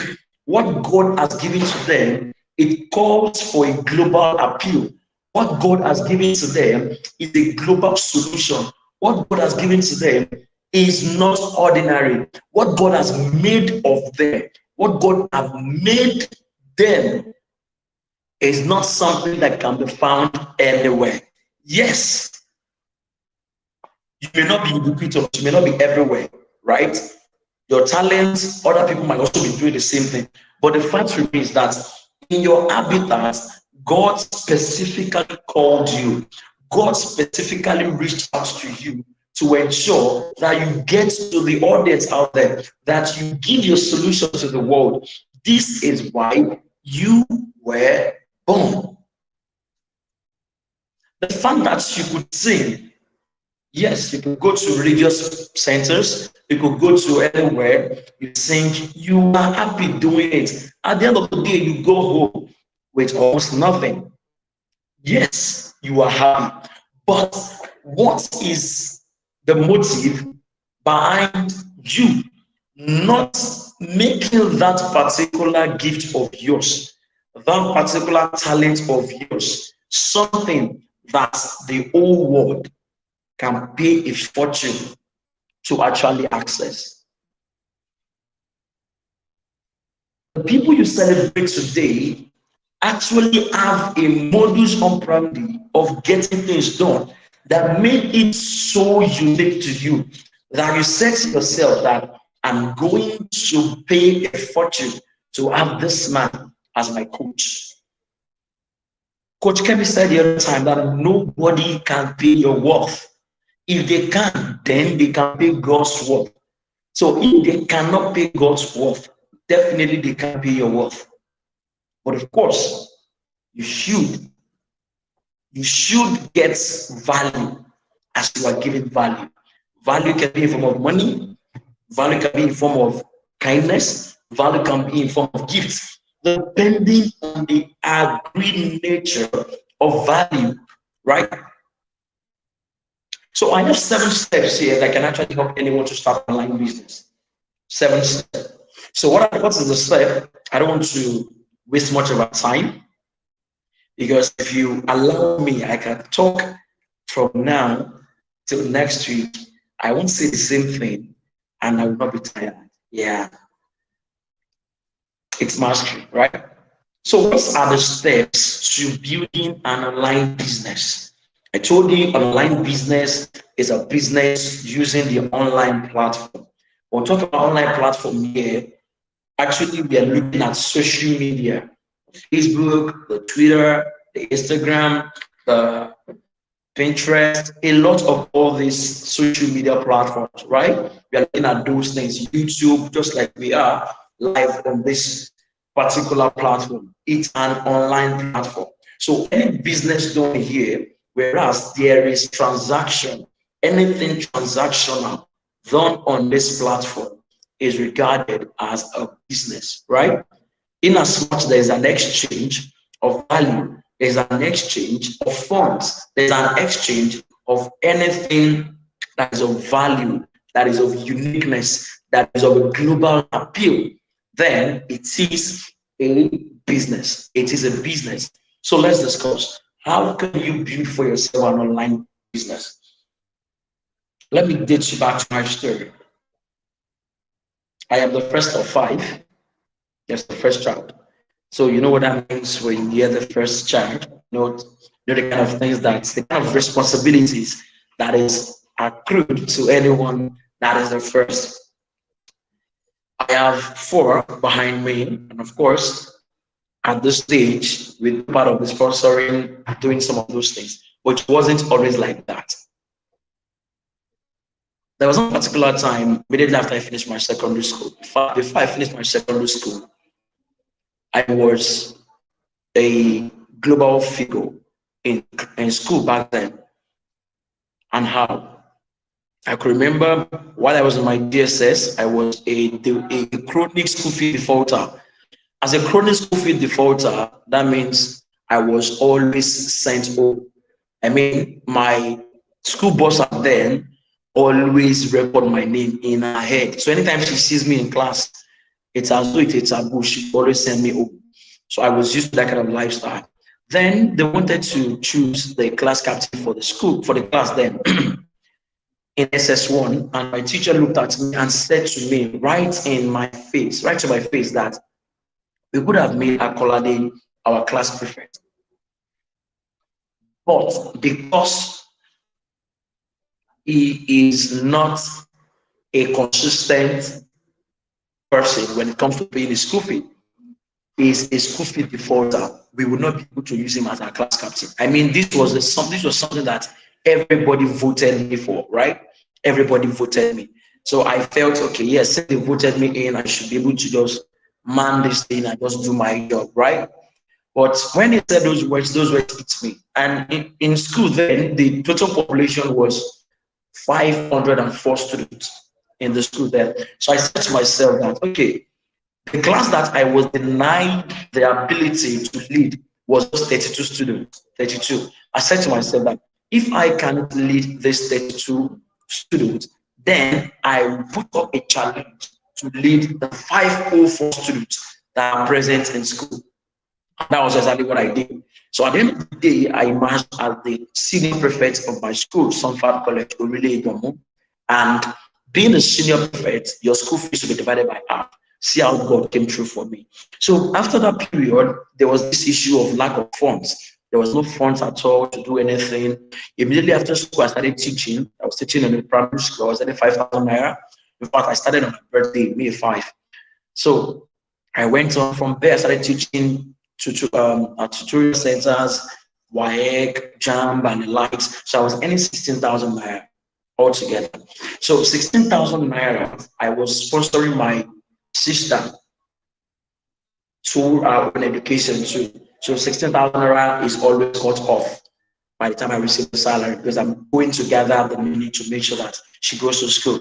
So I wanted a life different from all of these things. Of course, I was using Facebook. I was also posting stuff. And then people regarded me as the Go Doctor. So people regarding me as the Go Doctor, to me, I felt the name was enough. This is to tell you that there are many staff artists there. People could tell me thank you. People could tell me, wow, you're doing well, you sing so well, you write so well, you do this so well. But I wasn't getting anything in return. So while I would smile before the camera and laugh online for people to feel that everything was all right, there was actually a moment of loneliness for me in my own private time. I became so lonely because I became so low in my state, because you want to buy something, you don't have funds for it. You check your account balance, it is zero. You know that kind of feeling, right? So all these experiences today they form who I am. I don't want to bore you with money stories. So immediately I understood that it is not much of being famous. It is much of being relevant. Now, when you are famous, it's a different thing. But you are relevant, it's another thing entirely. Okay? Being relevant means you are giving value to those people that are celebrating you. Likewise, you're also getting value. Two different things. Being famous, you may not be relevant. There are many famous people out there that they are not relevant. Relevant in the sense that while they are giving value to those people out there, they are not getting value. So relevance is totally far from them. Okay? So if you want to stay relevant, you need to be known, you need to be seen, and of course, you need to get paid. As simple as that. Because something must fund your dream. Something must fund your dream. Something must fund your dream. It is your own assignment to find how the funds will be located or will be gotten, as the case may be. So what are these 7 steps that you can use to actually build for yourself an online business? To the glory of God, today, I run a flourishing publishing company called Book Soldiers International. And as of today, we've served more than 200 clients, more than. So many of them were repeat businesses that we've done over and over again. over 200 clients. We've written books for them. For some of them, we've only published their books. So some people we posted in their social media manager, right? So all of these things were the things I did for myself because I needed to stay relevant. All right. Now, having said that, what are the steps? Number one, you need to discover what I call the geeks. The geeks. Now, this is GEEKSC. That's 6-letter word. GEEKS. Then C. So the G stands for your gifts. That's your talent, something you are very good at, something that people have been actually commending you for, something that people even ask you questions about. You wonder, but I don't do these things. How come they are asking me a question? I'm launching a business very soon, and this business was launched out of the fact that I noticed that in 1 week, I will have more than 10 people ask me questions in this line in 1 week. So I was like, I'm not into this particular field. Why are people coming to me when it comes to this? Definitely they are saying something I'm not saying. See, yes, the mirror can make you see what you're not saying, but sometimes you need humans, you need people to tell you the things that you are not saying, because the mirror only reveals what it is shown. The mirror reveals what it is shown. But real human beings that are your real friends, they will tell you the things that you are capable of. Your mirror cannot tell you that. No, your mirror can't tell you that. So you need people to tell you, oh, do you know you can draw? But to you, you feel it's an ordinary thing. You see, majority of the things you take for granted, because they come so natural, they come so easy to you, they are things that God has intentionally deposited in you to make you great. But the moment you stop taking for granted the things that God made natural to you, that moment is your season of liberation. Until you stop taking for granted the things that come so natural to you, ladies and gentlemen, you won't be liberated.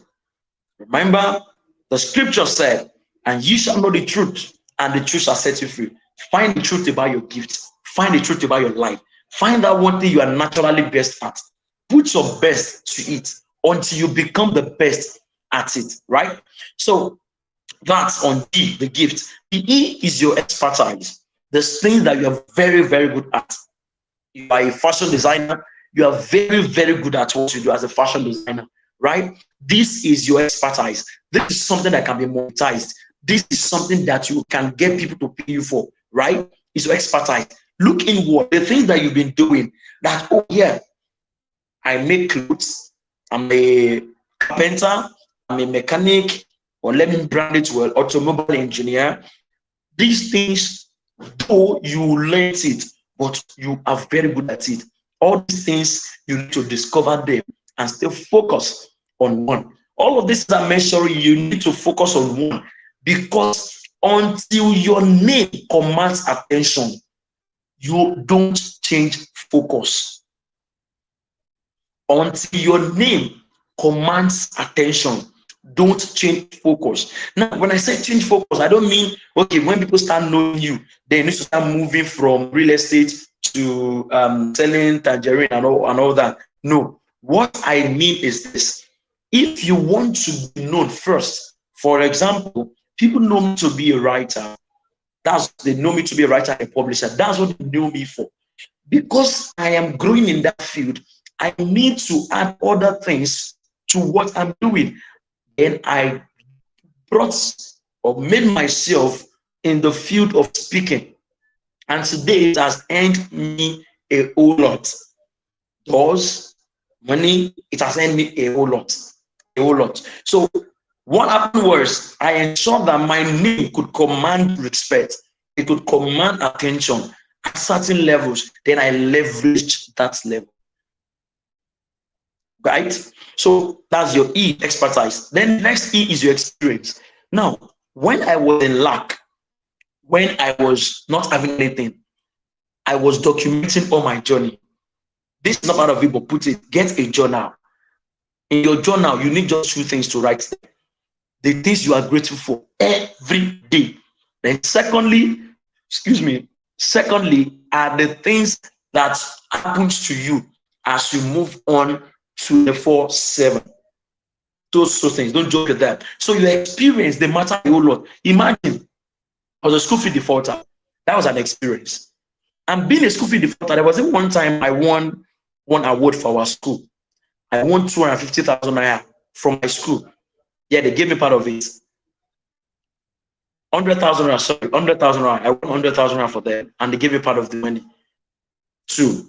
As you know, the fact I tried. Now, all these things were my experiences. But the moment I change all this experience to something that can actually fetch me money, how? I'm going to tell you how I did all of these things. Something that was horrible, I turned it to money using the online platform. Then the K is your knowledge. The K is your knowledge. I'm not rushing tonight. Anywhere I stop, I believe whatever I'm saying is meant for one person. You have to just get it. You might not get it by the time I mention everything. So once my time is up, I'm looking at the time. Once my time is up, I'm going to stop. Then Mr. Daly will take over from that session. By the way, I also say a big thank you to Mr. Daly. I've been looking at you this morning, coordinating the work sessions. God bless you, sir. Thank you so much for supporting my brother. Okay, so in that wise, K is your knowledge. What you know through learning that gives you an edge. That's the knowledge. Then S is your skill. Your skill. And your skills sometimes, they are sometimes invisible. You won't notice them. You won't notice them. But the moment you begin to realize that, oh, my skills, those are some of the skills that while you are trying to get a result in one particular area, that was when you learned those things. Unknowingly, these things need you to stay careful and, of course, get the actual skill that you're very good at. Then the C is your connections. Your connections. It's the kind of people you know, how good you are with building rapport, how good you are in maintaining relationships. All these things to you might be normal. Don't take what comes natural to you to be normal. It's a golden rule. Please, it's a golden rule. So that's the first one. You need to discover your gifts. Then the second step is this. You need to test the profitability of your focus. You need to test the profitability of your focus. Now, testing the profitability of your focus means that it is not every gift, every experience, every expertise, every knowledge, every skills, every connection that can be monetized. You may be good at it. It does not mean it's going to be monetized. Why? Is this something that people want? Is this something that they can pay for without blinking? It is something that other people have been making money from.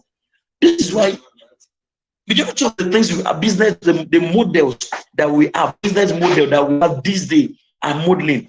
Just look at somebody doing something that you love, model after the person, and you see yourself soaring. As simple as that, right? So you need to test the profitability of your focus. Of course, we're talking about business here, so you need to make profit, right? Test the profitability of your focus. If you can't make money in that field, you don't have to say, no, I'm passionate. Don't be passionately broke. It will bring you frustration and lead you into doing things that are illegal, right? So test the profitability of the focus.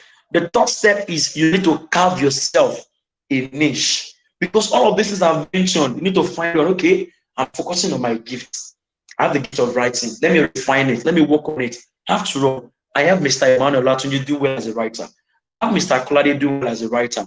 I have this, I have that. Emeka Nobis. All of these people are doing well as a writer. There is a future for me. That means there is a space for me too. Right? So you look at that and come for yourself a niche. Now, this is where a lot of people get it wrong. The fact that writing is your thing does not mean you come out and focus on all aspects of writing. You will kill yourself. Make people know you for something spectacular. Something spectacular. As a ghostwriter, before I had seen of people working with me, I do all the writing myself. So there are some jobs that I will turn down and say, no, I can't work on this. Yes, I'm a writer. That does not mean I should take on medical jobs because I say I'm a writer. I'm only doing plagiarism because I don't understand in depth on those things. Right? So, do you want to be a ghostwriter? Do you want to be these people that write thesis? Is that what you want to focus on? Know your focus. Carve your niche. Carve it until you get the perfect shape. If you are still number 150 in your industry, at least in your state, then you know that you have a lot of work to do. Right? You have a lot of work to do. Carve your niche. Then the fourth step is learn. Just like you're doing here. Learn. Learning kills ignorance.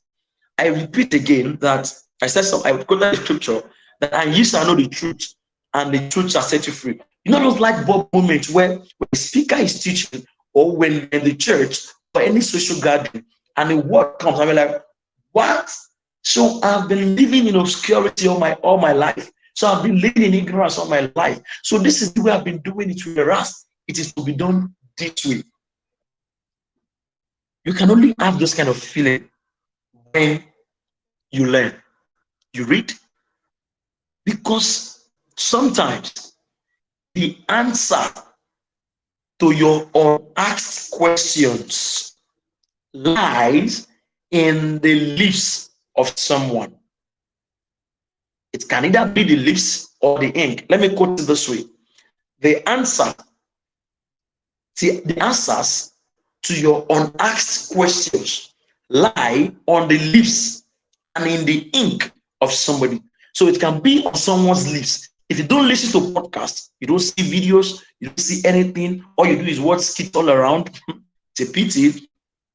You don't read books, you don't do all of these things. How can you get answers? Because there are many answers on your lips, on your mind that, oh, I need answers to this thing. How are people doing it? You see somebody tell you that, oh, I just made 50 million naira today. You'll be like, hey, in this Nigeria, please come tell me, how are you doing this? You won't have the opportunity to ask the person, but the question is in your heart. But you can actually get your answer from the person, because this person that is giving this kind of figure already has proofs. He has track records if he is right. So it is the track record that you are going to follow to detail. What are the track record? The products that he has, the services he has. You call somebody your mentor. You don't have any of his books. You don't listen to any of his programs. You don't do anything. You are tormenting yourself. That's the truth. So you need to learn. You need to learn. You need to learn. You need to learn. You need to learn. The distance or the major difference between consistent achievers and people that are not achieving at all is learning. That's it. Because when an achiever achieves something, they pick out the lessons. When they fail at anything, they look at, oh, why did we fail here? What were the things that led to our failure here? They don't take things for granted. Don't too. Then the next step is create a platform. This is very, very important. Create your platform. There are several social media platforms, right? Do you want to come up as a visual person? You know where to go, Instagram. You want to come up on a more professional level, you know where to go, LinkedIn. You want to come up mixture of your visual and your written stuff, you know where to go, Twitter and Facebook. So you need to know the function of each of these platforms. Misuse of platform sets you up for destruction. Misuse of platform sets you up for destruction. Now, destruction does not in any way mean that, oh, you are going to get down. No. But do you know that many people are being destroyed because when your goal is not being achieved by your processes, by your actions, it leads you into depression. You start thinking, why are things not getting better for me? Why are things not working? Right? Why are things not working? Why are things not going the way I want them to be? You start thinking all of these things. Before you know it, by the time you think, Just like Coach Kobe said, you start thinking, you become that thing you're thinking, you become frustrated. It then becomes you are walking on the street and you start talking to your other. No, that's not soliloquizing.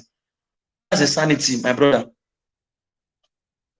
So you need to understand that platform can be misused. And if you don't want to set yourself up, you need to start learning the functions of each platform and find the one that suits you. You love to talk, you love people to see your face, you know where to go. But most importantly is create your own platform, build your community. In Ilori, I started a program. It's called the Entrepreneurs Pump. We've done the 11th edition. 11th edition. That is my platform. All of these people, many people ask me, am I making money from this thing? I tell them a big yes. Yeah, I am making money from it. The program is free. This is the way it works. For many people that don't know, you can go to my page, you see everything there. Every month, I pick one day, Saturday or Sunday, according to my time for now. And I look, I say, okay, let's all of us come together. I lead them. I bring them to a very good, conducive environment. I love excellence a lot. So if you attend my program, you know, no. Things I cannot host an event in a place that is not okay. No, I can't do that. I've crossed that level. Right? So people will come. When they come, it's for free. I will even feed them. I give them drinks, sometimes snacks. They take something before they go home. I invite speakers. Sometimes I bring speakers from Lagos. They fly in to Ilori. They do what they have to do. And these people get blessed. But the question is, how am I making my money? I'll teach you one of them tonight. I think in the 6th or 7th step, I'll teach you how I make money, right? So you need to create your platform. Now, these people, what is a platform here? A platform, or otherwise known as community, is a group of people who are seeing what you are seeing. They believe what you believe in. Because sometimes when you are the only one seeing something, you are being seen as a madman. So you need to make people be mad too. And how? Oh, this is what you believe in. Start it. You're like, wow, we'll join you. That way, you keep bringing them in. You create your community of like-minded individuals. People that behind you, they can fight. Something happened recently. Someone mentioned my name somewhere. The person actually did a mistake. He wanted to mention another person's name. But you know the way Facebook will suggest names to you. So he clicked on my name and say, I talk about this. And I was away online, doing so many things offline. I just got back and I saw 756 notification. Yeah, 756. I can't forget. 756. What had happened? Started to look, I read, and I was seeing the thread. I was seeing the thread. I was just there smiling because people were already talking on my behalf. Well, I didn't know. It can't be him. Please look at it again. Blah, blah, blah. That bush. Man, I was just there smiling. They had to tell the man. The man now came up, apologized, and deleted the post. You can see that. What if I never had my platform? What people never believed in what I do? You can create your own Facebook groups. You can create your own Telegram groups. You can create your WhatsApp group. These are people that believe in what you believe in. Because you need evangelists for your work. Everybody needs evangelists. My program, the Entrepreneurs Pump, sometimes I put out the flyer 1 week to the event and the hall will be full. Who is doing this? Once I put out the flyer, I put it to the group, then I commission all of them to also share it on their platform. And that way, their friends come in. That's it. You need evangelists for whatever it is that you do. So create your platform, create your community, have people who believe in what you believe in, have people who are seeing what you are saying. Don't be the one saying something for a long time. For Yoruba, for people that don't understand Yoruba, I'm sorry. You can find that, or you tell someone that is a Yoruba person to give you the interpretation of that. I cannot interpret it on her. Right? Good. So your platform. The next one is, this is where it gets interesting. You are not starting an online business now. Mind you, everything I'm sharing here today, they are not, it's just like a crash course on building an online business. Just like a crash course. So you need to understand something. Productify and servicify your talent. I told you something the other time. I said people call me the gold doctor. I was the gold doctor. Every people achieve goals. Bro, I wasn't making anything. Shishi, I no get. Bro, is a good doctor. I'm like, yeah, my brother, yeah, that's me. I even did a branding on my cap. I wrote the good doctor within me.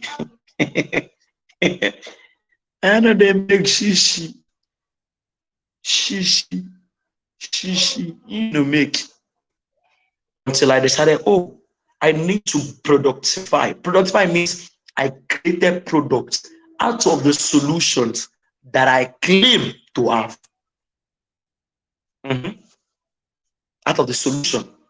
See, every experience in this world, they shape you into something you will eventually become. So the fact remains that any experience you pass through, in as much you were once there, now you are here. Somebody needs that template. As from today, always document your experience, because experiences, they are blueprints that takes other people from their current reality to their desired reality. They were experiencing something, they want to experience something. Your own experience is what they need. Look at it. People will give you money and they will tell you, thank you.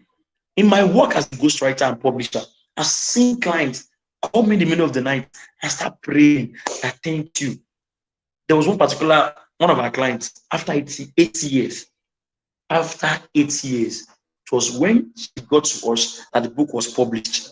After 8 good solid years, 8 years, until she got to us, that was when the book was published. She was very happy. Every day she prays.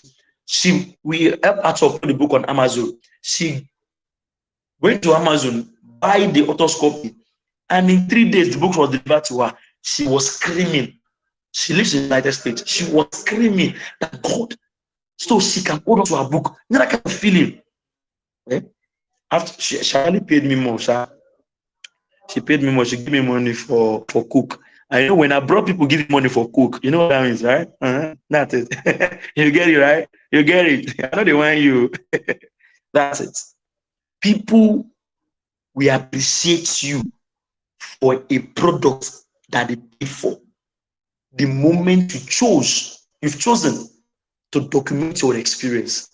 You failed so that others will not fail. You succeeded to guide others to succeed. Your life is not meant for you. Your life is not meant for you.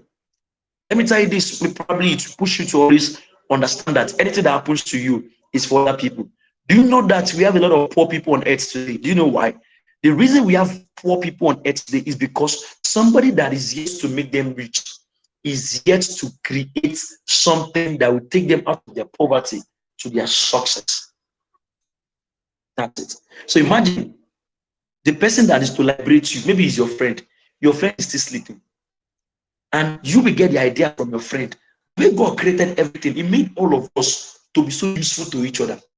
So the moment that one person that is meant to lift millions is sleeping or he dies, once he dies, other people will stay dormant unless each and every one of them struggles for their life. Look at the product you've purchased years ago. How it is helping you today. It has also helped your family. So there are millions attached to one. I took in my recent class, the training, the last one we did, I taught them on your story. I said one of the greatest agony I have when somebody dies is that's not the only person that died. Anyone that, if one dies, millions falls. If one dies, millions fall. That's it. That's it. So imagine you that you have been sent to be the savior of your home first. Savior of your home first. You are still struggling. How do you want to do it? Nigerians do not have you in mind. You've got to create your own government. Yeah. So you need to productify, create products. They are digital products, They are physical products. You can create ebooks, you can create audio products, video products, anything at all. Package it and create it. Sell. Sell. Now, under this aspect, there are three. It is create, build, sell, CBS. Create. You create products, you create services. Okay, you write, you know you are good at writing. You then tell people, I can help you to write. You create products, how to be an effective writer. You can even learn from Mr. Emmanuel Latunji. See, everything you need to become, someone else was there before you. Look at that person. Model after the person.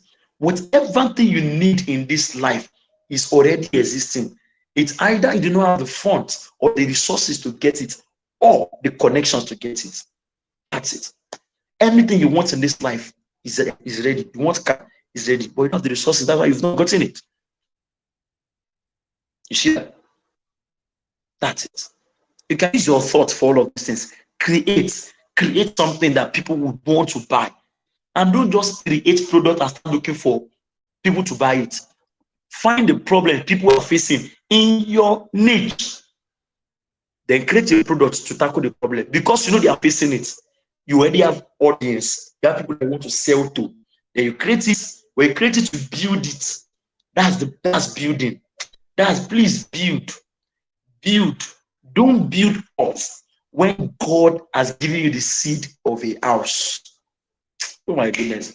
Don't build us, HUT, when God has given you the seed of a duplex. Please. Yes, you can also dwell in huts. You can find shelter there, but that is not what God wants. God gave you the seed of building a magnificent edifice. But because of get rich quick, you have 2K. And you're like, hey, so I can make 2K from this money. Wow.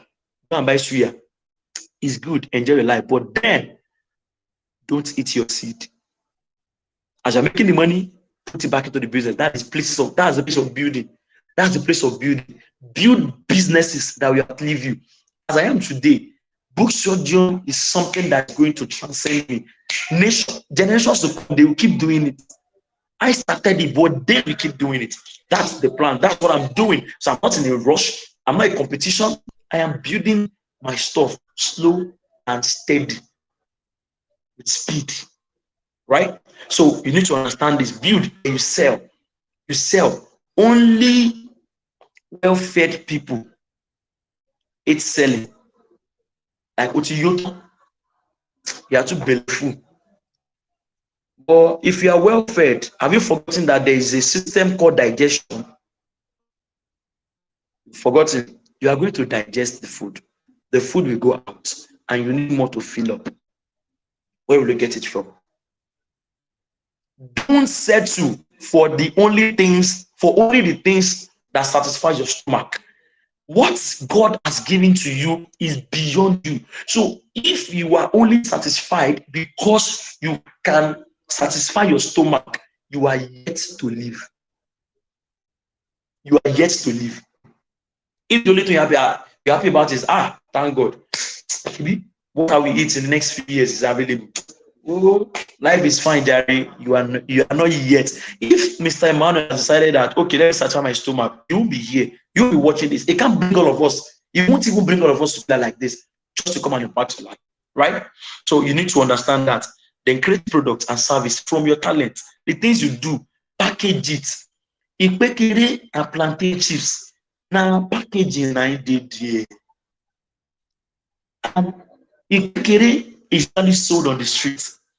Even plantain chips is sold in the supermarkets.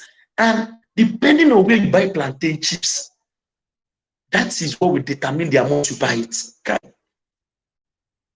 So it is the way you accept, you present yourself to the world. You are the first marketer. People are seeing you. I wear good clothes not because I just want to be wearing them. You can't check my page, see the kind of way I dress. You want to pay me, you'll be paying me peanuts. No, you won't even have the mouth to say, like, see this person. It's not ordinary packaging. I have the capacity for what I am telling you I can deliver. That's it. So you need to package yourself. Stay in certain environment so that you can be appealed. There are some of your friends that you grew up together. See, it's not pride. They need to go back. This is another level. You need new people, new level, new people. Sincerely, I don't mean you should neglect them, but anyone that is trying to make you remember your bad past, such that it will bring you down emotionally, you need to press the B button, block button, block the person. Then the last one is this: strive to be among the first 10, 5, 3 until you are the best. You keep striving. You keep striving. This is a challenge. The last one is a challenge for you to actually keep moving. Keep moving. Keep moving. Keep moving. Don't settle for less. If you record 100 sales in a month, you can do more. See, if one person pays for your product, it means 1 million can pay. If one pays, that's the way I do my metric. Anytime I want to launch a product, if I get the first alert, I'm going to market the hell out of the product until everybody buys. Right? So if one can pay, 1 million can pay. So once again, I'm going to be doing a recap briefly on how you can start an online business, leveraging your skills, leveraging your talent, discover your gifts, test the profitability of your focus, carve your niche, learn, create your platform, productify and servicify your talent, then be among the first 10, 5, 3, 2, 1. I told you the other time that I was going to tell you I make money from my free trainings. I only create products and service. That's one of the ways.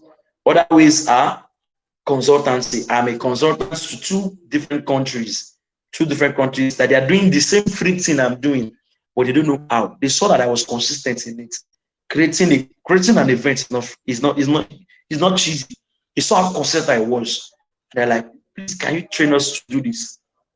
And I said, yes, I'm not ready to travel to a country now. Give me the money. They gave me my money. I'm okay. I'm consulting for them. Everybody is happy, right? So mentorship, mastermind, courses, online course. This one is hot. Online course. Do all of these things from your talent. The goal is to take people from where they were to where they need to be. You have the solution. Please dispense it. My name remains Akola Niluatoba. Thank you so much for having me here.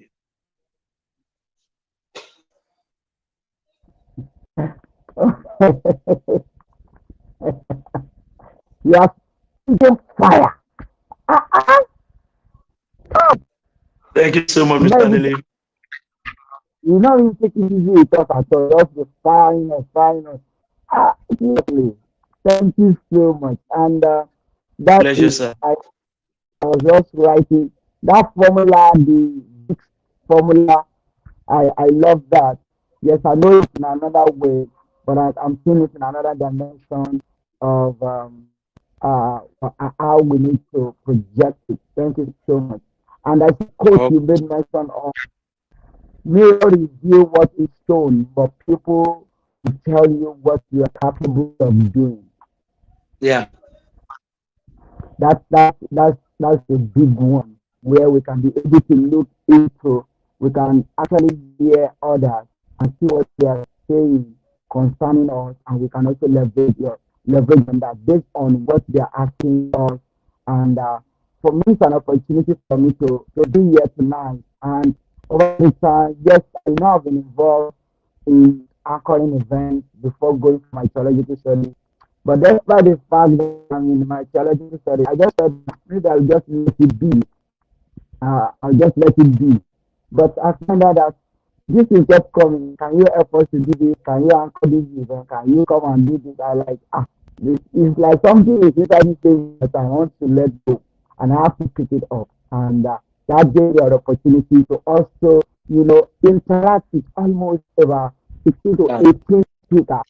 That is a big there. I mean, it's an awesome one for me. That one was the thing we are saying. Even when you're talking about experts becoming an expert, this is a platform to earn what I have. I saw one of the speakers said it, and he said, "You're doing well, you moderated well, so much well." Yes, this is my first time connecting with him.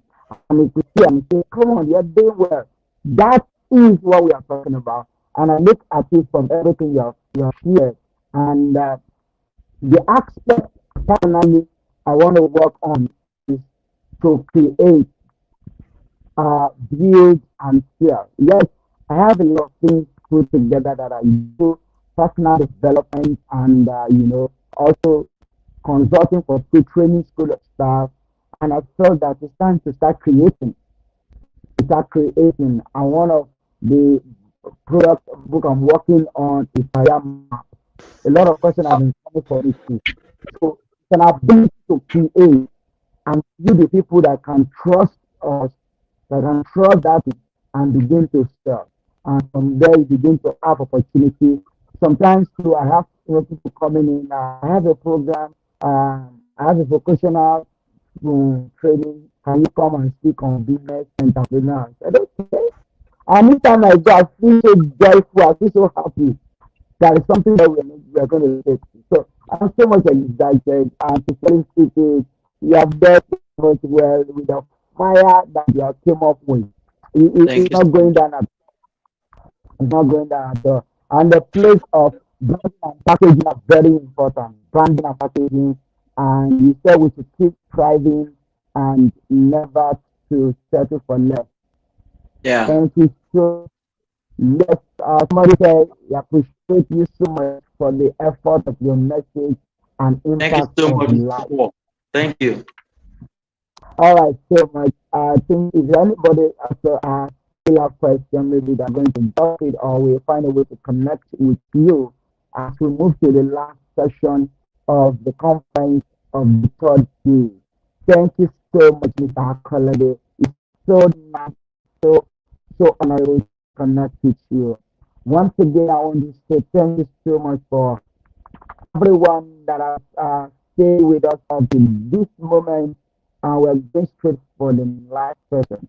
And Sam, she is ready for us to take us into the last show for tonight. And after I will have Mr. Emmanuel Alativi to come close us with a special report. Thank you so much.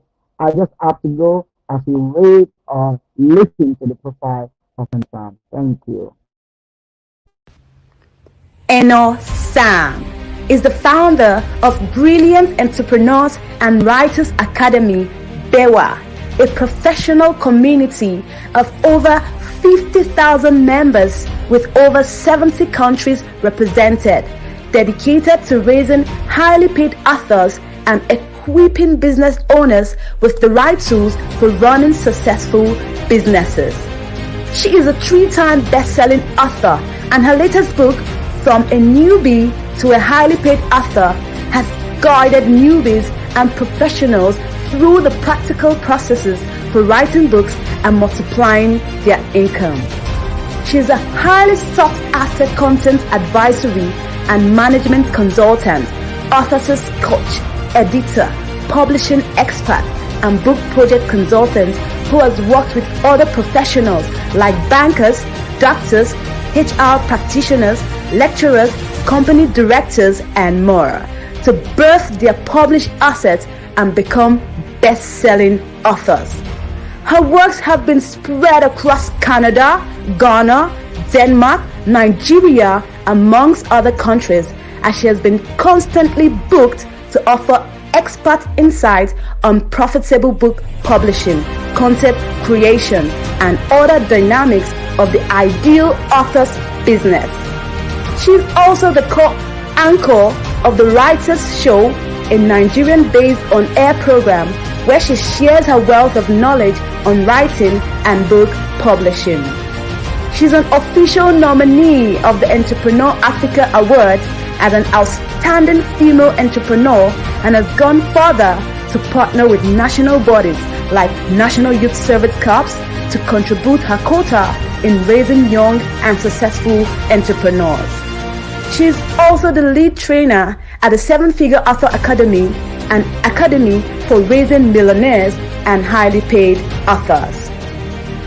She is the president of BEWA Book Club Africa, a global movement that promotes a reading and writing culture in Africa and serves as a support system for millionaires via their End of Sam scholarship where winners are awarded cash prizes and publishing deals. She believes that everyone has a book in them, and this summarizes all she does in her professional work and committed contribution to youth empowerment and development. In commemoration of the International Youth Day 2020, she led a team of over 100 plus African youths and youth advocates in a world-class youth empowerment and development project tagged Let's Talk Youth Campaign 2020, which broke the record on social media on 12th August 2020 and impacted thousands of lives around the world. Ladies and gentlemen, give it up for Eno Sam.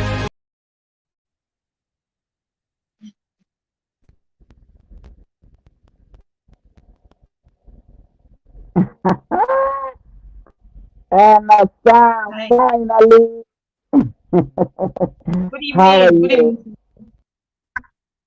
Thank you so much. I've longed to see you from the first day, and finally we have you on the call. Thank you so much for your time and for what you do, for what you represent. We are so happy and excited to connecting with you and to agree to come join us on this movement as far as this conference is concerned. Thank you so much. Here for you.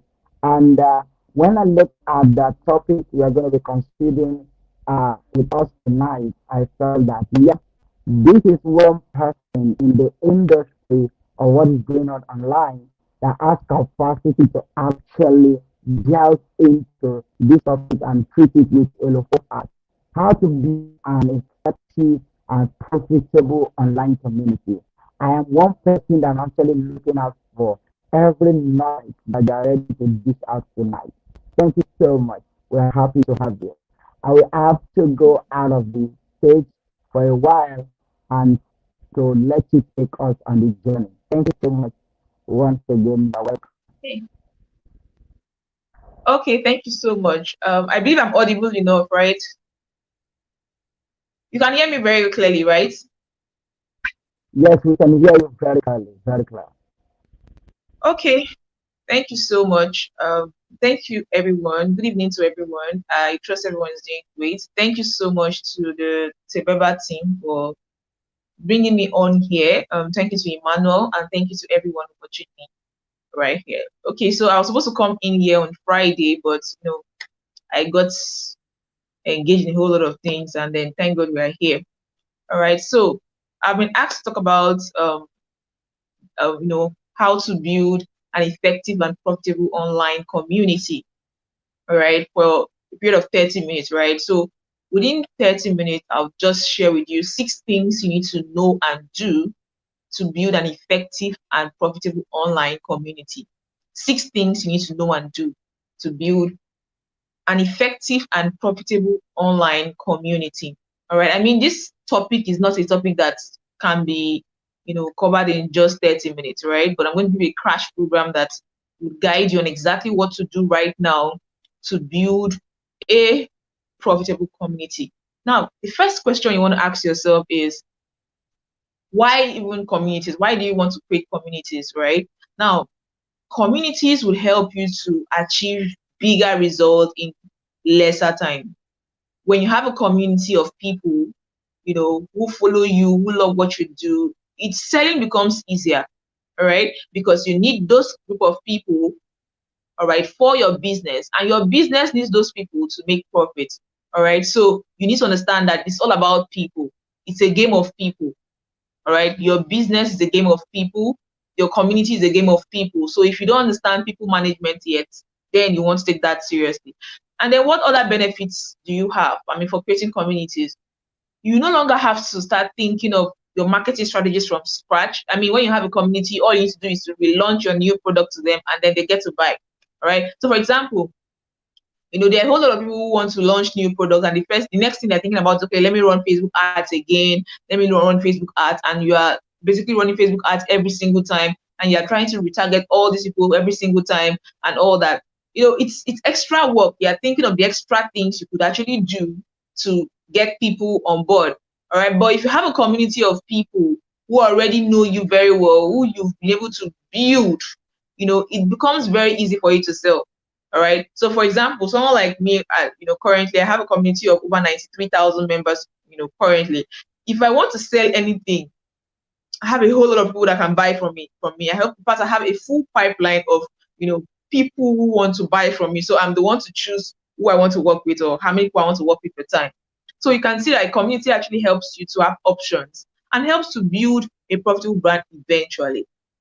All right. So that's it. You need to know that communities are very effective in helping you to achieve your profit goal. All right. Now that you know why it's important to build a community, what are the 6 things you need to know about building this community, an effective one and a profitable one? Number 1, you need to have clarity. You need to have clarity on exactly what you want to achieve. I mean, one of the reasons why many Facebook groups are dead right now is that the owners of the communities are not clear on their goals yet. They're not clear on their mission yet. They're not clear on their message yet. And then they're skipping the process. All right. They are skipping that process. I remember sharing a fictional story some years ago when I talked about a child that was born, in the hospital. A child was born, and then it was a fictional story anyway. And then the child started running up and down. I mean, as soon as the child came out, of the womb, the child started running up and down. A baby started running up and down with the placenta, with everything. And everybody was like, "What's happening? This child must be possessed." I mean, it was, like everybody was like, "This is a cursed child. This is a cursed child," and all that. Why? Because it's impossible. I mean, if that was to happen in real life, I'm sure all of us are going to run away as well. And that's what happens. That's the mental picture you should have when you're trying to skip processes. All right. When you're trying to skip processes, that child should have first of all stayed, in the hands of the adults. Then the child will stay in the hands of, other people there, the nurses, the doctors, and then the child will begin to stay in the court, and then the child will begin to, just move the body, and then you start crawling a bit. After crawling, then he starts to try to move a bit and fall down before he starts running. All right. So that's the process. But many people just jump and I want to have a community. Oh, Mr. XYZ has a community. Boom. You're jumping to do the same thing when you're not clear on exactly what you need to do. All right. You're not clear. For some people, this is not the right time for them to create communities. This is the right time for them to actually have clarity on their goals. All right. This is the right time for you to have clarity on your goals. So a lot of people always ask me questions like, how are you able to build your community so fast? How are you able to do all these things? And I tell them that, one of my secrets to building a profitable and fast-growing community, and as well as an effective community, was that I did not rush into it. I mean, back in 2018, I was already coaching writers and doing a lot of things for writers, but everybody was like, "Oh, you should create a community. You should create a community." I was like, "I'm not ready. I'm not ready." And it felt like I was backward. I was like, "I don't want to do this thing. I'm not understanding this thing. I should not do it." But I was like, "I'm not ready. I need to be able to focus and know what exactly I'm doing. I need to be very clear on my goals." Although I already knew some things I was doing, here and there. I knew that I was called to help writers and all that. But I said, "I'm not ready. You guys continue. Go ahead. You guys should leave me alone." All right. But in 2019, I said, "Okay, I guess I'm ready now. I'm very clear with my goals. I'm clear with everything. Now it's time to launch." And I launched it, and boom, Bella just became an amazing community, very large community in no time. All right. So that's one thing that can help you when you're building your community. It's not just about who is starting first. It's not just about you rushing to start first just because others are starting. It's about having clarity. Am I ready for this? Am I clear? Because if you are confused, all right, a confused person cannot solve other confused people's problems. I don't know if you caught that. A confused person cannot solve other people's other confused people's problems. So you are confused on your goals, you're confused on your own, you don't have clarity. Someone else or people who are joining your community are like, "Hey, so this person just created this community. Let me run and join. Let me go and start asking her questions. Let me go and start asking him questions." And they're asking you a couple of questions that you're unable to answer because you are unclear on what you want to do. You are just going through the process. All right. While it's fantastic for you to go through the process of your work, I personally am of the school of thought that before I do something, I should study that thing. I should learn from someone who has done it. I should understand the pros and cons. I should know what I'm getting into. I should have clarity on my expectations. I should have built capacity to achieve it.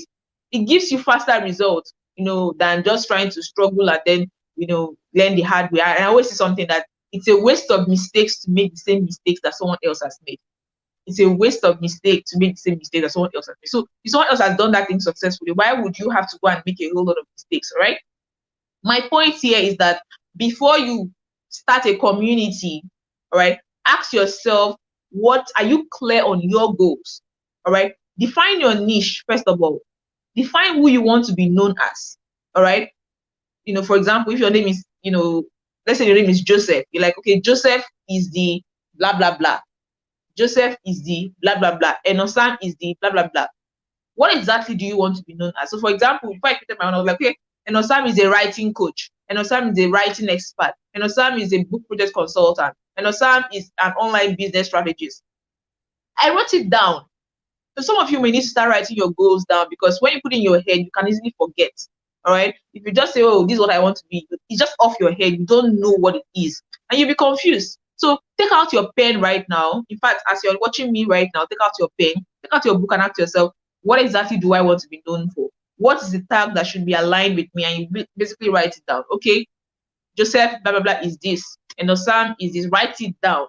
When you write it down, you then begin to ask yourself, okay, now that I've written down my who I want to be, what is my niche? What niche can I categorize someone who is this kind of person under? All right, what is my niche? All right, if you're following me on Facebook, you realize that we did recently finish the second edition of our Bella content creation competition, and one of the first things we did was niche verification process, meaning that you have to know your niche before you start doing anything. That's the first step. Know your niche before you start doing anything. All right, so that's very, very important. Show you how important it is before you start doing anything. That's it. All right. Now that you define your niche, okay, this is the industry I want to dominate. The next question you want to ask yourself is, okay, what is my brand message? All right. Remember, I'm still talking about number one, and this is the foundation. If you can get this part well, other parts will be easy. All right. And it has to be documented. It has to be written down so you can go back and study it. All right. So what's your brand message? How do you create your brand message? All you need to know about your brand message is basically, who are the people you are called to serve? All right. Who are the people you want to serve? What are the goals that those people want to achieve? And how do you want to help them achieve those goals? And then when you help them achieve those goals, what is the destination that they would find themselves? Those 4 things. And that's your brand message. If you're not clear on these 4 things, then you're not ready to start a community. Maybe you can start a community and then you just try and test things at the back end and then, get the result. That's making a whole lot of mistakes. But if you can get these 4 things right, the people you want to serve, the goals they want to achieve, and how you want to help them achieve those goals, alongside the destination they'll find themselves when you help them achieve those goals, it will be very easy for you to, create the right community. All right, that's number 1. Okay. Now, having done that, the next thing you want to do, number 2, is basically having a strong why for starting a community. What is your strong why? You see, one big mistake I've seen a lot of people make when starting communities is basically starting a community because you want to launch a product. Yes, we are talking about building a profitable community, right? You just start a community to launch a product. Probably you say, oh, I'm launching my book. You guys should join my community. So we'll talk about my book. Then you launch the book. After launching the book, then you disappear. Or maybe you just tell them, oh, your mind is basically, I'm launching this so that every day I'm going to be posting my sales content so that they can buy from me. They must buy from me. They must buy from me. And then you are putting all those things. At the end of the day, you are spamming your community with a whole lot of content that talks about buy this, buy that, buy this, buy that, buy this, buy that. And it's popularly said that people don't, people personally do not like, spammy messages, basically. It's not effective at all. If you want someone to buy from you, the first step is not to, sell directly. There's this quote by, I can't remember his name, a content, marketing expert. He said something about, if all you do is talk about yourself on the first date, you might not get the second date. All right. If all you do is talk about yourself on the first date, you might not get the second date because there's people always ask you, what's in for me? All right. What's in for me? So when you begin to do a mind swap to ask yourself, what are people thinking? It will help you to analyze how best to actually talk to people or how to present your message. All right. Still, it brings us back to what is your strong why? If your strong why is, oh, I'm starting this community so that every day they would pay me, they must buy from me, that's a wrong reason. And once you get that reason wrong, when you start, spamming and then people are no longer answering you or people are not buying from you, you'll be frustrated. A community is meant to be a conversation, process. You are meant to connect with people, get to know them. It's a process. All right. I'll call it a long-term investment. All right. It's not something that just happens overnight. And you're just like, okay, I'm going to just basically sell to these people overnight. No. So there's a process involved. So you need to understand, why am I starting this community? I'm starting it for 3 things. I'm starting it for impact, starting it for influence, and starting it for income. And not just starting it for income. If you just say you're doing it for income, then that's where you're going to be stuck. All right. So you're starting for impact, so you can make impact, influence life, help people to be better than who they were in their lives. Number 2, influence. You are doing it so that you can build an influential brand. I mean, people look at you with a different level of respect when you say, hey, I'm leading a community of over XYZ amount of people, or XYZ number of people. I'm leading a community with thousands of people. And you are automatically an influencer. And then when you are beginning to negotiate your prices for your services, it comes with a different rank, because you are now a leader. All right, you are now a leader of something. That's something you want to put in your head.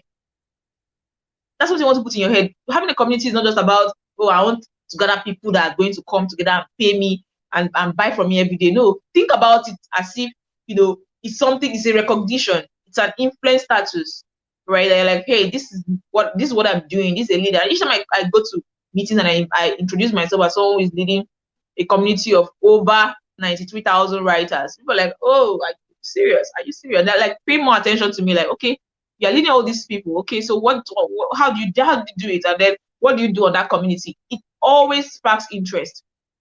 All right. So that's what inspires me to show up every time. That's what inspires me to keep building my community, because it's beyond what you are paying. When you're like, well, you want to pay me every day. It's beyond that. It's about the influence. So that's what you want to understand. The next reason for building a community is income.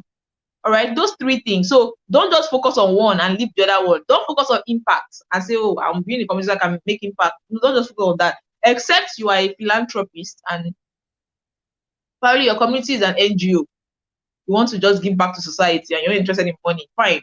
All right. Me, I love money, so I'm interested in money. So you should be interested in money as well. So 3 of them should actually have a balance.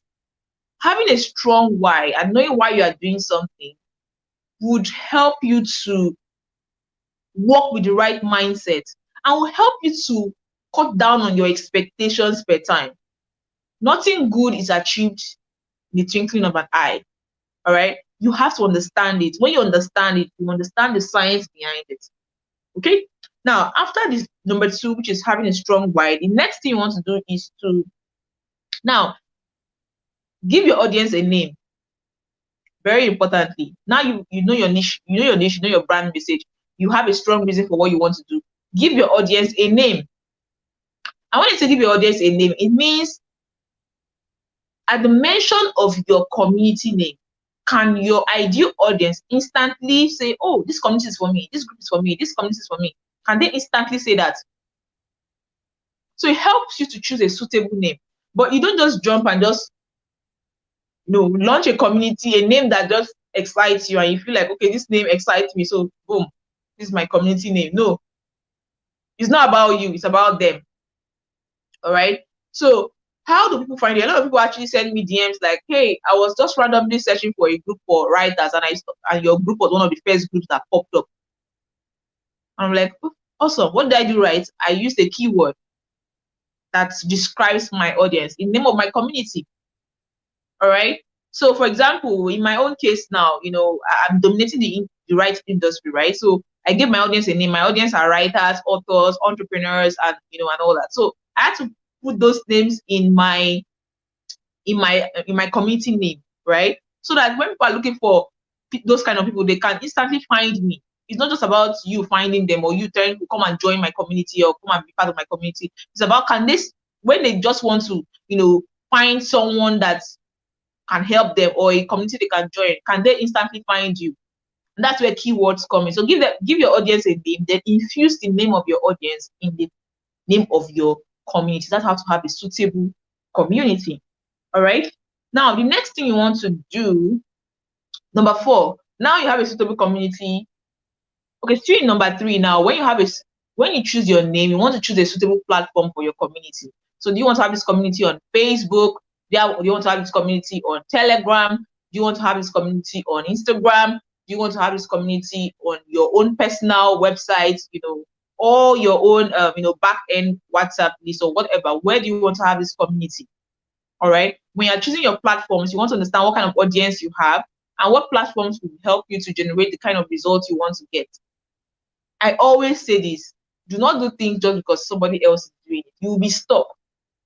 All right. If you go to my Facebook wall, I think the last 2 episodes of Writers Monday, the end of summer, I talked about being authentic. Not about the fact that many people are stuck because they are trying to do what another person is doing.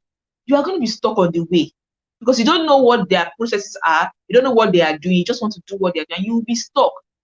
So always ask yourself that question, like, okay, this is my own industry. This is who I am.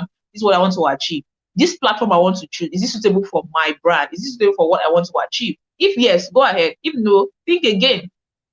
All right. So that's for number 3. Then number 4, very importantly, is that you want to delegate. If you want to build an effective community, it's no longer about just you. You have to start delegating and giving other people responsibilities. You have to have, select and identify community managers, to work with you. So if you are just interested in getting all the spotlights for yourself, then your community might not be very effective. You want to start, getting other people involved in what your community does. All right. Not just you coming as a superstar, the only person like, hey, you guys should, talk to me. You have to also delegate to people. Let people also have a sense of belonging in what you're doing. All right. If you're a member of my community, you know that there are specific people who are also like come on and they get to work on certain things as representative of the Bewa community without me necessarily being there. All right, they can act in my place without me necessarily being there. What's that? I am giving everyone, those people who have, proven to have that capacity to be able to represent me even in my absence, and then people still take them seriously. That's a good way to have an effective community. So I see a lot of community, a lot of communities who just jump and they just make themselves the center of the whole thing because you don't want to share the spotlight with someone else. It's going to like limit your reach. All right. So you want to also have like a community manager. You want to have delegate responsibilities. You want to make people feel capable of actually executing things. Make it fun. But it doesn't have to. Everything doesn't have to revolve around you, especially as the founder. You can actually delegate and get other things done.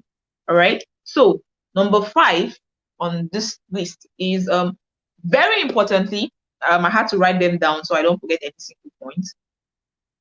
Now, this one is very important. I mean, if you do other things right and you fail at this part, then you've lost everything. Number 5, train your audience properly from the beginning. Yes, I've just told you that, you don't necessarily have to just create a community just for you to sell to them every single day, right? Fantastic. But train your audience to be people who are interested in buying from you. Train your audience. Don't just build an audience of freebie takers. They just want to come and collect from you, because all you do is give them free stuff.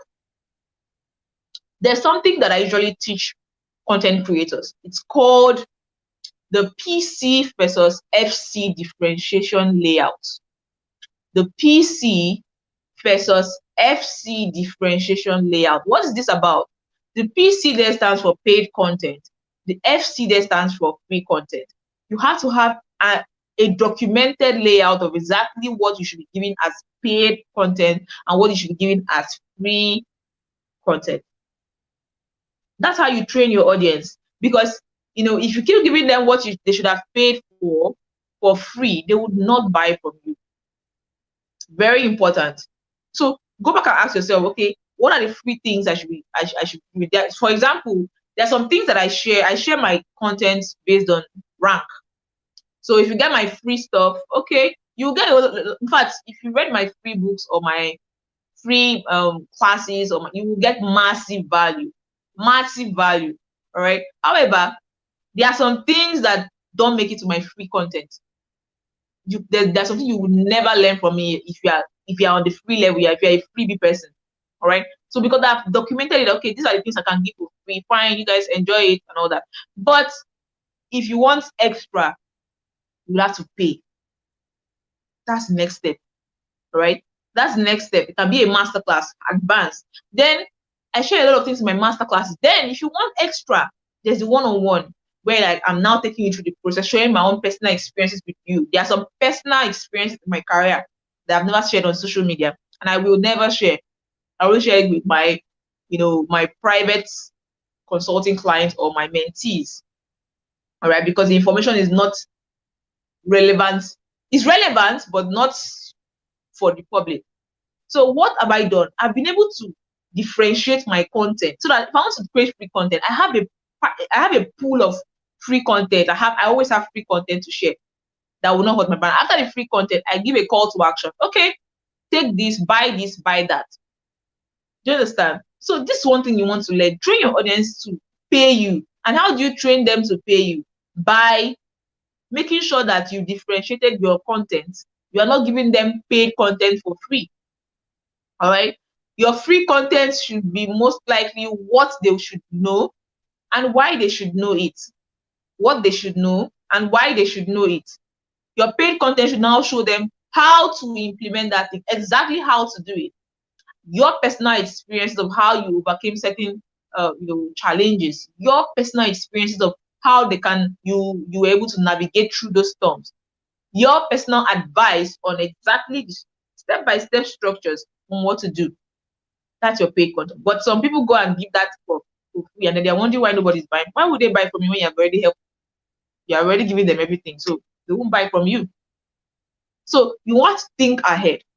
Train your audience to always buy from you. Stop giving them only free stuff. Some people like, oh, I don't want to sell, so they will not feel like I'm selling too much. Guess what? There's nothing like selling too much. As far as you have been giving value to the people and they've been enjoying your free stuff, you must be intentional about selling. That's the part of profitability, right? You must be intentional about selling. If you're not intentional about selling, you cannot be a profitable community because you're just being a community of people who are coming to collect from you. Another thing I want to point out here is building a community based on the wrong message. Building a community based on the wrong message will land you into a whole lot of trouble. Why? The mindset that your audience have will affect the profitability and effectiveness of your community. So, for example, let me think of an example now. What example will I use now? So, for example, you are like, you need a community with giveaway. Like, okay, you guys join my community. If you join my community, I'm going to give you 1,000 naira recharge card. Or if you join my community, I'm going to give you this amount of money. Or if you do this, I'm going to give you this amount of money. Or do you understand? Money is the lowest thing you can actually use to attract people to yourself. Because when you start doing those kinds of things, you're attracting people that are not willing to think for themselves. You're attracting people who only want to collect from you. And then when you build, you accumulate your audience based on that. When you don't have to give them, they're going to just basically not listen to you anymore. All right. There's a difference between having like prizes for a particular kind of, event, maybe like a competition or maybe like a challenge or something. That's a different thing. But when you're always like, take recharge card, right, all these petty things, you're attracting people that are not serious. They'll just come and they're not really serious about their life. And then you want to go and get those kind of entitlement mentality. It doesn't work. You're building this audience. You want to be very intentional about the mindset you are giving them. All right. And that wrong way you want to build your audience, especially on on your community when you're trying to build your audience. It's not every foreign account that tries to join your community that's actually a foreigner. So I know you want to build a global community that is effective and profitable, but guess what? Not all those accounts are the real foreigners. So in the quest to try to say, I want to build an audience that comes, don't start accumulating fake people into your community, fake accounts in your community who will now come and start doing a whole lot of spamming on your community just because you want to build a community. So take cognizance of the kind of audience you're trying to build. on your community. All right. Then train your audience with deadlines as well. I mean, when you say something, mean it and own it and work with it. When you say something, mean it, own it, and work with it. If you watch my most recent video on my YouTube channel called "The 5 Commandments of Highly Paid Writers, Authors, and Content Creators," the video about 40 minutes, right? I shared something there, and I said, train your audience to take your deadline seriously. So whenever you are launching products and you say this price is going to end at this time, make sure you follow that. If you say, okay, let me just do it so that they can buy, well, you will make money at that time, but next time they won't take you seriously because they'll be like, don't worry, we'll soon come back, we'll still come back and tell her this and she will agree. Then they'll go and tell their friends, oh, don't worry, don't need to stress yourself. Oh, you don't need to stress yourself. Once you do this, just go back and tell them and beg, they will allow you. That's your community standards that you're still spreading. All right. Talking about community culture as well. What I forgot to mention in the other part where I'm talking about building a community culture. Yes. Right. What's the community culture you're having? Are you having community cultures for, timeliness, for punctuality, for respect for, other people's time and all that? Are you creating that? All right. Because it starts from you. You have to lead by example. You have to enforce laws. Remember what happened when we're having our competition? Right, so we had like some forms to fill for by all participants, and then we give a deadline. You have just 48 hours to fill this form. You have just 48 hours to fill this form. And why some people rushed and were like filling the form. Other people just will come back and fill it. And guess what? By the time they came back, we shut down the link, and then my DM was filled with, oh please, are you opening up? I didn't answer anybody. I said, I'm so sorry. I would have loved to help, but I've made this announcement public already, and I cannot go back on my words. I mean, it looks very, very strict, but I'm building a community of people who are going to take action when necessary. And guess what? It really worked. And they were like, oh, I acknowledge my mistakes. Next time I'm not going to do this. Next time I'm going to take it seriously. Next time I'm going to be timely. Next time I won't have to do this again. What have I just done? I have trained you. When I tell you something, when I give you a deadline and tell you this is how our community works, you take it seriously. But some people say, oh, let me just allow them now. If I don't allow them now, maybe they will go. Maybe they will not. So guess what? They will not go. People that are serious about personal development would come. And personally, I'm doing a community of people who love personal development. Like, my kind of message is, you just cannot survive around me if you are thinking small, or if you are not willing to express your fullness. Like, when you're not willing to be challenged to do bigger things, you really be frustrated around me, because my messages are always challenging you to do better, to do bigger, to outperform who you were before. So if you are just pampering your audience, it may not look like anything right now. It might look very insignificant now, but guess what? With time, you begin to see the effect of that behavior that you have allowed. Because guess what? It's not just about how you allow them, but the fact that they will still go and tell their friends, oh, don't worry, all you need to do is go and DM them, beg them, they will allow you. So as you can see, a lot of things I could share here, and the time is already almost up. I don't want to exceed 30 minutes, right? But I believe that you're catching the Rema, and you're getting all the Remashus lessons from what I've been sharing so far. There are a whole lot of things you need to know about community building. You don't just, we are talking about people management here. And, based on research has proven that people are the hardest, set of, creatures to actually manage.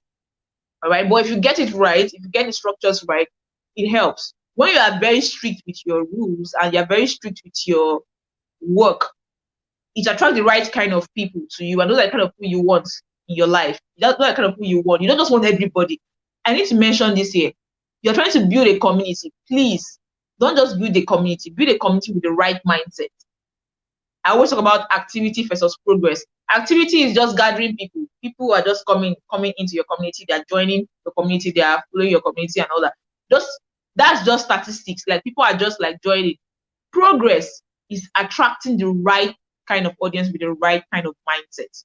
Two different things. So you want to ask yourself, if you already have a community, ask yourself, am I building just numbers of people who are not really serious, or I am building the right audience who have the right mindset? Okay, so that's one thing you want to do. And then finally, I have just 2 minutes to round off.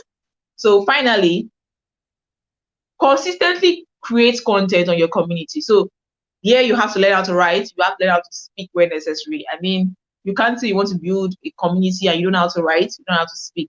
It's an entire process, on its own. Okay, you have to consistently speak. You know what? Sometimes we look at people's result and think that it happened overnight. There's no result that's happened overnight. Every result you see is a process. It's an accumulation of hard work. So, for example, we are going to be celebrating our 4th anniversary in January, right? Now, we are a community of over 93,000 members now, right? So I'm like, oh, Sam is doing a great work. I mean, how did she get these thousands of members? But you've forgotten, or let's say not forgotten now. Maybe you don't even know what happened when I started the community. How I used to sleep, I'm waking up every day with what's my goal for today, what content am I going to create for these community members. I mean, creating a community is about leadership. And that was one of the things I was running away from. Trust me. Like in 2018, when people were like, I create a community and I was running, I was like, I don't want it. I didn't want to take other people's responsibility. I just wanted to do all my things for myself and move on. I mean, I can create my own content, sell my stuff and go back. That's what I was doing throughout 2018. I would sell my own product, go and sleep. No, I'm not accountable to anybody. Nobody is disturbing me and checking, oh, what am I doing? But this time around, I mean, there was a time that I did not post anything for like 3 days. And people say, my community members said sending message like, I've not seen your content for 3 days. What happened? You've not seen your. I was like, very good. Like, it's just 3 days, not even up to 1 week. Do you understand? So that showed me that, see, girl, you're not here for yourself anymore. You started what you need to finish, so you have to continue it. Made me realize that it's a responsibility. So if you're ready to build an effective and profitable community, you must be ready for responsibility. Because this time around, you're no longer working for yourself. People are waiting for you. So you cannot say, I don't know how to write. I don't know how to speak. Are you leading by example? You want to build a global community and you don't know how to write. You want to be able to learn how to write. So when you write and speak, people will say, wow, you have an intelligent thought. They want to connect with you more. So if you don't know how to write here, you don't know how to speak, please go and learn. Go and learn it very well. I mean, part of the reasons why I did not start my own community was because I was very shy and I was very reserved, like very, very reserved. I hate anything that has to do with spotlight, anything that has to do with people knowing my name and saying, okay, go and do this. You are the one that will be speaking here. You're the one that I ran away from such things. But I don't like stress. All right, I didn't like stress, and I like to be all by myself. I don't begin my thing codedly. But over the years, I realized that, hey, girl, a lot of people are waiting for you. If you don't shine your light, if you don't go out there, a lot of destinies would be killed.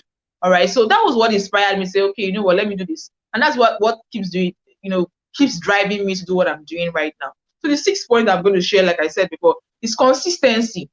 Don't just do something one day and then you feel like, oh, nobody's even answering me. Oh, nobody's even paying attention to me. Then you stop. No. It's that little thing you've done, the accumulated efforts, that becomes the success story. I shared here a fictional story at the beginning. I said that a child that just comes out of the womb and starts running, everybody would think that child is possessed or what's wrong with this child. That's the same thing, because that child, it should take the child like 1 year first to be able to start walking, 2 years for the child start running, and then even doing competitions like race competition and all that. All right, it's a process. So when you understand that you're on a journey, you're not comparing your result. You cannot start a community today and then and be looking at someone that started 3 years ago, 4 years ago, and say, oh, this person is doing this thing. No, you're not on the same level. You need to understand that I'm starting out and I'm building on these things.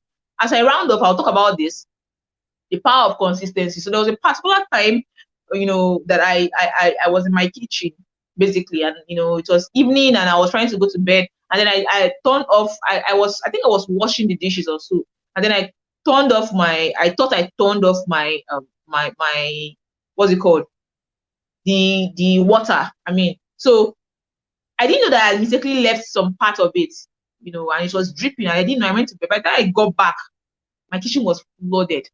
And when I went to look at the tap, I was like, this water was just dropping like this. Just like this small. I was like, wait.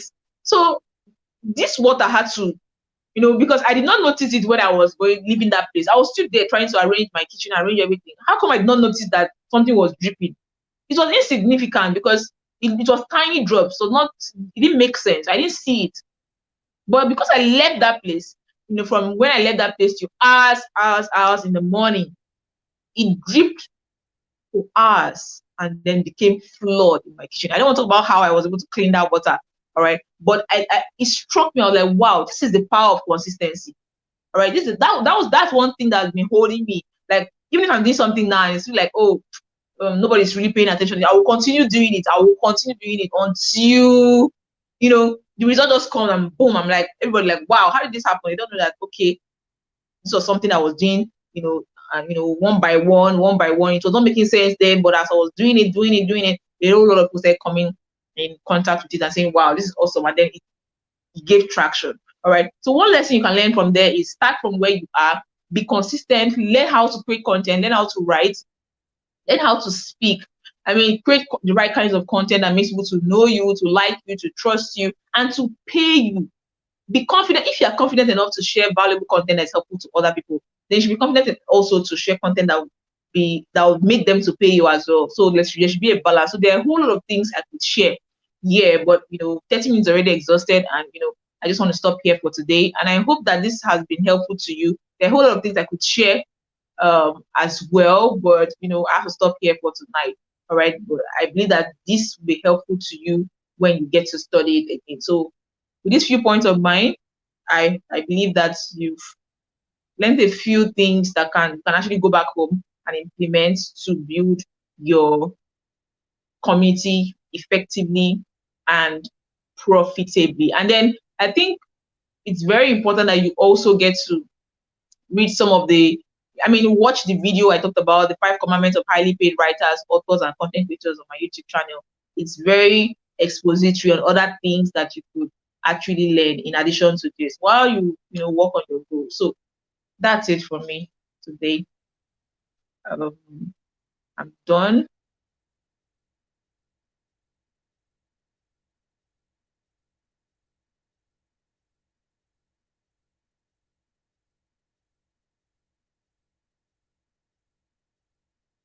Okay, so I don't know if anybody's on here. Is anyone on here?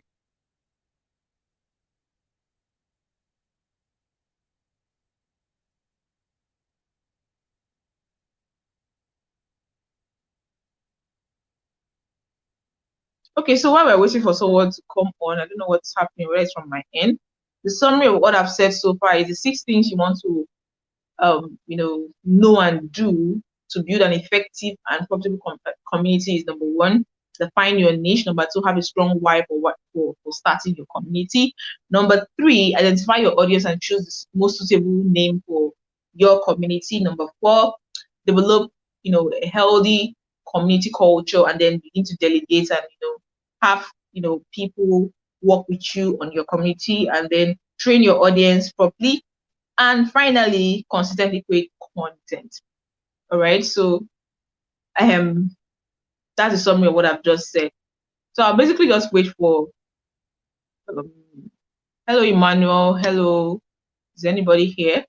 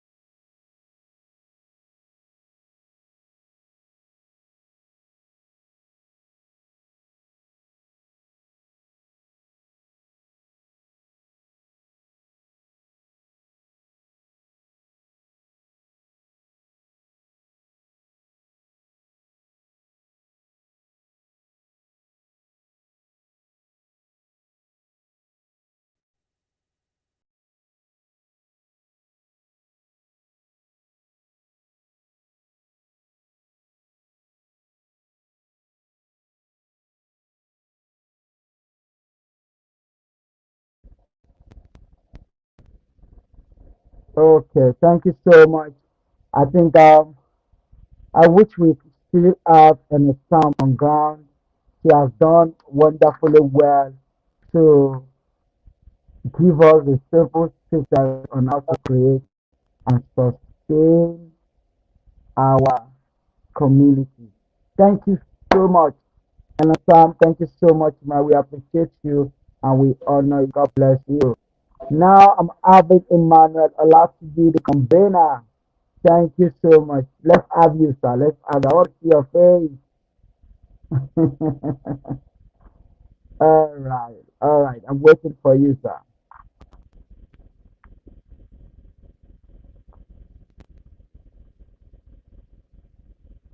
Okay. While we wait for Emmanuel Olatuji, let's quickly look into what and Sam, was able to dish out with us. He I'm actually actually explained here. about I'm it. trying to bring back an Osam. I'm actually Oh, here. okay. We had an issue at the back end. I So know. I know.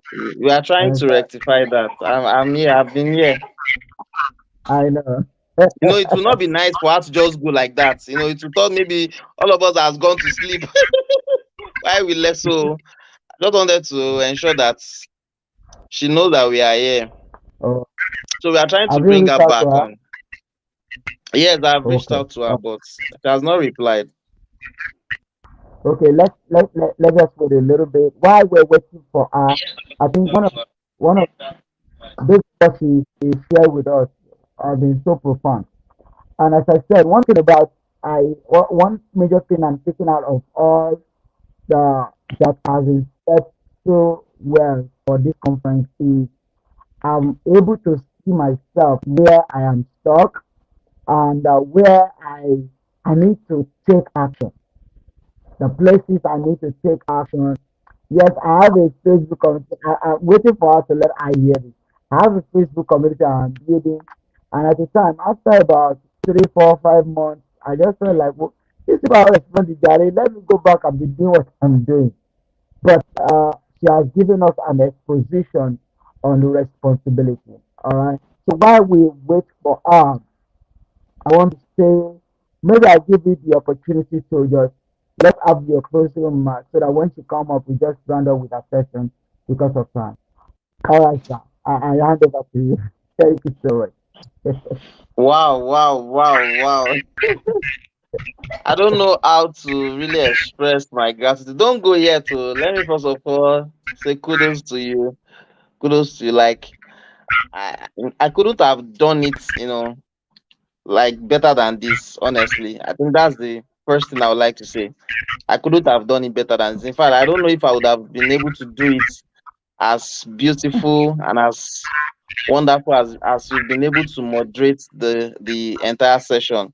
Thank you very very much.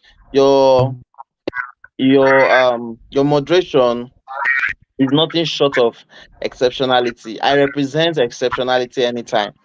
And that's why I go by the name Exceptional Being. And you've proven that this conference is, all shades of exceptionality because your moderation, every session of your moderation, has been exceptional. Thank you so much, Mr. Adeleke. Mr. Daily Adeleke, God bless you, sir. God bless you. God bless you. In fact, um today I was just thinking that okay, me and this guy, we are going to do many big things, honestly. The way you were able to interpret each speaker's message after their session, the way you were able to handle everything, even when we have maybe some technical glitch, there were no um any lapses at all from your side. And you completely, took me aback today, when your background changed. I never knew that, okay, you were in another location and maybe you're on your way home or something. In fact, and you still didn't allow any lapses from your side. That is nothing short of exceptional. That's what we talk about. When we are talking about exceptionality, that's simply exceptionality. Another person would have given an excuse. I mean, the reasonable thing anyone would have done, and reasonable in their own mind, is to see, I'm sorry. Excuse straight away, straight away. I can't make it. I'm not at home. I can't do anything. I'm not at home. But despite you having a legitimate excuse, you still made sure that there were no lapses from your side. Thank you so much. God bless you. Thank you, thank you, thank you. I'm very, very grateful to you. Yes. So I All really right. want to thank you first of all. Yeah. Before Then you to all our continue, speakers, I'm really wishing if Enosan could join us back, because honestly, she being the last speaker, and we didn't give her the chance to to ask questions and all of that. But let me go ahead now to just give my final speech. So yeah, so I'm going to start that right now. So I want to appreciate Mr. Dele Adeleke. I would like to also appreciate all speakers. Yes, there wouldn't have been this conference without the availability of the speakers. No matter the idea, no matter anything, maybe I want to offer whatsoever. No matter how powerful the idea is, if the speakers, didn't honor my invitation, this wouldn't have been possible. So thank you to all the speakers, every single one of them. Everyone. Yes, I know Enosam is true with our session. Yeah. We watched our session all through. I know someone just messaged me that trying to notify me that Enosam is true. I know that she is true, but we didn't tell her bye bye. She didn't see us. It was just as if maybe we left her here. So someone kind of sent me that message. So we know we are on session. I watched all sessions today, everything. I watched everything. So I know that she finished. She was waiting for us. And while we are trying to come on stage, we had a technical glitch all the way from the software we are using. So it completely logged us out. Aside those that are, maybe facilitating. So we couldn't do anything. So I was just wishing if she could join us back so that we can let her know. But if she's not here, it's fine. All right. So I was saying that I appreciate all the speakers. I really, really acknowledge all of them. You know what? When I got this idea, the next set of things is to like, okay, God, who are the people? Because I don't do anything, I don't copy anybody, and I don't do anything maybe because I just want to do it. And I think that is the greatest secret to my success. And I'm happy. I'm happy that Mr. John Duma really said that.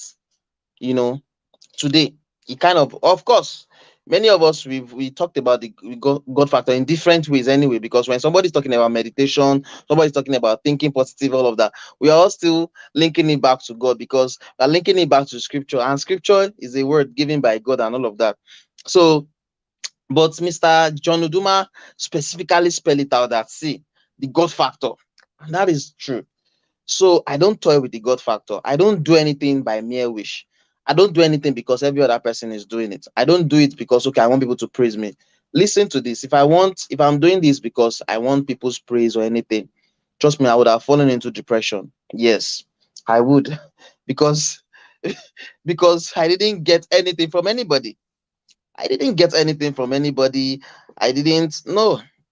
Of course, yeah. People will celebrate you online when they say, kudos, kudos, kudos, kudos. But that's where it ends. So it's not that, okay, maybe somebody, oh, wow, you are doing this thing. Wow. You are truly an exceptional. Okay, I'm supporting you with $10,000 for this. Oh, you are doing this. Wow. We are going to give you an award for doing this. So I'm not doing this for the praise of men. I'm doing this because this is what my creator, kept in my heart to do, and I ran with it. He gave me the idea and I ran with it. And so before I ran with the idea, actually, I had to also ask who are those that I should bring on board. And like that, names started coming to my mind. Names started coming to my mind. Some of these people, I've never had anything to do with them in real life. Yes. Some of these people, I've only met them maybe once in a certain event. Some of these people, maybe we've interacted maybe just one or twice, and that's all. Not that maybe I have any intimate relationship with many of them. No. Some of those people, let me say one person, Coach Kemi actually sent me a message when the very day I posted the conference, the very day I announced it publicly. She saw it and she wrote a comment. She didn't know much about me. She didn't even know me. Not that she didn't know much. She did not know me from Adam. She just saw the conference. She saw the distance. She said the spirit just let her that I would like to speak. That she just posted it out of, she was not even intent. She just want to like I would like to speak here and all of that. And I messaged, and from there we included that as our keynote speaker for the conference, because the conference is get towards the youths. So we are kind of want to reach out to this. So most of the people that I was led to bring on board are youths that are doing exceptionally well. And if you look at all the names, these are exceptional youths. These are youths that are doing exceptionally well. I'm proud to bring them on board to my, because you see, I have a brand and reputation to protect. Wherever I bring to whatever I do, it means I'm vouching for that person. It means a whole lot. It means I'm Yeah. putting my name on the line, because thousands of people will get to know those people, and because they believe in who I am and what I represent. They'll be like, if Emmanuel could bring this person on board, I would trust this person. So look at the like of Enosam, the like of Chinaza Favor, the likes of Chioma Nana, Lucky James, Akolade Oluwatoba, Eric Ikwa, Otis Tobatao, and the host of them. These are fantastic people. I was very deliberate in reaching out to them and bringing them on board. I didn't just bring them because they have maybe thousands of friends online. Mm-mm. It's that one. You can have thousands of friends, but your influence is negative. Because when we're talking Mm. about influence, it's a two-edged sword. You can have positive and negative influence on people. Okay. I don't like to mention names, but we know them. We know many of them. I won't like to mention names. There are so many people that represent negative influence that I will never let them have 10 billion followers online. I will never associate with them, and I will never want them to associate with my brand, because it Mm. doesn't represent who I am and all of that. But all these names, as they were dropping, I was documenting them. So these are the process. This is the time I can say this, because I'm giving a closing remark. So I'm just letting people to know why I need to also appreciate the speakers. So I was documenting all the name, and guess what? The next day is just, I was thinking that, oh, this thing will take me to, some people will maybe give me, I will get back to you 3 weeks from now, let me see, and all of that. Guess what? The very day I reached out to all of them, they all they were excited. Like, I will mention one name right here. Chinaza Favor is no longer accepting any speaking invitation this year. She was no Mm. longer, That's she true. told me, Spence, that I'm no longer, but for you, I'm going to change that. I was touched. I was like, God, this is you. She didn't honor me. When did Chinaza Favor got to know me? This year. We got to know ourselves at John Obidi's event. She didn't know me from Adam. She didn't know who I was. Although I have been following, I've been seeing her content and all of that and stuff. So I have been following her. But she just got to know me through an event that I attended just a couple of months back. So why should she give such a massive, I don't know how to represent it, because I was touched when she said, see, even if they are offering me anymore, I've shut down my speaking invitations for this year. Every other thing is next year. But for you, oh my God, I was touched. I was like, wow. I will never forget that. You see, I could still remember. And not only her, but several of them. Coach Kemi, she is a phenomenal person. She is someone I've been following for years. She didn't know, since the days of when John Obidi's group was still called Smart V Camp, before now that it is now called Head Start Africa. I follow people meticulously. They may not know, because I am not the kind of person that I don't give fake praises. I don't just, I'm not the kind of people that will comment, oh, good, like what Coach Semi was saying today. Coach Kemi said Mm. it today in her speech that, see, stop this. Oh, wow. After that, nothing else. Nothing else. So I'm not that kind of person. I study people a lot. I study people a lot. If you are making some impact, I want to see what is making you to kind of have this kind of impact. So I've been following Coach Kemi. She didn't know, and see how God just linked us up together through this conference. So I'm grateful to all of them because they honored God and not me. And one of my final messages to wrap up this conference, if you are still listening to me, is that don't toy with God. Mm. Seriously, this, I know that it sounds like Chinaza Favor talked about cliche today. She said yes, cliche does not mean that it's now irrelevant, because this don't toy with God may sound like a cliche. But I love, in fact, look at every speaker from the beginning to the end. They've dropped. See, this conference, let me tell you, the value of this conference is priceless. Just like Coach Kemi said, that no one can pay for your value. If this speaker should charge me, like, I can't pay for their time. No, now, is it Wow. Mr. Wait, how much will I pay Mr. Adeleke for moderating an entire session with his own data? Look how much. What is 10 million naira? What is 50 million? It cannot quantify his time. I think it's an insult when we say that I will pay for your time. You can't pay for someone's time. It is precious. It is priceless. There are some things that are priceless. You can only what just give something like to appreciate the effort, to kind of commensurate, not you want to pay like entirely. No, it's not possible. So I can't pay for the speakers, I can't pay for their speaking session and all of that. But the value they've dished out, trust me, I was like, wow, wow, wow. Like those people are truly exceptional. I was like, wow, like if anyone missed this conference, well, it is them. I'm happy that I got the message, I ran with it. And honestly, see, if I can beat my chest, if anyone go through this, what these people, Eric Yukwa King was teaching LinkedIn. Do you know that this guy I published for him? He has been my friend. In fact, we are so close. Do you know that what he dished out today? He has given me so many things. To, he's the one helping me. If you see my LinkedIn is growing, he's the secret behind it. He has given me so many things. But do you know what he shared today? He has never one day shared it with me. I'm telling you, like we are friends.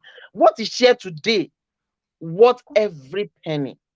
But some people don't know. I was just there. I had to tell one of my team that is managing my LinkedIn as well. That are you watching this session? I had to quickly run to ask, are you watching? Said yes, I'm picking up because it was just dishing out value, nothing short of value. And that is how much people have given through this conference. So I'm very grateful to all the speakers. Very, very grateful. I cannot express my profound gratitude enough. I cannot. If I said I should thank everybody, 10 years we meet us here and I will still not be exhaustive. Like I will still not exhaust my gratitude. So thank you so much to everyone. Thanks so much to our exceptional moderator, to our wonderful speakers. Then I'd like to appreciate all our audience. I can see that since the day we started till now, every session, has been filled with people. Even though, yes, I'm not going to say the number of people I was envisaging, but for me, I have trained my mind that, see, it's no longer about numbers. It's about the impact you're able to make. If I can transform one life, Right. just That's one right. with my message, I am Mm. fulfilled. I am okay. So I was envisaging that maybe each session will be having 100, a minimum of 100 and all of that.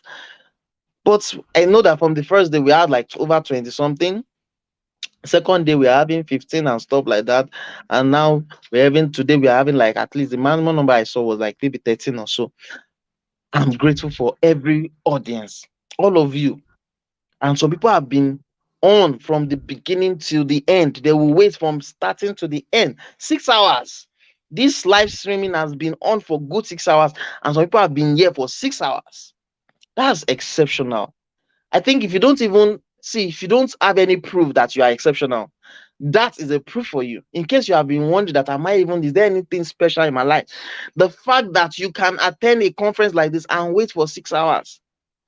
You didn't use that to go and watch movie. You didn't use that to go and dance azonto or dance kelewu or attend one club or attend one party or party jollof fries. I mean, it's a weekend. We all know what people do during weekends, but you sat yourself down and you went through every session. That's a definite proof of exceptionality, and I commend every audience. Thank you so much. I feel so fulfilled. In fact, do you know what, Mr. Adeleke? This conference has given me dose, every dose of courage, every dose of, I don't know what to call it, enthusiasm, just name it. That whenever God tells me to do anything, I will run and do it. Because the only proof that God was the pioneer of this conference is this, because it was a success. I'm telling you, because it was a success. So many things came, so many things, at a point, I won't lie, I was actually discouraged. Yes, I was. Why was I discouraged? Because I knew what I got. I knew the assignment that, okay, I'm supposed to reach 20,000 people. So I ran hard. I invested a lot of money in ads, and thousands of people saw my ads, but not many of them were signing up. I was crazy. Fantastic website. We've done exclusive videos, beautiful flyers that all our speakers saw and were like, woo, I'm so happy to be on this flyer. Everything exceptional, everything excellent, beautiful website. Why are people not subscribing? Why? I was already getting frustrated, but God, through Mrs. Kemi, or Coach Kemi, she said Coach Kemi, she just one day, because I didn't tell her anything, but she just said, see, I know you might be overwhelmed, but like, okay, because God gave you 20,000 youth and maybe people are not coming. I didn't tell her anything, but I knew God sent her. God sent her. She didn't know anything I was going through. I was already frustrated. One of our, I'm a male sang. I'm a male sang. That's my personality traits. And our strengths sometimes are our weakness. That's it. So one of our strengths is that we are very enthusiastic. We are action takers. Back, back, back, back, back. But then we can easily be frustrated, because if you are putting in the effort, and we are not seeing it, we can easily just run through frustration. I get to know that. So my strength, people see me like, this guy, you're doing this, you're doing that. But then the other side is there too. I can easily be frustrated. I can easily be frustrated. Like, I can just, somebody that is this, that, I can easily switch into that frustration mode, because maybe things, because we want everything to, like, the way we've planned it on our head. Like, oh, 20,000 youths. Okay, if I invest 200,000 into hearts, Facebook, this and that, I strategy, all my plans were wonderful. If a politician should hire me and I map out all these plans for the politician will run mad, like, what are you, like, I'm telling you, we map out fantastic plan. Google had, if you see planning, see getting this one, I had this one, I had that one. I'm telling you, at the end of the day, 20,000 people did not register. We did not have 20,000 people to register. So definitely you can understand where my frustration will come up. So for a mensang, for people like us, we can easily run through frustration, but then we can also quickly gain our news. So when Mrs. Coach Kemi spoke to me, I know God led her to just go and speak to. I just surrender everything. It's now she reminded me that, see, this vision is God. Oh. If you try to be doing God's work, then you have put God aside. You have now taken charge that, God, I'm the one. And you'll be frustrated because you are not God, because the vision is not yours. The vision was just given to you to run with it, but you are not the owner of the vision. You are not the pioneer of the vision. And she said one word to me, that, do I know that God could have she was not commonizing my message at all. She said, do I know that God could really tell you 20,000 use because you want to reach out to just one person? I was shocked. That's the first, I'm serious. When she said that, I knew this was God talking. And I started seeing that indeed that was the reality. God gave me that instruction to reach out to 20,000 youths because he wanted to reach out to just some salient people. He was not concerned about the 20,000. He knew that if he tells me that, see, just run a conference and reach out to 500 people, I will not even run a Facebook promotion. I will not do anything. I would, in fact, I may not even invite 15 or 20 or 19 or 18 speakers. I may just say that, okay, reach out to 500 people. Only me can handle 500. And I will just do it. And the effort I put into reaching out to 20,000 people, I won't even put it at all. And as a result, I won't be able to reach those people he wants me to reach. But he knew that if he tells me, okay, reach out to 20,000 people, he knew that I'm going to put in 100,000 people's effort. If he tells me reach out to 20,000 people, he knew that the effort I'll put in so crazy effort so that I could reach 500 people or I could reach 1,000 people that he wants to reach. So when Mrs. Kemi told me that, when Coach Kemi told me that, I keep saying Mrs. She has corrected me. Coach Kemi told me that, I was like, this is God. And the moment she told me that, I was no longer frustrated. So that's it. And I'm happy. I'm fulfilled. If anyone asks me that, are you fulfilled about this? Did you achieve your aim? Did you, I mean, beyond expectation, I'm fulfilled. I'm so excited. Now, if God gives me instruction again to do anything, I will run with it. In fact, my wife got the idea for us to host another conference just this December. I should not be saying anything conference again this year. I'm telling you, but I said, why not? Fine. I was excited because this one is a good, this thing for me, good outcome. And I don't know where someone said that the next one will be physical. So, Mr. Adeleke, a lot is going to happen. As you are facilitating the sessions and all of that, I was just saying that okay, so God is about to bet so many great things, and I know that it will happen in His time. So thank you so much. If I say I should go on and speak, I will keep on and on and on and on. But I'm happy that we've come to the end of this wonderful session, and I know that a lot of people have been blessed. I don't know if there is anyone who have a question because I know that there are still some people watching us. If Yeah. anyone have a question for me, maybe about this conference, about maybe what inspired me. Anyway, I think I've even answered some of them in my conversation, but I will be stopping here and that's it. So, Before Mr. before you go, I as I said earlier, first of all, I want to appreciate my wife. I want to do because over 3 days now, she had just been like, okay, get this. How do you do this? Don't worry, the food, because I have to be on speed from like 5 o'clock till about 10. And like, how are you going to eat? I said, don't worry, I'll manage it. Just put things there. We're supposed to eat God together. She bless told me, her for us. I just have to. In fact, it was fantastic. The second one is I will start my exam on Wednesday, and I still have a lot of assignments and reading.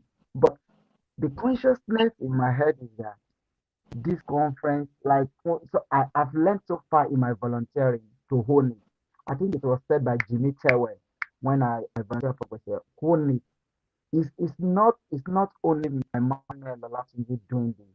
It's like for the fact that I am involved and I said I'm going to give my time, I'm going to give everything. I just switch off. Again, today I knew that okay, I'm having a program in school where we have a fellowship, which I'm going to moderate, and I like that time is 4 to 6. This one was starting by 5.